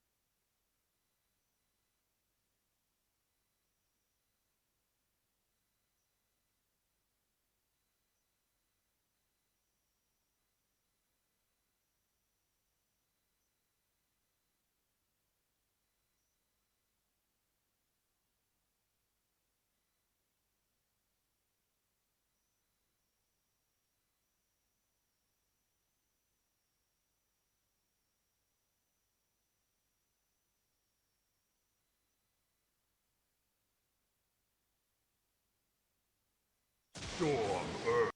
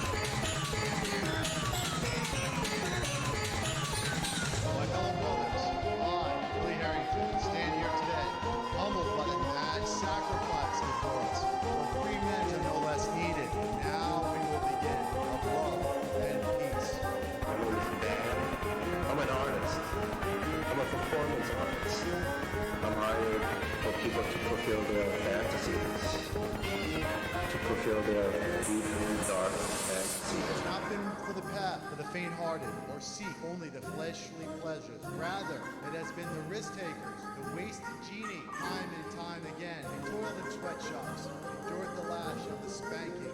For us, let us remember these timeless words. Ask we can.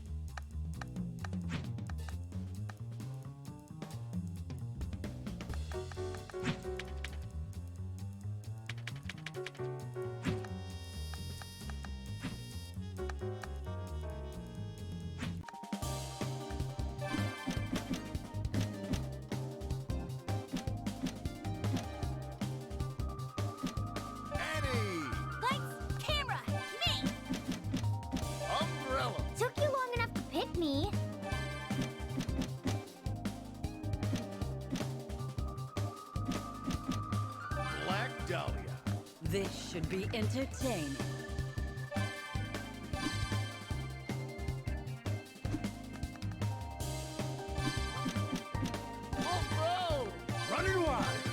Battle time! Roll Time to ball. operate. Beep boop meow.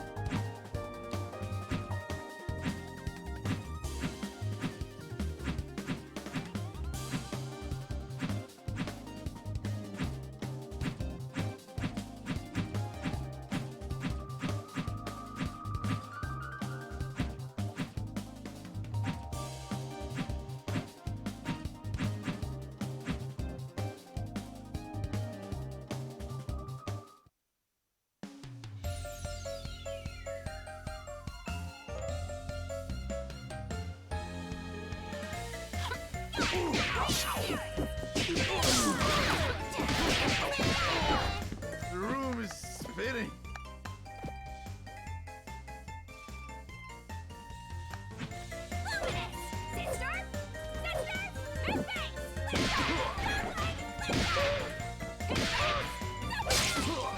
Oh, are we stopping?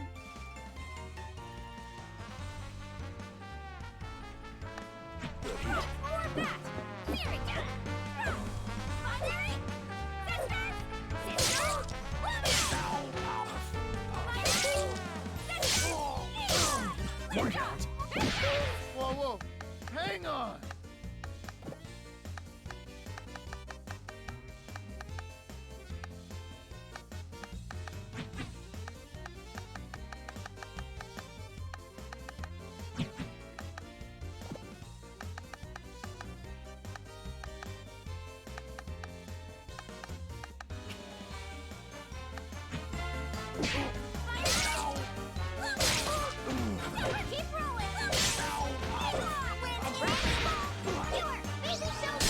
The room is spinning.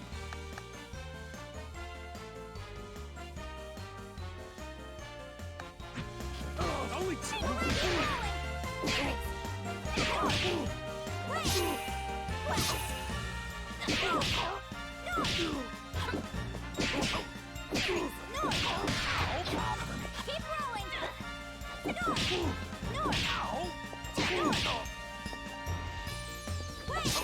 Whoa, whoa, hang on.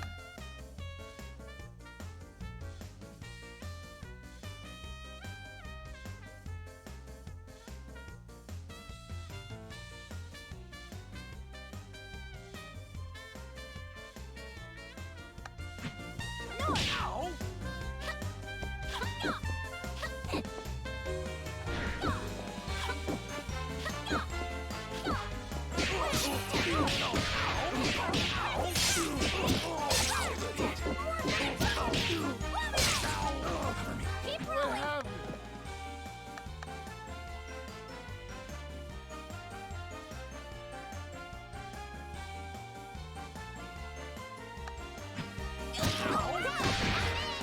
Oh, are we stopping?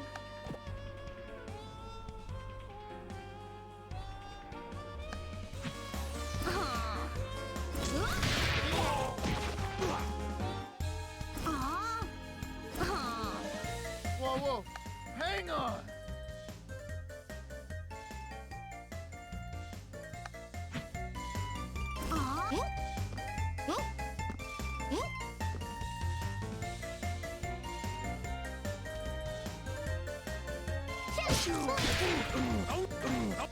Only two. You salty? Dang it.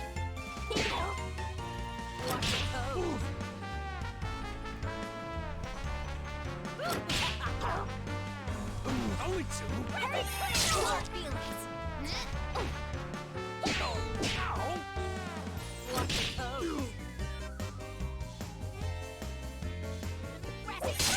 Good time? Let's go! Dang it! Only Oh, two. are we stopping?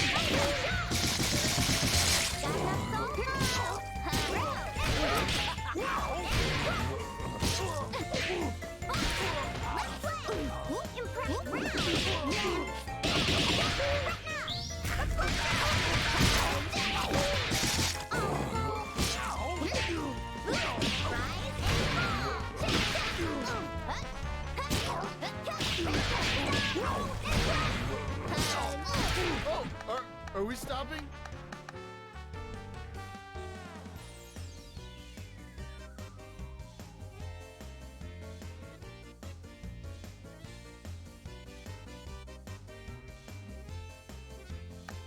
Sorry, Nick. Got enough salt? Go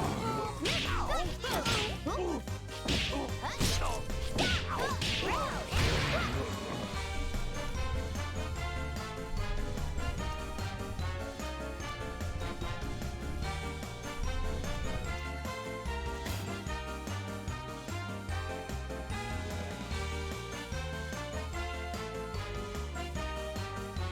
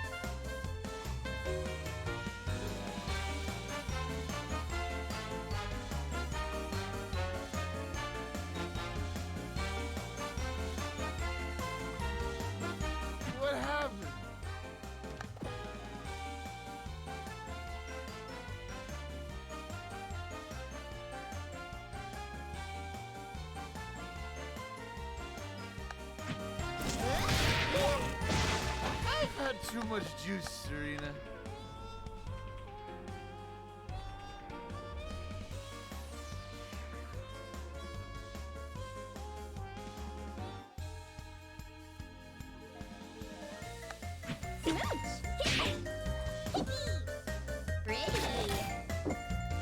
Is this a picky?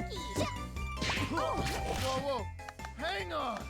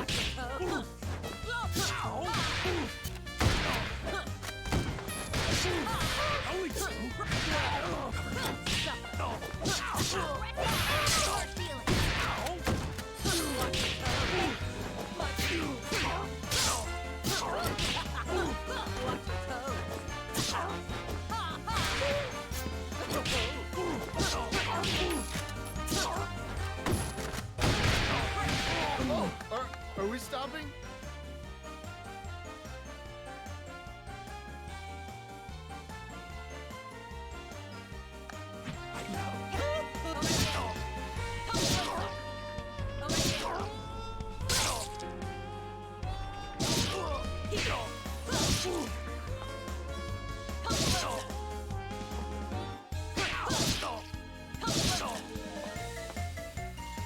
I've had too much juice, Serena.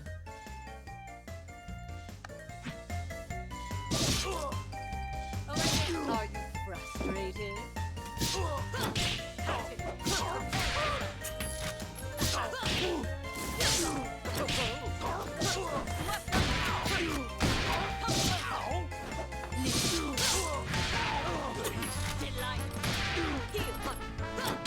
Oh, are we stopping?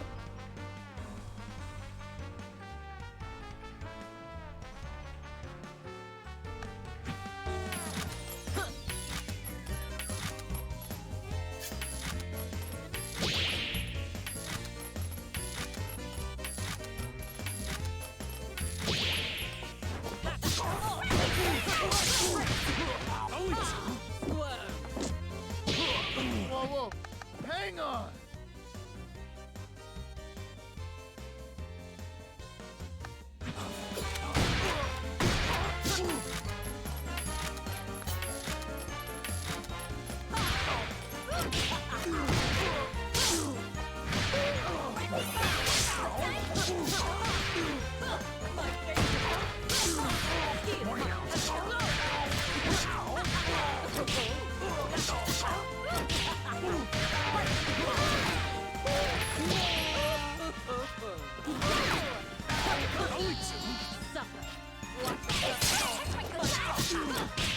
I've had too much juice, Serena.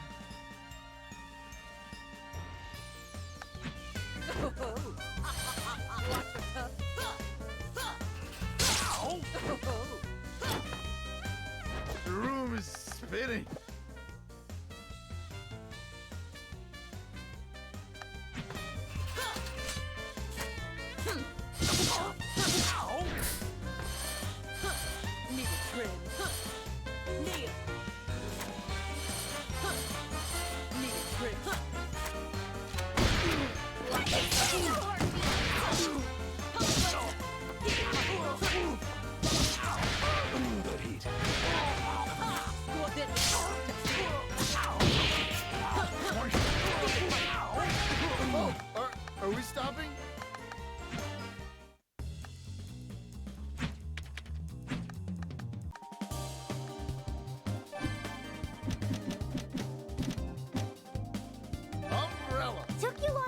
Pick me. Annie! Lights, camera! Black Dahlia. This should be entertaining. Miss Fortune. Ninja Nurse. Time to operate. Squiggly. Ready? Tally-ho!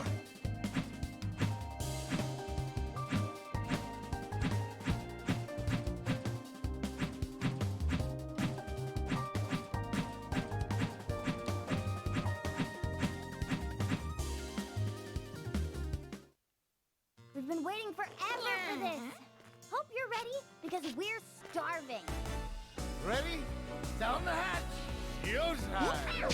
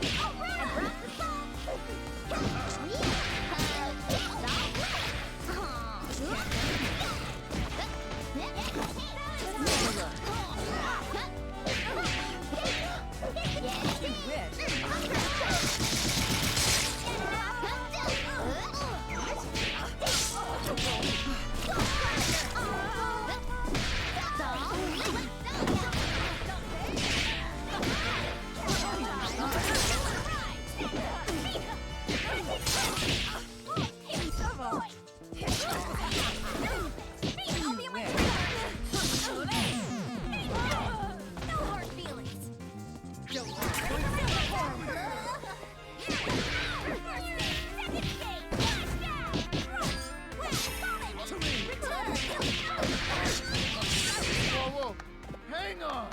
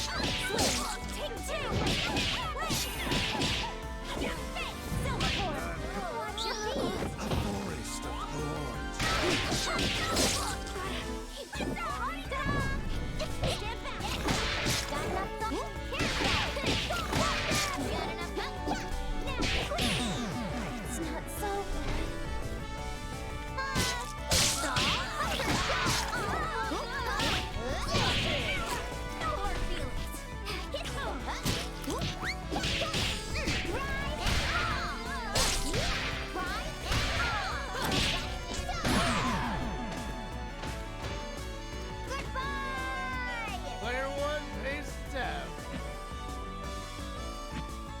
Keep them coming. I love cats. Hunger also loves cats, but for a different reason. So you be quiet.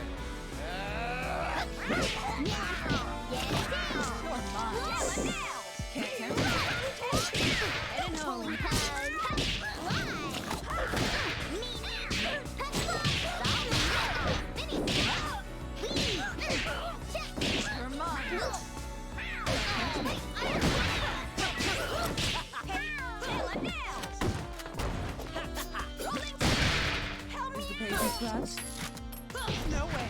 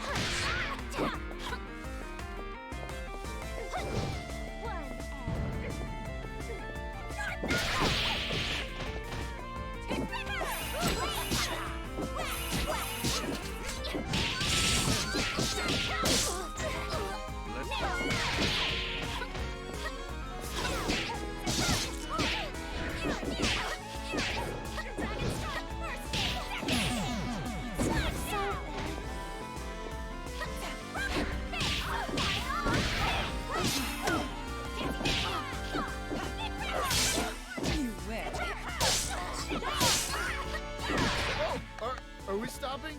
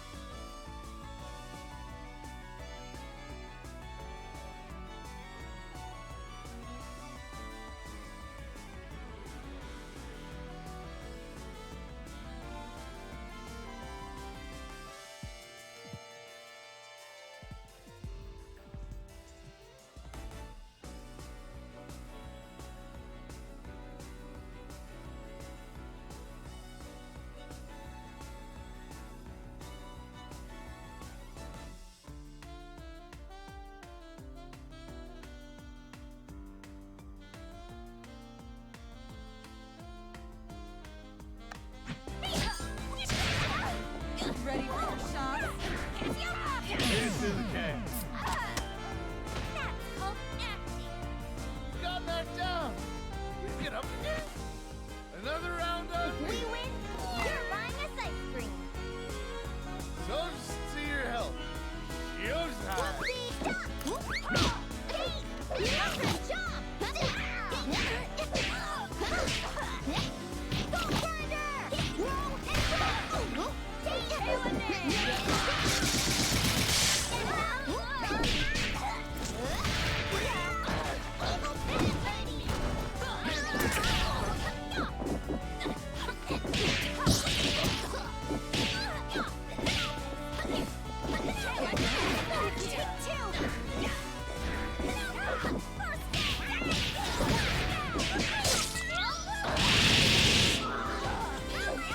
The room is spinning.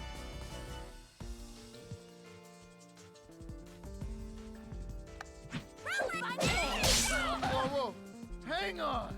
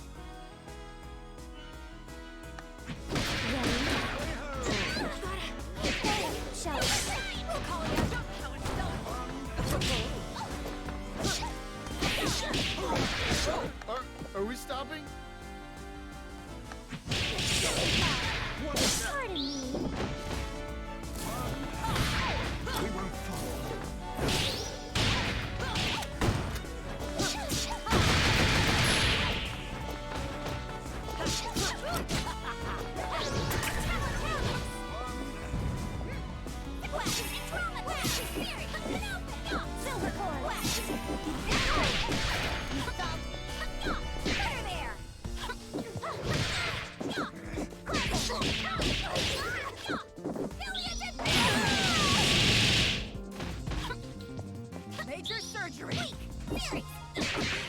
You wish.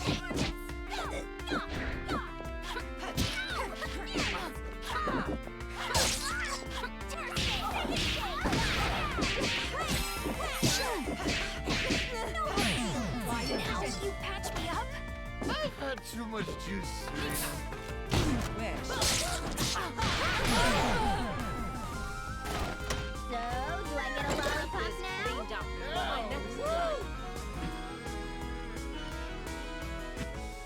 Keep them coming. Do you ever mix up your arms and legs when you put them back on? Ladies and gentlemen, it's...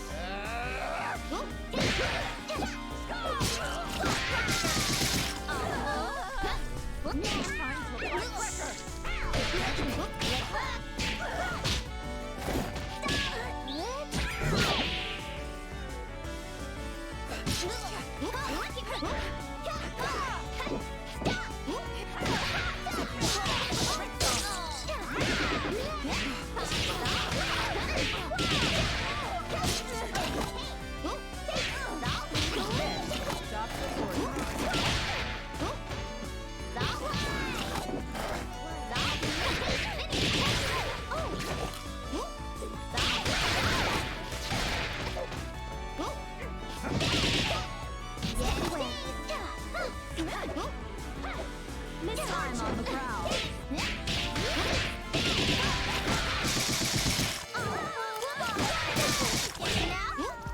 What happened?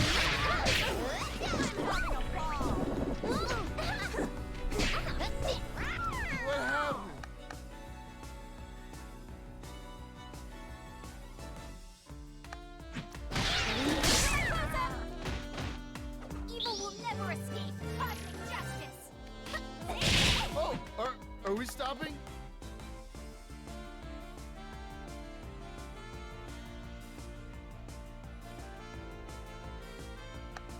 We will return. Ready for your shot?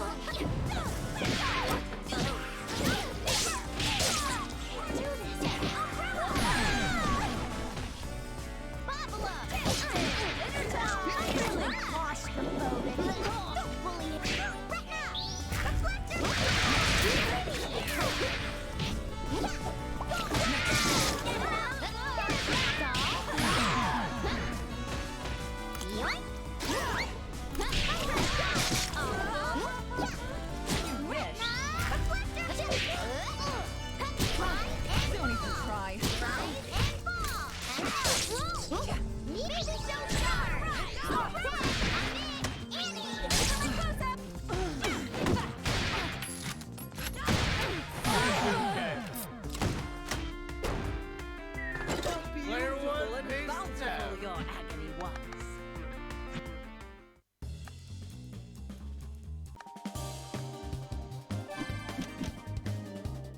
Wolf Bro! Running wild.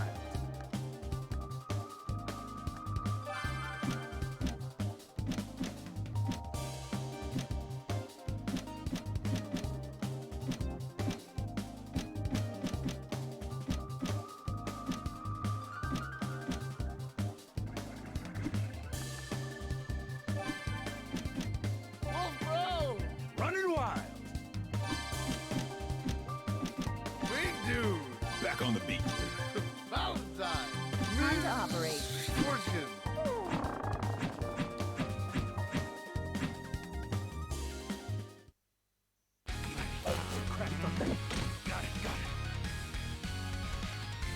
Ladies and gentlemen, it's showtime! I've had too much juice, Serena.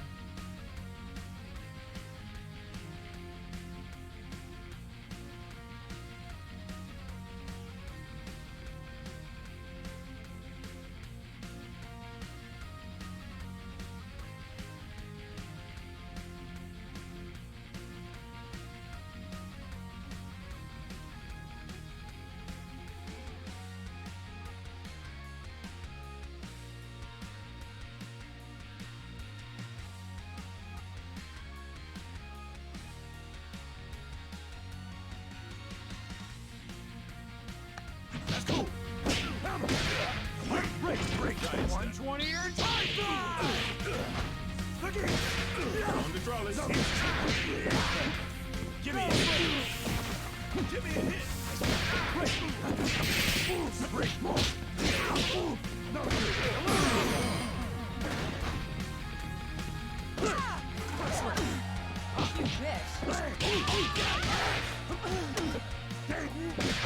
Whoa, whoa.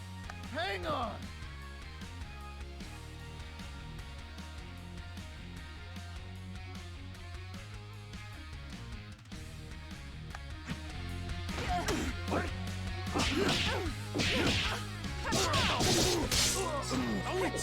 Just a blunt.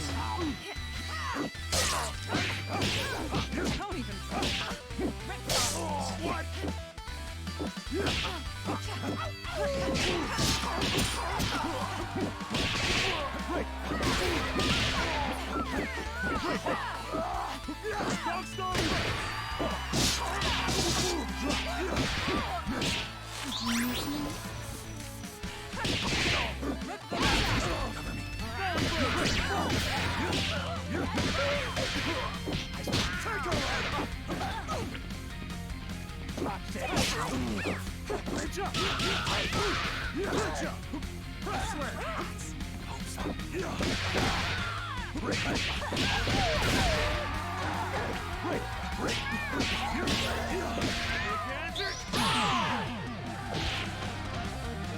Oh, are we stopping?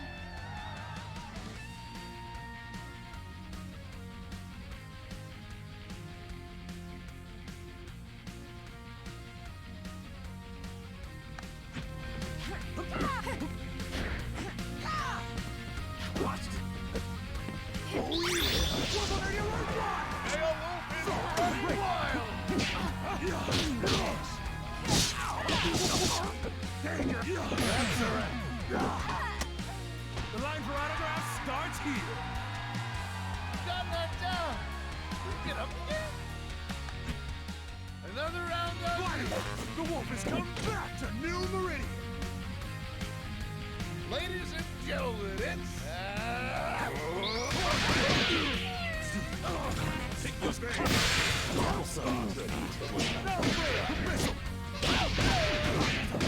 Oh, give me it. Giant step. Give me it.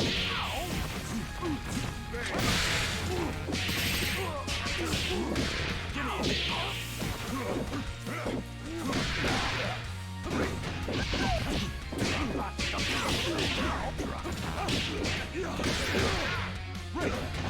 Watch. Super. Give me a hit.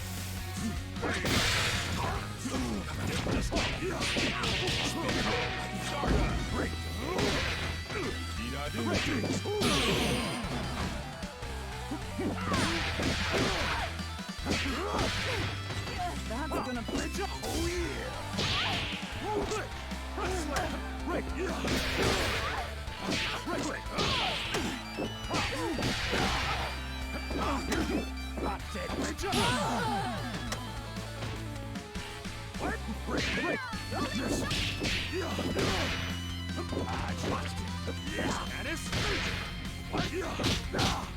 Okay, here's Dog Star Press. What? Sweet. That is sweet. Oh yeah.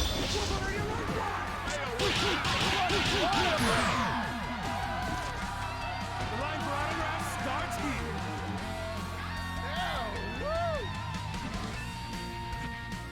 Keep them coming. Get hot. Hey.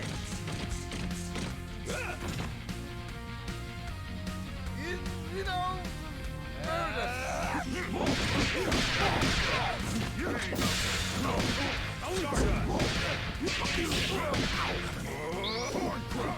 Give me it. Simple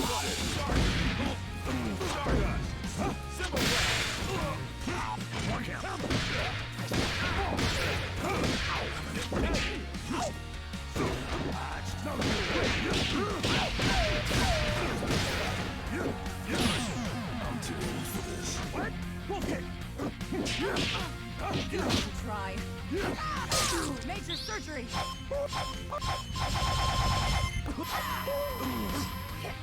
Ready for your shots?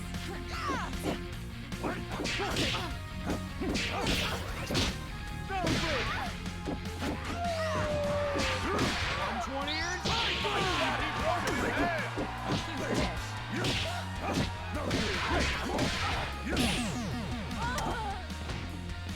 What happened?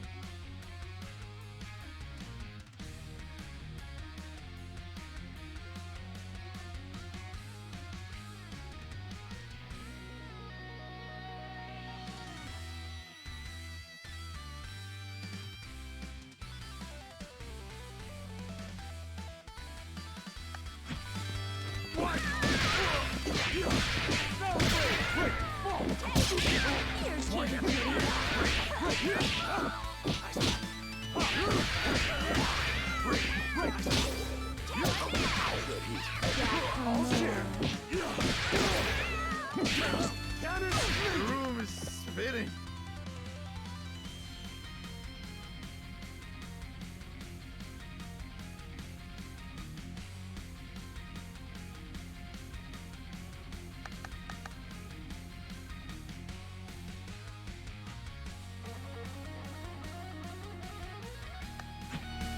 Good job. Meant to do that. High-risk maneuver. Don't go to pieces.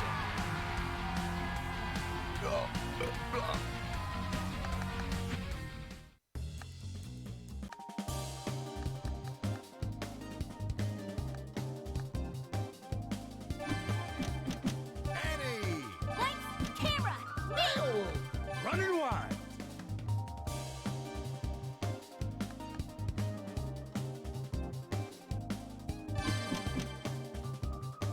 Double. Your sins have no absolution. Ninja nurse. Time to operate.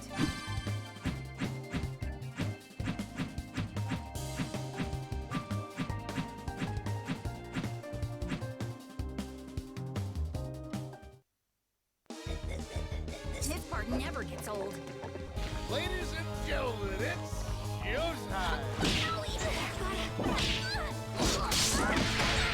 Take two! You take a load out, break.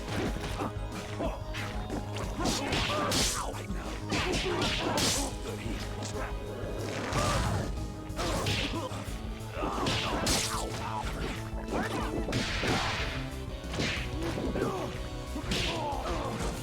Break. Watch this. Cover me. Time to operate. Ready for your shots?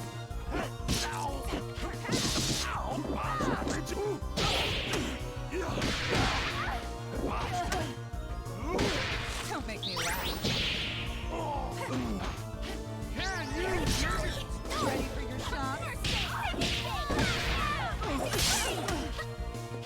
Don't even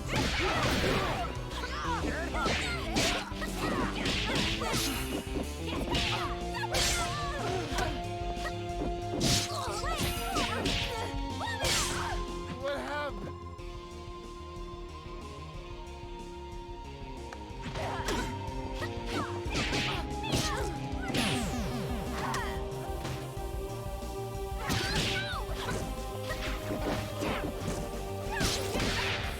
grant me the strength to win this fight! Whoa, whoa. Hang on.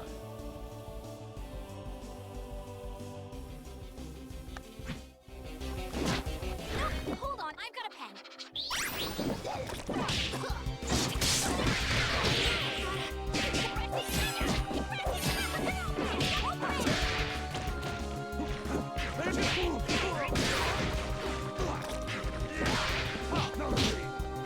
Good job.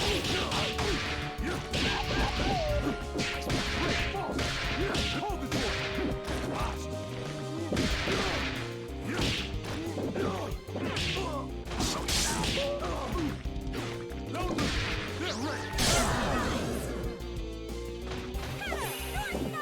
I'm getting too old for this. Got knocked down. Get up again.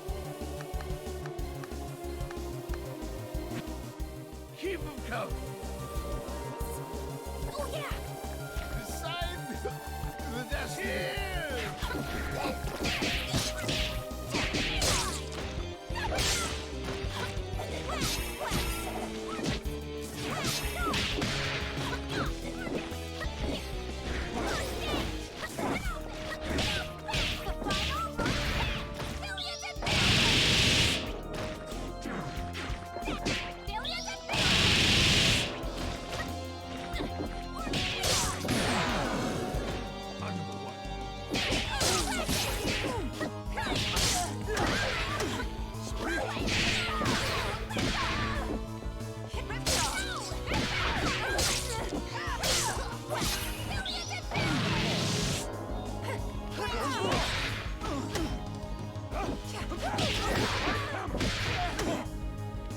Ready for your shots? Cool. What? No dash. What? Let's up the dose. Break. Hands on the Everything I say is a catchphrase.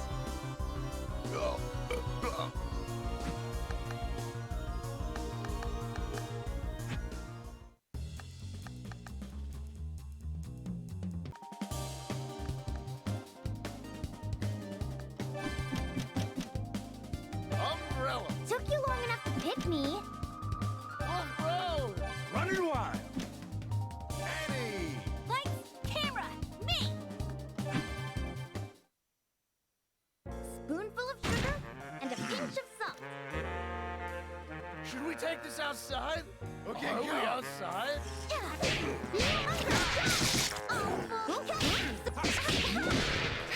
Slow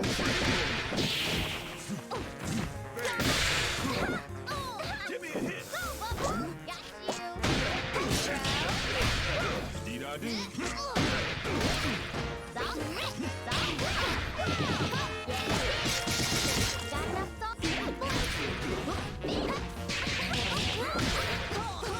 Give me a hit. Give me a hit. Drop more. Good job. Supersonic. Take a load off. Tuberous.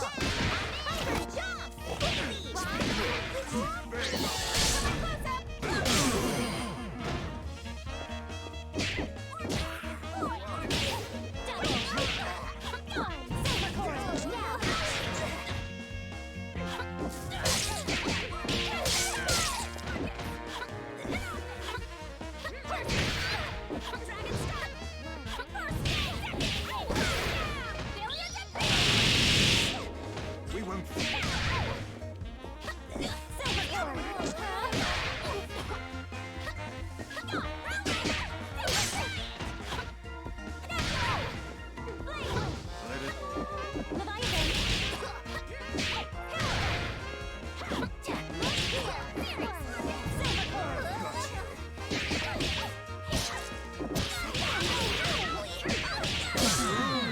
Spinning.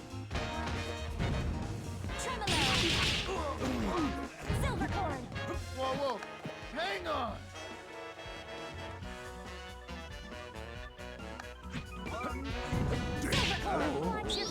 A forest of thorns. A hot dead brick. One hit.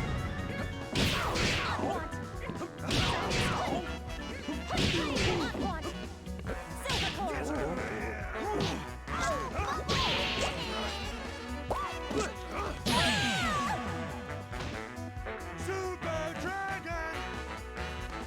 Woo! That was, yeah. Is Hungry Who's gonna have next? to jump and jerk? So see your help. Cheers!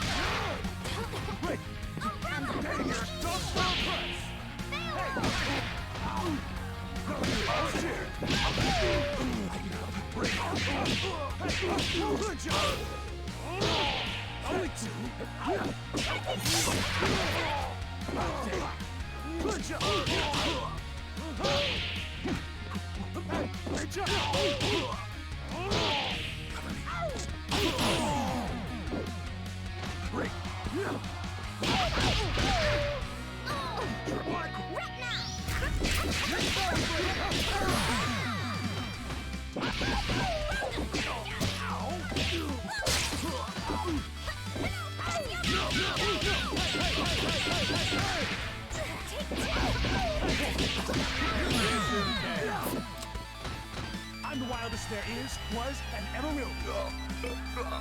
Wait, you quitting?